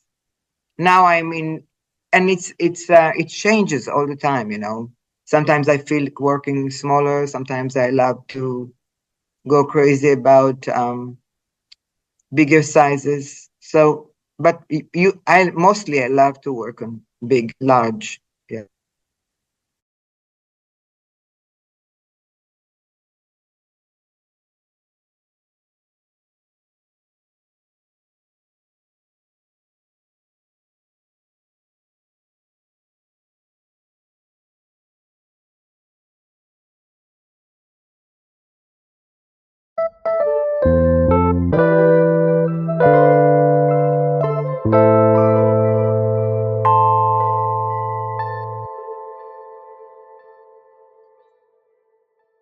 For many years, I worked with a lot of galleries in 7 different countries, actually, and I used to tour my collectors in the USA, and I spent 4 months a year on the road talking about the psychology and ideas in the paintings to groups of collectors in New York and Seattle, Texas, Florida, all over the States, and I really enjoyed it.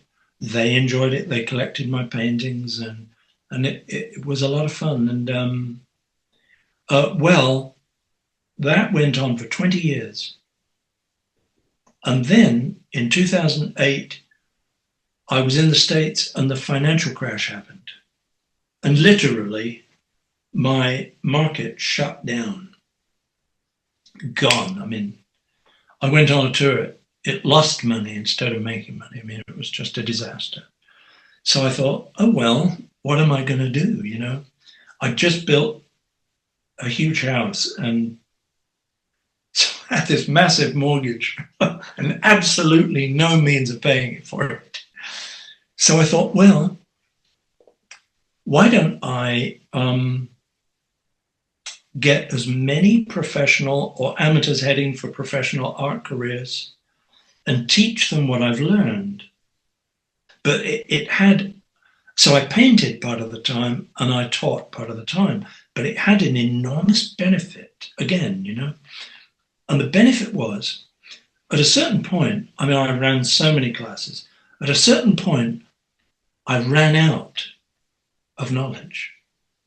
I mean, you know, there's a limit. You know, you spend a whole weekends teaching, you do ultimately reach the end of your knowledge. So I thought, well, this is interesting. So I'm now going to have to start to learn. So then I learned. So half the time I was, or a third of the time I was just learning, teaching myself, learning, reading. A third of the time teaching, a third of the time painting. And it transformed what I do. I mean, if there was a benefit to come out of it, apart from paying the mortgage, the benefit was, you know, I came out of it knowing so much more.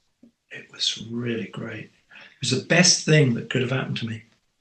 The financial crash, isn't that funny?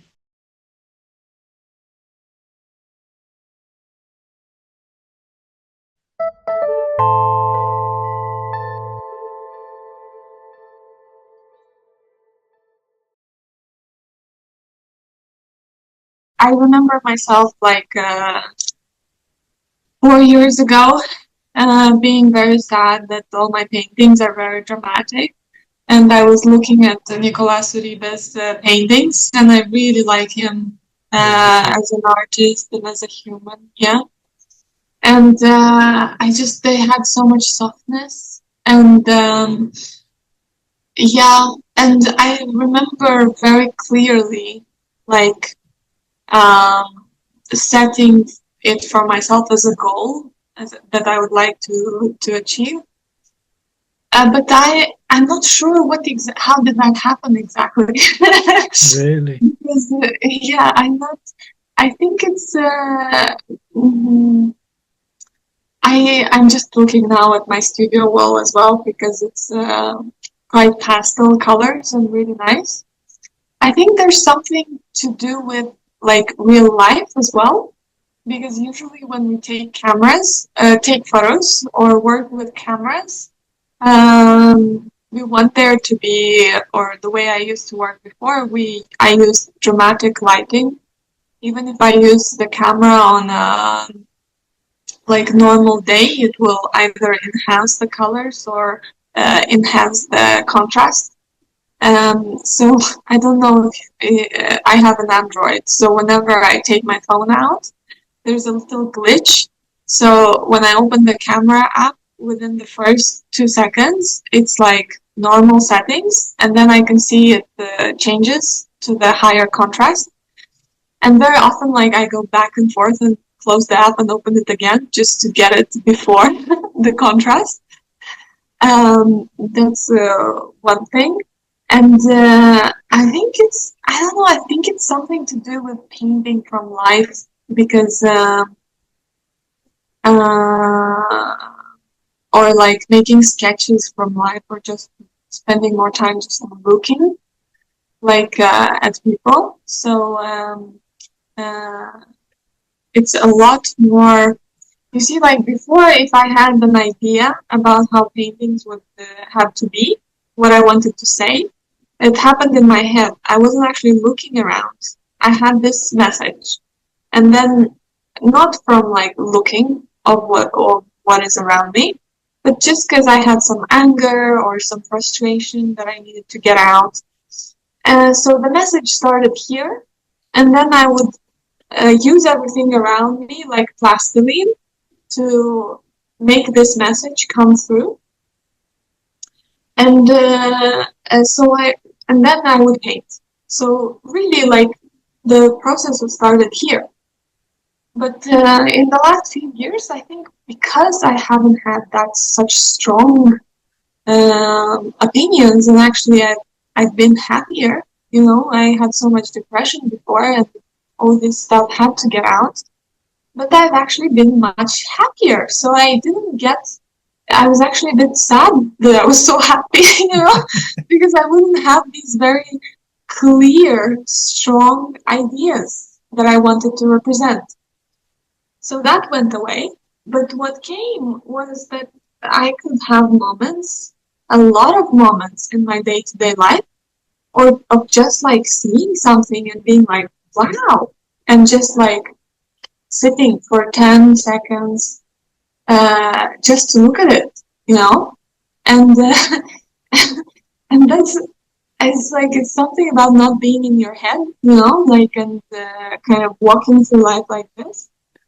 But just seeing the colors around you, like, and I do that so much now. Like, if I get out in the afternoon and there's this moment or very early morning, there's this moment when the houses are lighter than the sky. And oh my God, when that happens, I'm like, I can feel like, you know, release of tension in my muscle. It's so beautiful. Yeah. It's so beautiful. And I can just sit and look at it, you know? Yeah. And I'm no longer in my head trying to say something, or not that that's bad, but when I catch myself in moments like this, I'm just like, wow. And so, or sometimes when people talk, and this happens to me constantly, and the color in my studio is a little bit pinkish, very similar to, like, it's a little bit pinkish, and but it's like a neutral, it's a gray, it's like a warm, and so it matches a lot of people's clothes or skin tones or blah, blah, blah. And whenever I talk to a person and their sweater disappears in the background, or with my husband at home, if he's like half naked and he's talking to me, but half of his body is almost invisible because it disappears in the color of the background, then it's so beautiful. So I'm like, visually, yeah, I get so much joy from just seeing that. So I think to answer your question, it's like, maybe to be open to look around, because these colors are in our day-to-day lives. Yeah.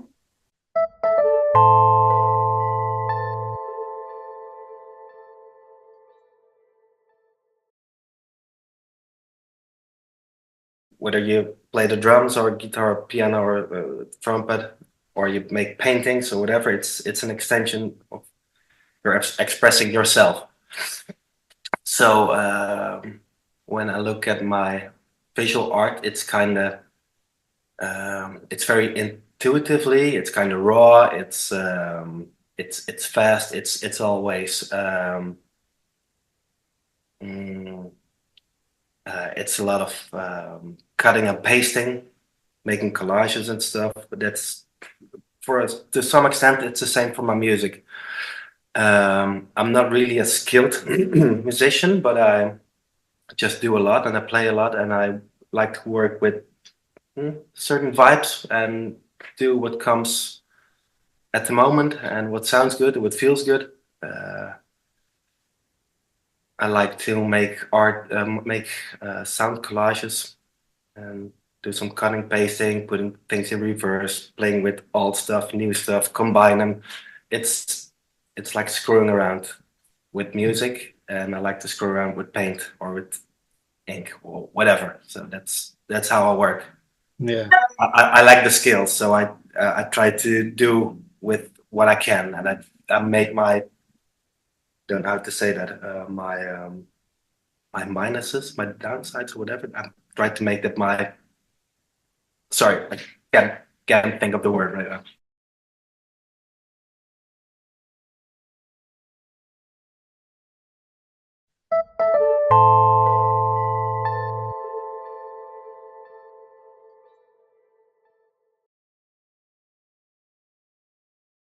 one thing that I always come back to, and I think that this winds up applying in a lot of different ways. You know, one real, for me, kind of turning point in my own, you know, progression as a painter, was really the idea that the better you can understand something, I think the better you can depict it. And I think that a lot of times we sort of get like a, maybe not quite that message in art school. And what I mean by that is I think that a lot of times we're, in my experience at least, a lot of classes sort of almost attempt to train you to be kind of a almost like a thoughtless seeing machine, right? That they try to, you know, almost in a way sort of take the thinking part out and say, like, you know, just stare at the thing and stare at the thing, right? And no, definitely. I mean, I think you do have to stare at the thing, right? No doubt. But I think for me, I mean, really, and this was one thing that really came about when I first came to study at GCA is, and it sounds really silly, but just the idea that like things look ways for reasons, right? That if something is happening up there, there's some reason why it looks that way and so like not some other way, right? And I think so much of my training prior to that had been essentially, you know, you'd have a teacher come around and you'd be painting and they'd just say like, well, it needs to get redder there. And you'd go like, oh yeah, okay, right. And you'd sort of had this idea in the back of your head that like, if I just spend X number of years staring really hard, eventually my eyes will like be as good as theirs, I guess, you know, and I think half the time it wasn't even that they were necessarily like, you know, particularly any better than the students in some cases. I think it was just that it wasn't their painting. And so it's pretty easy to come around to somebody else's thing and spot something that's wrong, you know, just because it's not yours. But, you know, I think at GCA, I mean, you know, people really started explaining things in terms of like, oh, this is happening and this is happening, and those two things are the reason that this is getting darker here, right? Or whatever, right? And all of a sudden it was like, oh, yeah, right. No, there's like things up there to actually understand. There's like principles at work that are, you know, fairly repetitive and predictable in a lot of ways, right? That you can actually kind of like come to understand and like get a grasp of, you know, how things actually work. Which, you know, if you read old, you know, sort of painting manuals and stuff from, you know, the 17th century and stuff like that, you know, very much, I mean, all those artists who were writing about it were very much thinking of painting as a way of coming to understand the world around them, right? And I think that component of it, I think maybe has, you know, sort of diminished in a lot of like art education at this particular moment in history, right? You know, that I think kind of gets left out. And, you know, I always say the classic, you know, sort of example of that, you know, my students will, if any of them are listening to this will sound familiar, right? The classic sort of example I think is, you know, I used to get taught in college, you know, you'd always hear teachers say things like, you know, draw what you see and not what you know, right? Which sounds like sort of this piece of great advice in a way. And in a way, I mean, I think there's a certain utilitarian quality to a piece of advice like that, particularly at first, because we're not very used to actually just like looking at things for a period of time, right? Like your friend mentioned. But to me, I think in one way, I think, I mean, it's maybe debatable whether that's even possible to kind of draw what you see. But I think to me, always we're using some combination of what we see and what we know when we're making a drawing. And to me, the the goal wouldn't be so much to like, cut out knowledge. And, that's where I say, we're sometimes sort of encouraged, I think, to be a little bit of like almost sort of a mindless seeing machine, right? To me, I think that's not so much the goal. It's not to kind of exclude what we know. It's just to know the best possible stuff we can know, right? Like know better stuff, right? And then when you're combining that with, sort of this deep, intense, observation of what's in front of you, I think the two of those things pair up to give us such better results than either one would be able to give us, solely on its own.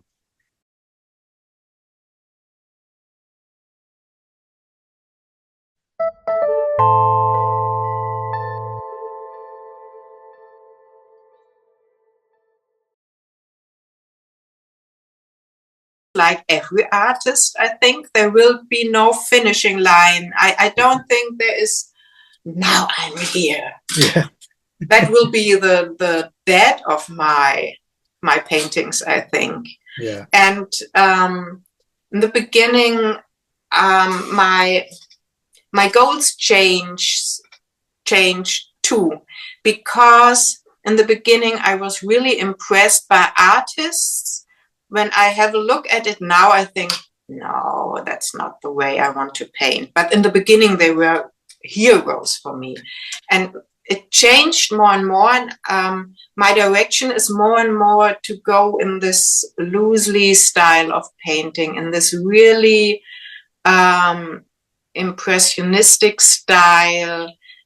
And sometimes I still feel like I'm in a cage of my illustrations while painting, because I'm still an illustrator. That's my illustration still feeds me. I want to be much more free and loosely, and during one painting I have all these stages in one painting, to begin quite messy, and then there is always a stage I think, I'm really close to what I want to tell the viewer, and then I overpaint it. And it's very helpful to make videos of your painting process, not for an audience, only for yourself, because then you often see the exact moment you should have stopped. Mm-hmm. And that's my big topic. That's my big challenge, to learn when to stop my paintings. Wow.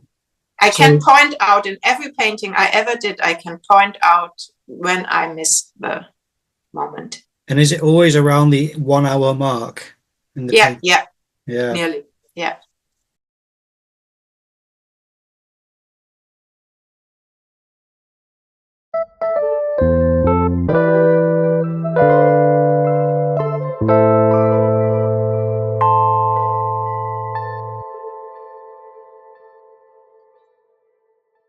I had a small painting show at Contemporary 6 in Manchester. It was a couple of years ago now. Can't remember. And that was really good. But I'd love to do like well, I've just got a load of small boards again, because I'm getting back into doing these small oils, and because I've got this camper van now. Bought a camper van. I've got me motorbike, my scrambler, my train. So we bought this camper van now, and I bought a trailer to put the motorbike on. So we're gonna go off and do some. I'm gonna go off. Well, I don't know if Debbie's gonna come, but I'm sure she will. But we're gonna go off and do some painting adventures. So I'm buzzing for that. So I've got all these little boards now. So I'm gonna get back into doing these little small, like 8x6 oils, which I used to love doing.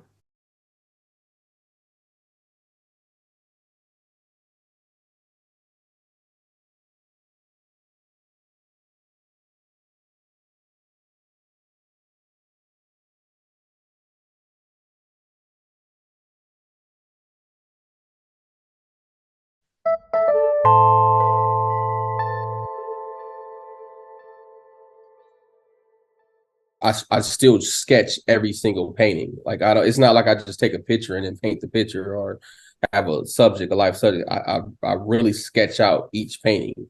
You know, like even like I don't have the figure yet, but I will sketch out how I want it to look before I even take the photo for the figure. So I mean, so I know exactly how I want the painting to look. So by the time I'm actually painting it and like drawing it on a painting, to me, that's the end of the whole process of that painting, because it could have been something that, you know, I've had a few paintings where I was like, actually just recently, I recently did a painting that I was working on for 2 years, and not the actual painting, but the drawing. Like I just painted it in December, but I was drawing on it for 2 years, you know, because even with a lot of the hyenas that I will paint, like most of them aren't actual pictures of hyenas. It's something that I kind of created on my own. So it was a couple things that I couldn't get right. So I was just working on it for about 2 years. And it's funny because you can tell, because like when I finished painting it, I realized how young my son looked. My son is in the painting, and I was like, dang, he looks like a kid, like a baby. But so this 2-year-old image that I was drawing around, I'm like, I've been working on this for 2 years. So you know, so that's in my mind, like when I'm painting, like that process is, and I paint pretty quickly too. So, you know, that process, when I get to the painting part, to me is I'm at the finish line at that point.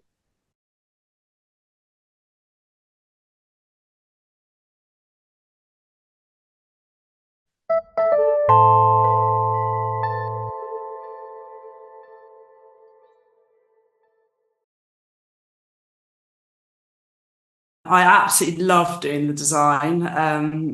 I think there's many reasons perhaps that I'm so into it. Is I worked at the BBC for quite many years, and I worked as a designer. So composition and design I find really good fun, and moving things around and trying to see what works. I absolutely love like the sort of decoration and the patterns, and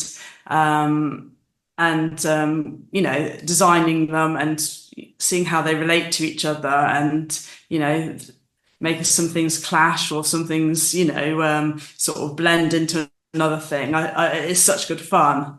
I grew up in a home where my mum's very into an arty home, and my mum's very into interior design. She wasn't an interior designer, but the first home my granddad designed in Northampton, and she painted every single room a different colour. So my bedroom was bright yellow, and my brother's was blue, and then the spare room was green. And so I sort of, colour has been very important. And then the next home we lived in, it was full of like William Morris wallpaper and curtains. And then we moved to Derbyshire, and it was a little quaint little cottage with black, you know, traditional beams. And she painted in between the beams like a dark red, and then yellow walls, and then had this mad sort of sofa which was full of patterns. And it's sort of, I've realized that actually I'm sort of bringing back lots of this from my childhood. I don't know, it kind of is all coming back. You know, sort of these patterns and colors, and the home.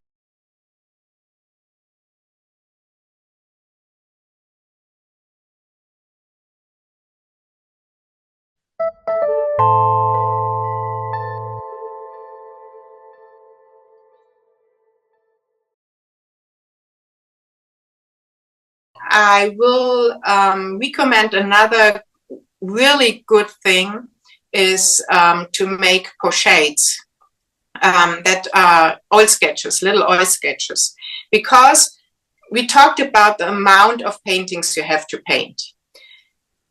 It doesn't depend on the size. Size does not matter.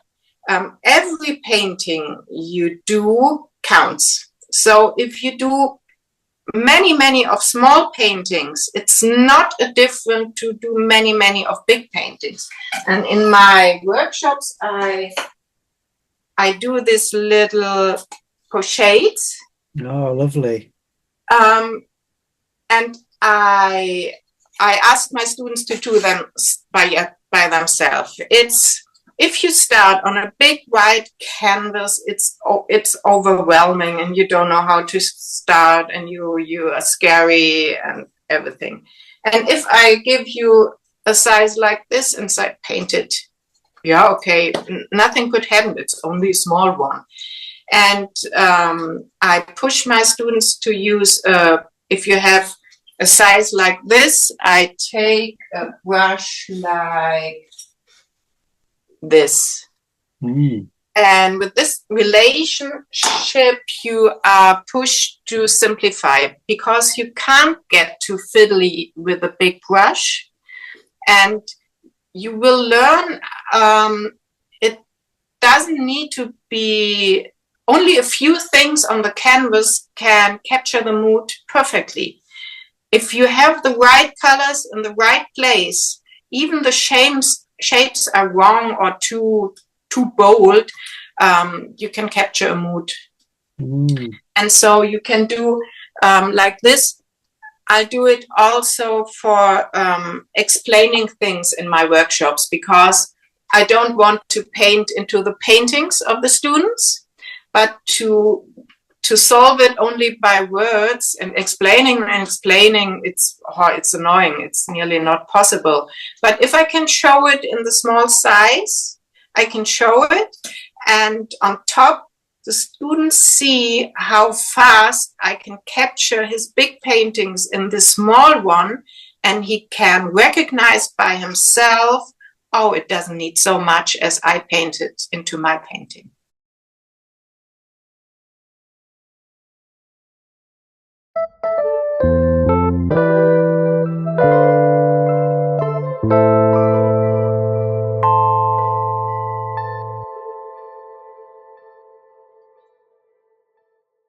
Sometimes you have a happy accident and things just land right the first time. That can happen. Mostly, I do a lot of scraping. I mean, of course, I try to see the largest, simplest shapes from the beginning. That's how to paint. You know, I have to have a structure of light and shadow, or light and not light, that is beautiful. You know, that structure is a pattern of shapes, and that pattern of shapes, it's the architecture of the whole painting. So it is the painting, and it has to start out by being comprehensible and beautiful. So that's from the beginning. That's the impetus for doing the painting, and the first thing that the painting is about. Everything else is just hanging on that. So that is the first thing I do in a tone on the painting, you know, in some sort of a neutral tone, is to find those big shapes, you know, the biggest shapes. The next division, you know, the slightly smaller shapes that come in when I'm working with color. If the universe is lined up right and all the gods are on my side, and they will just land right in the right place. Okay, that never happens. So what I do is I scrape. I put the paint down. If it's not right, I scrape it off and I put it down anew, afresh, as if it's the first time. So I never try to correct. If it isn't perfectly magnificent, I just scrape it off and put it on again. So each time I put a stroke down, it's the first time I've ever done it. Now that takes a lot of convincing in your own mind, because after you've done it 50 times, you're really in a bad mood and you're very angry and pissed off and furious at yourself or whatever. But I still have to put it down as if, oh, this is the most magnificent thing I've ever seen, and I know it's right. So every time I deliver the paint to the canvas, I have to get this psyched up so that the delivery process is fresh and new and magnificent and perfect. And then I just scrape it off and each time have to redo it. So I don't know if that really answers the question, but that's a way. I mean, sometimes the paintings do go beyond fresh and they die, and that's very depressing. And sometimes they can be saved and sometimes they can't.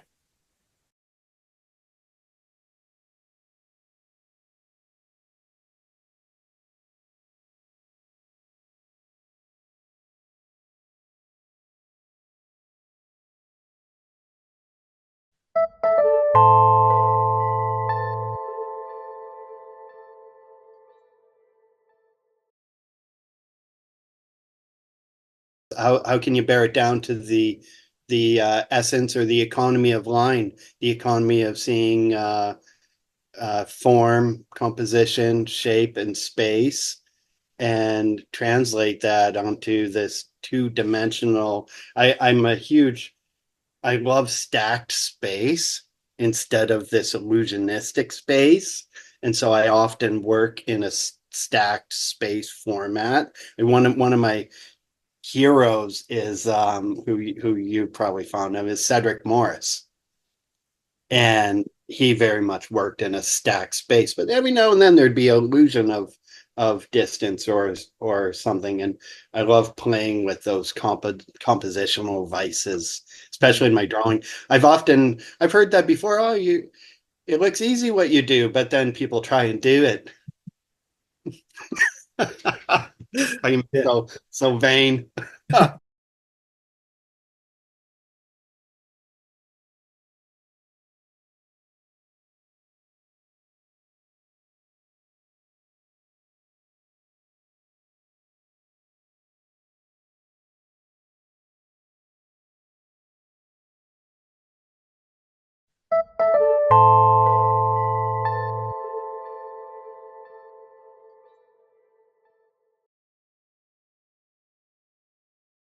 I've tried it once where I've done a plein air piece.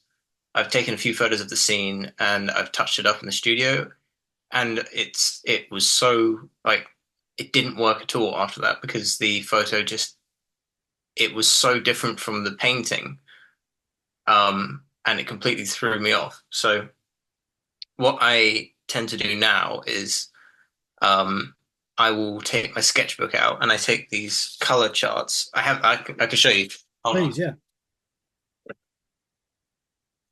So I made these about this time last year, actually, and they're like physical charts of oil paint. And I'll bring those out with me and I look at the landscape and I do sketches in my books. Very, very rough sketches, and usually the actual drawing is just to indicate what was interesting about a scene. So I don't know if you can see that. That's the scene of the Thames. Yeah. And underneath, this is the kind of coded information that is probably the wrong way around on the screen, but it's all color notes as to what the scene looked like. And on the other side of the page is value notes. And that's pretty much what I would have done anyway if I was doing a plein air painting. But this is just a carryover from that. When I did plein air painting, I would go out and I would note down, pre-mix all these colors and in these very specific value ranges. And then I would start the painting. So what I'm basically doing is the painting prep outside and then the painting inside. I do use photos as a reference a lot of the time, but I move so much stuff around at this point. It's kind of it's misleading to say that the photo is the reference. Things like I've got quite a few pieces on at the moment where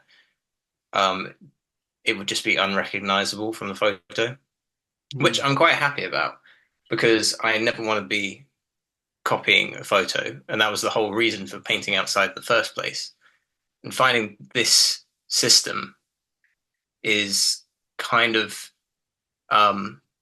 it's the only studio painting method that I've found that is comparable to the quality of color and value that I get from a plein air painting.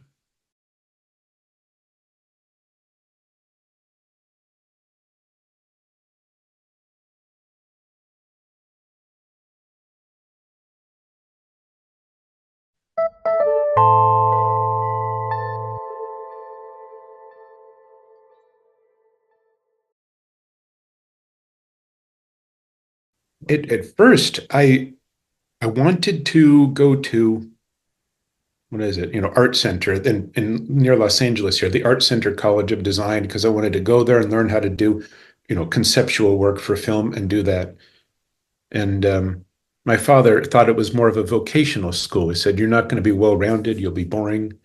And so go to an art school." So I went, well, I want to work at Lucasfilm. And I found a school in the University of California system.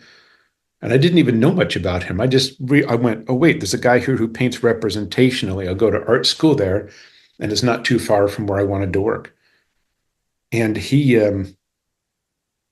and as I got there, I went, oh, wait, hey, wait, this guy's kind of famous. and I noticed him in things. I went, wait, people do interviews and put his work up. There were other teachers there. One guy named David Hollowell from Yale. There was also a Bay Area painter named Wally Hedrick. I definitely took from a lot of them that Thibault had the most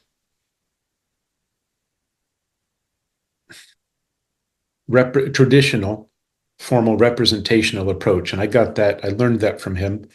I think, and I've told people, I think really he taught me to paint. He didn't say how to make it interesting, but he taught me how to paint, I'd say in about one day. When he did a demonstration, he did a four-hour painting from pure white to finished.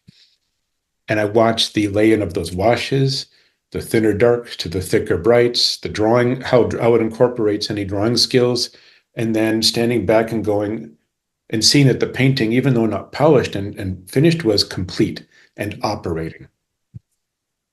I saw him do maybe 3 paintings start to finish, 3 or 4. And each time I was able to, see that same process and draw and take from it. He was very, very, he introduced words for things that I didn't know existed. He was able to articulate thoughts and leanings that I thought would go unexpressed.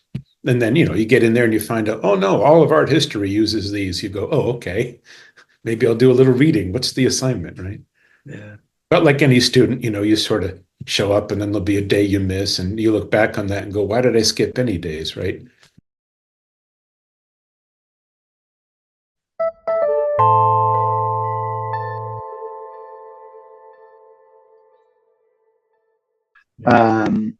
Acrylic tends to dry darker than what the color looks like when it's wet. Another thing is acrylic after wet loses all that volume, so it gets a lot flatter. Okay, so there are a few things, and the acrylic brands have been developing over the years, have improved quite a lot in the quality of what we present. What I do personally, I like to work with very thick paint. So I use a thickening gel. And today we're lucky enough to have that with different types of shimmering material. So either completely matte, semi, or gloss. Depending on what you want to present, there's a lot of choice. The way I work with acrylic is my mixes are 2/3 of paint, 1/3 of the thickening gel, and I use extra heavy semi matte gel, and my paint is quite thick, so I can actually use a paintbrush or I can use a palette knife. So both those elements work together really well. I also dilute my acrylics in water, so they're quite runny as well when I want to work with very quick backgrounds. But then I have the same version, but in a thicker paste. So I do that so that I can have a follow-up between the extremely fluid to the extremely thick. And this takes a while to develop and gauge and until I have everything pinpoint and tuned. I've been using my palette for safely 10, 15 years, the same type of colors. I've been adding colors along the years, but that's pretty much how I use it. And then I use just a shallow painting palette where I just put my colors around, and when I'm finished, just close it, and it lasts for days.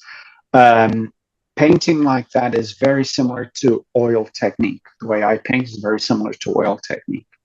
One of the things that you develop necessarily is speed, but that comes with time. There's a certain urgency to capture the paint with a certain viscosity while you're still working. So you can apply more elements to it. You can apply more tones, colors, shift colors, do transitions, etc. But it's just a matter of practicing. It took me a while though to love it, and now I don't want any other medium except for acrylic.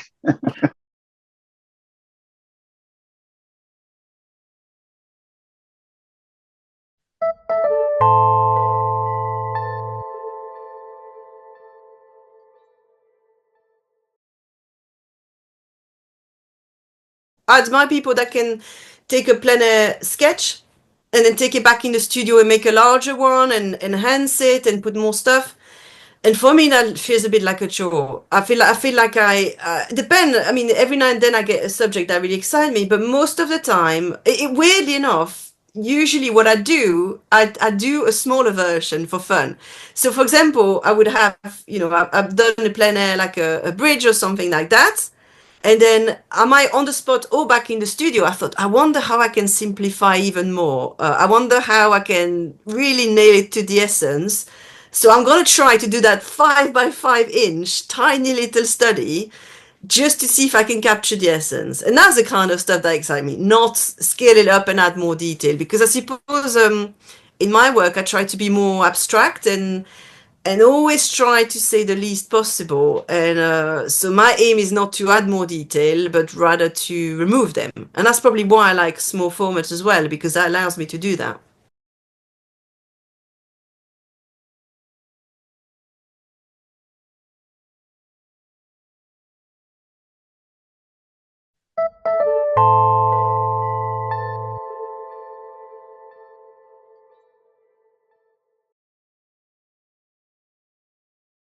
.99% of my work is done in one session, probably over 2 hours. Yeah. Because this is, and that's my challenge this year, is that I would like to do bigger and find a way to still stay excited about my subject for more than 2 hours. But this is really like, it's just I get in the zone, and it's a lovely feeling, and I'm sure you get too, and most painters will understand, but I get in the zone for a short term. And after that, it feels more like work. It feels more like a chore. So it's most of my painting I done quite quickly. But yeah, so it's always it's funny. But the moment I finish a painting, I like literally the last brushstroke, or when I put it on the shelf, I'm then thinking about the next one, and it's a bit of an addiction. But I'm like, so I'm not the one to dwell on the past and dwell on the work and. And that's why I don't do many exhibition or things. I just don't like to, bring them back and, I just want to paint the next one. That's what I want to do. Because I think that's A, because I want to get that excitement again, and B, because I think that's what's going to help me the most to learn to become a better painter. And so is that kind of feeling, which I think it could be good but I suppose it's not great if you want to start working larger or having more commitment about, okay, I need to do that area, I need to do this, I need to schedule my time. I like quite big, quite spontaneous and just do it.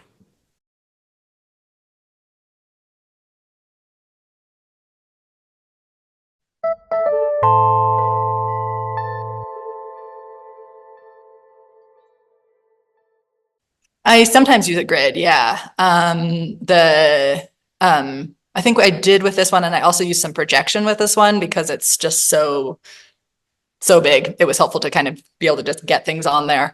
Not a whole image, but like pieces of it.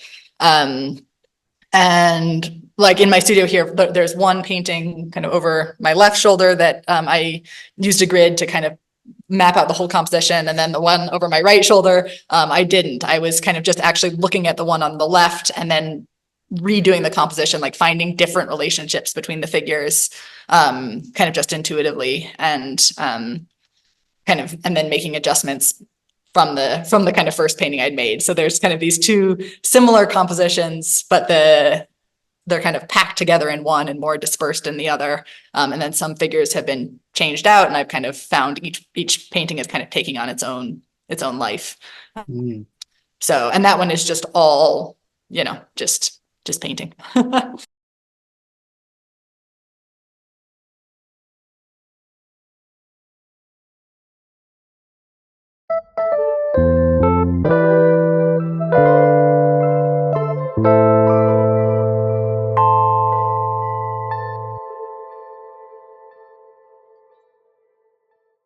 When I started out, like I just used photo reference because it was like when you're trying to learn and you're outside doing it, you're battling. For me, I was just battling too many things, and I couldn't.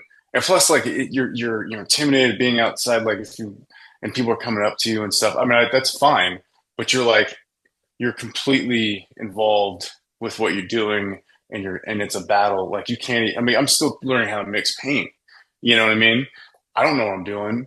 So what I ended up, I would go out, shoot a bunch of reference, bring it back. I don't care like about the color. I mean, Lindsay would help me like correct like the color, so that was good. She's a master at that. She's taught me how to like color correct. So and then even just like de-warp things. So right out of the gate, I had help with all that stuff. But I found that being sort of in the studio painting from reference, it gave me the opportunity to try things out and be a little more successful early on with like at least just what I was doing, so that you're not just constantly sort of like fighting a losing battle, I guess, so then once I was comfortable, even just like mixing paint, and just getting comfortable with like applying paint, because you know how that is. It's like the first time, if you can remember the first time you like threw oil paint down, you're just like, what? Like, how does anyone do this? It is just like slop fest. So you get comfortable with that. So I would get comfortable like with that stuff for like maybe the first year just in the studio, and then I started venturing out, and that's when the learning really started, because plein air painting for me is a tool. It's like going to school, like I go outside. What I just need to like learn, I do that.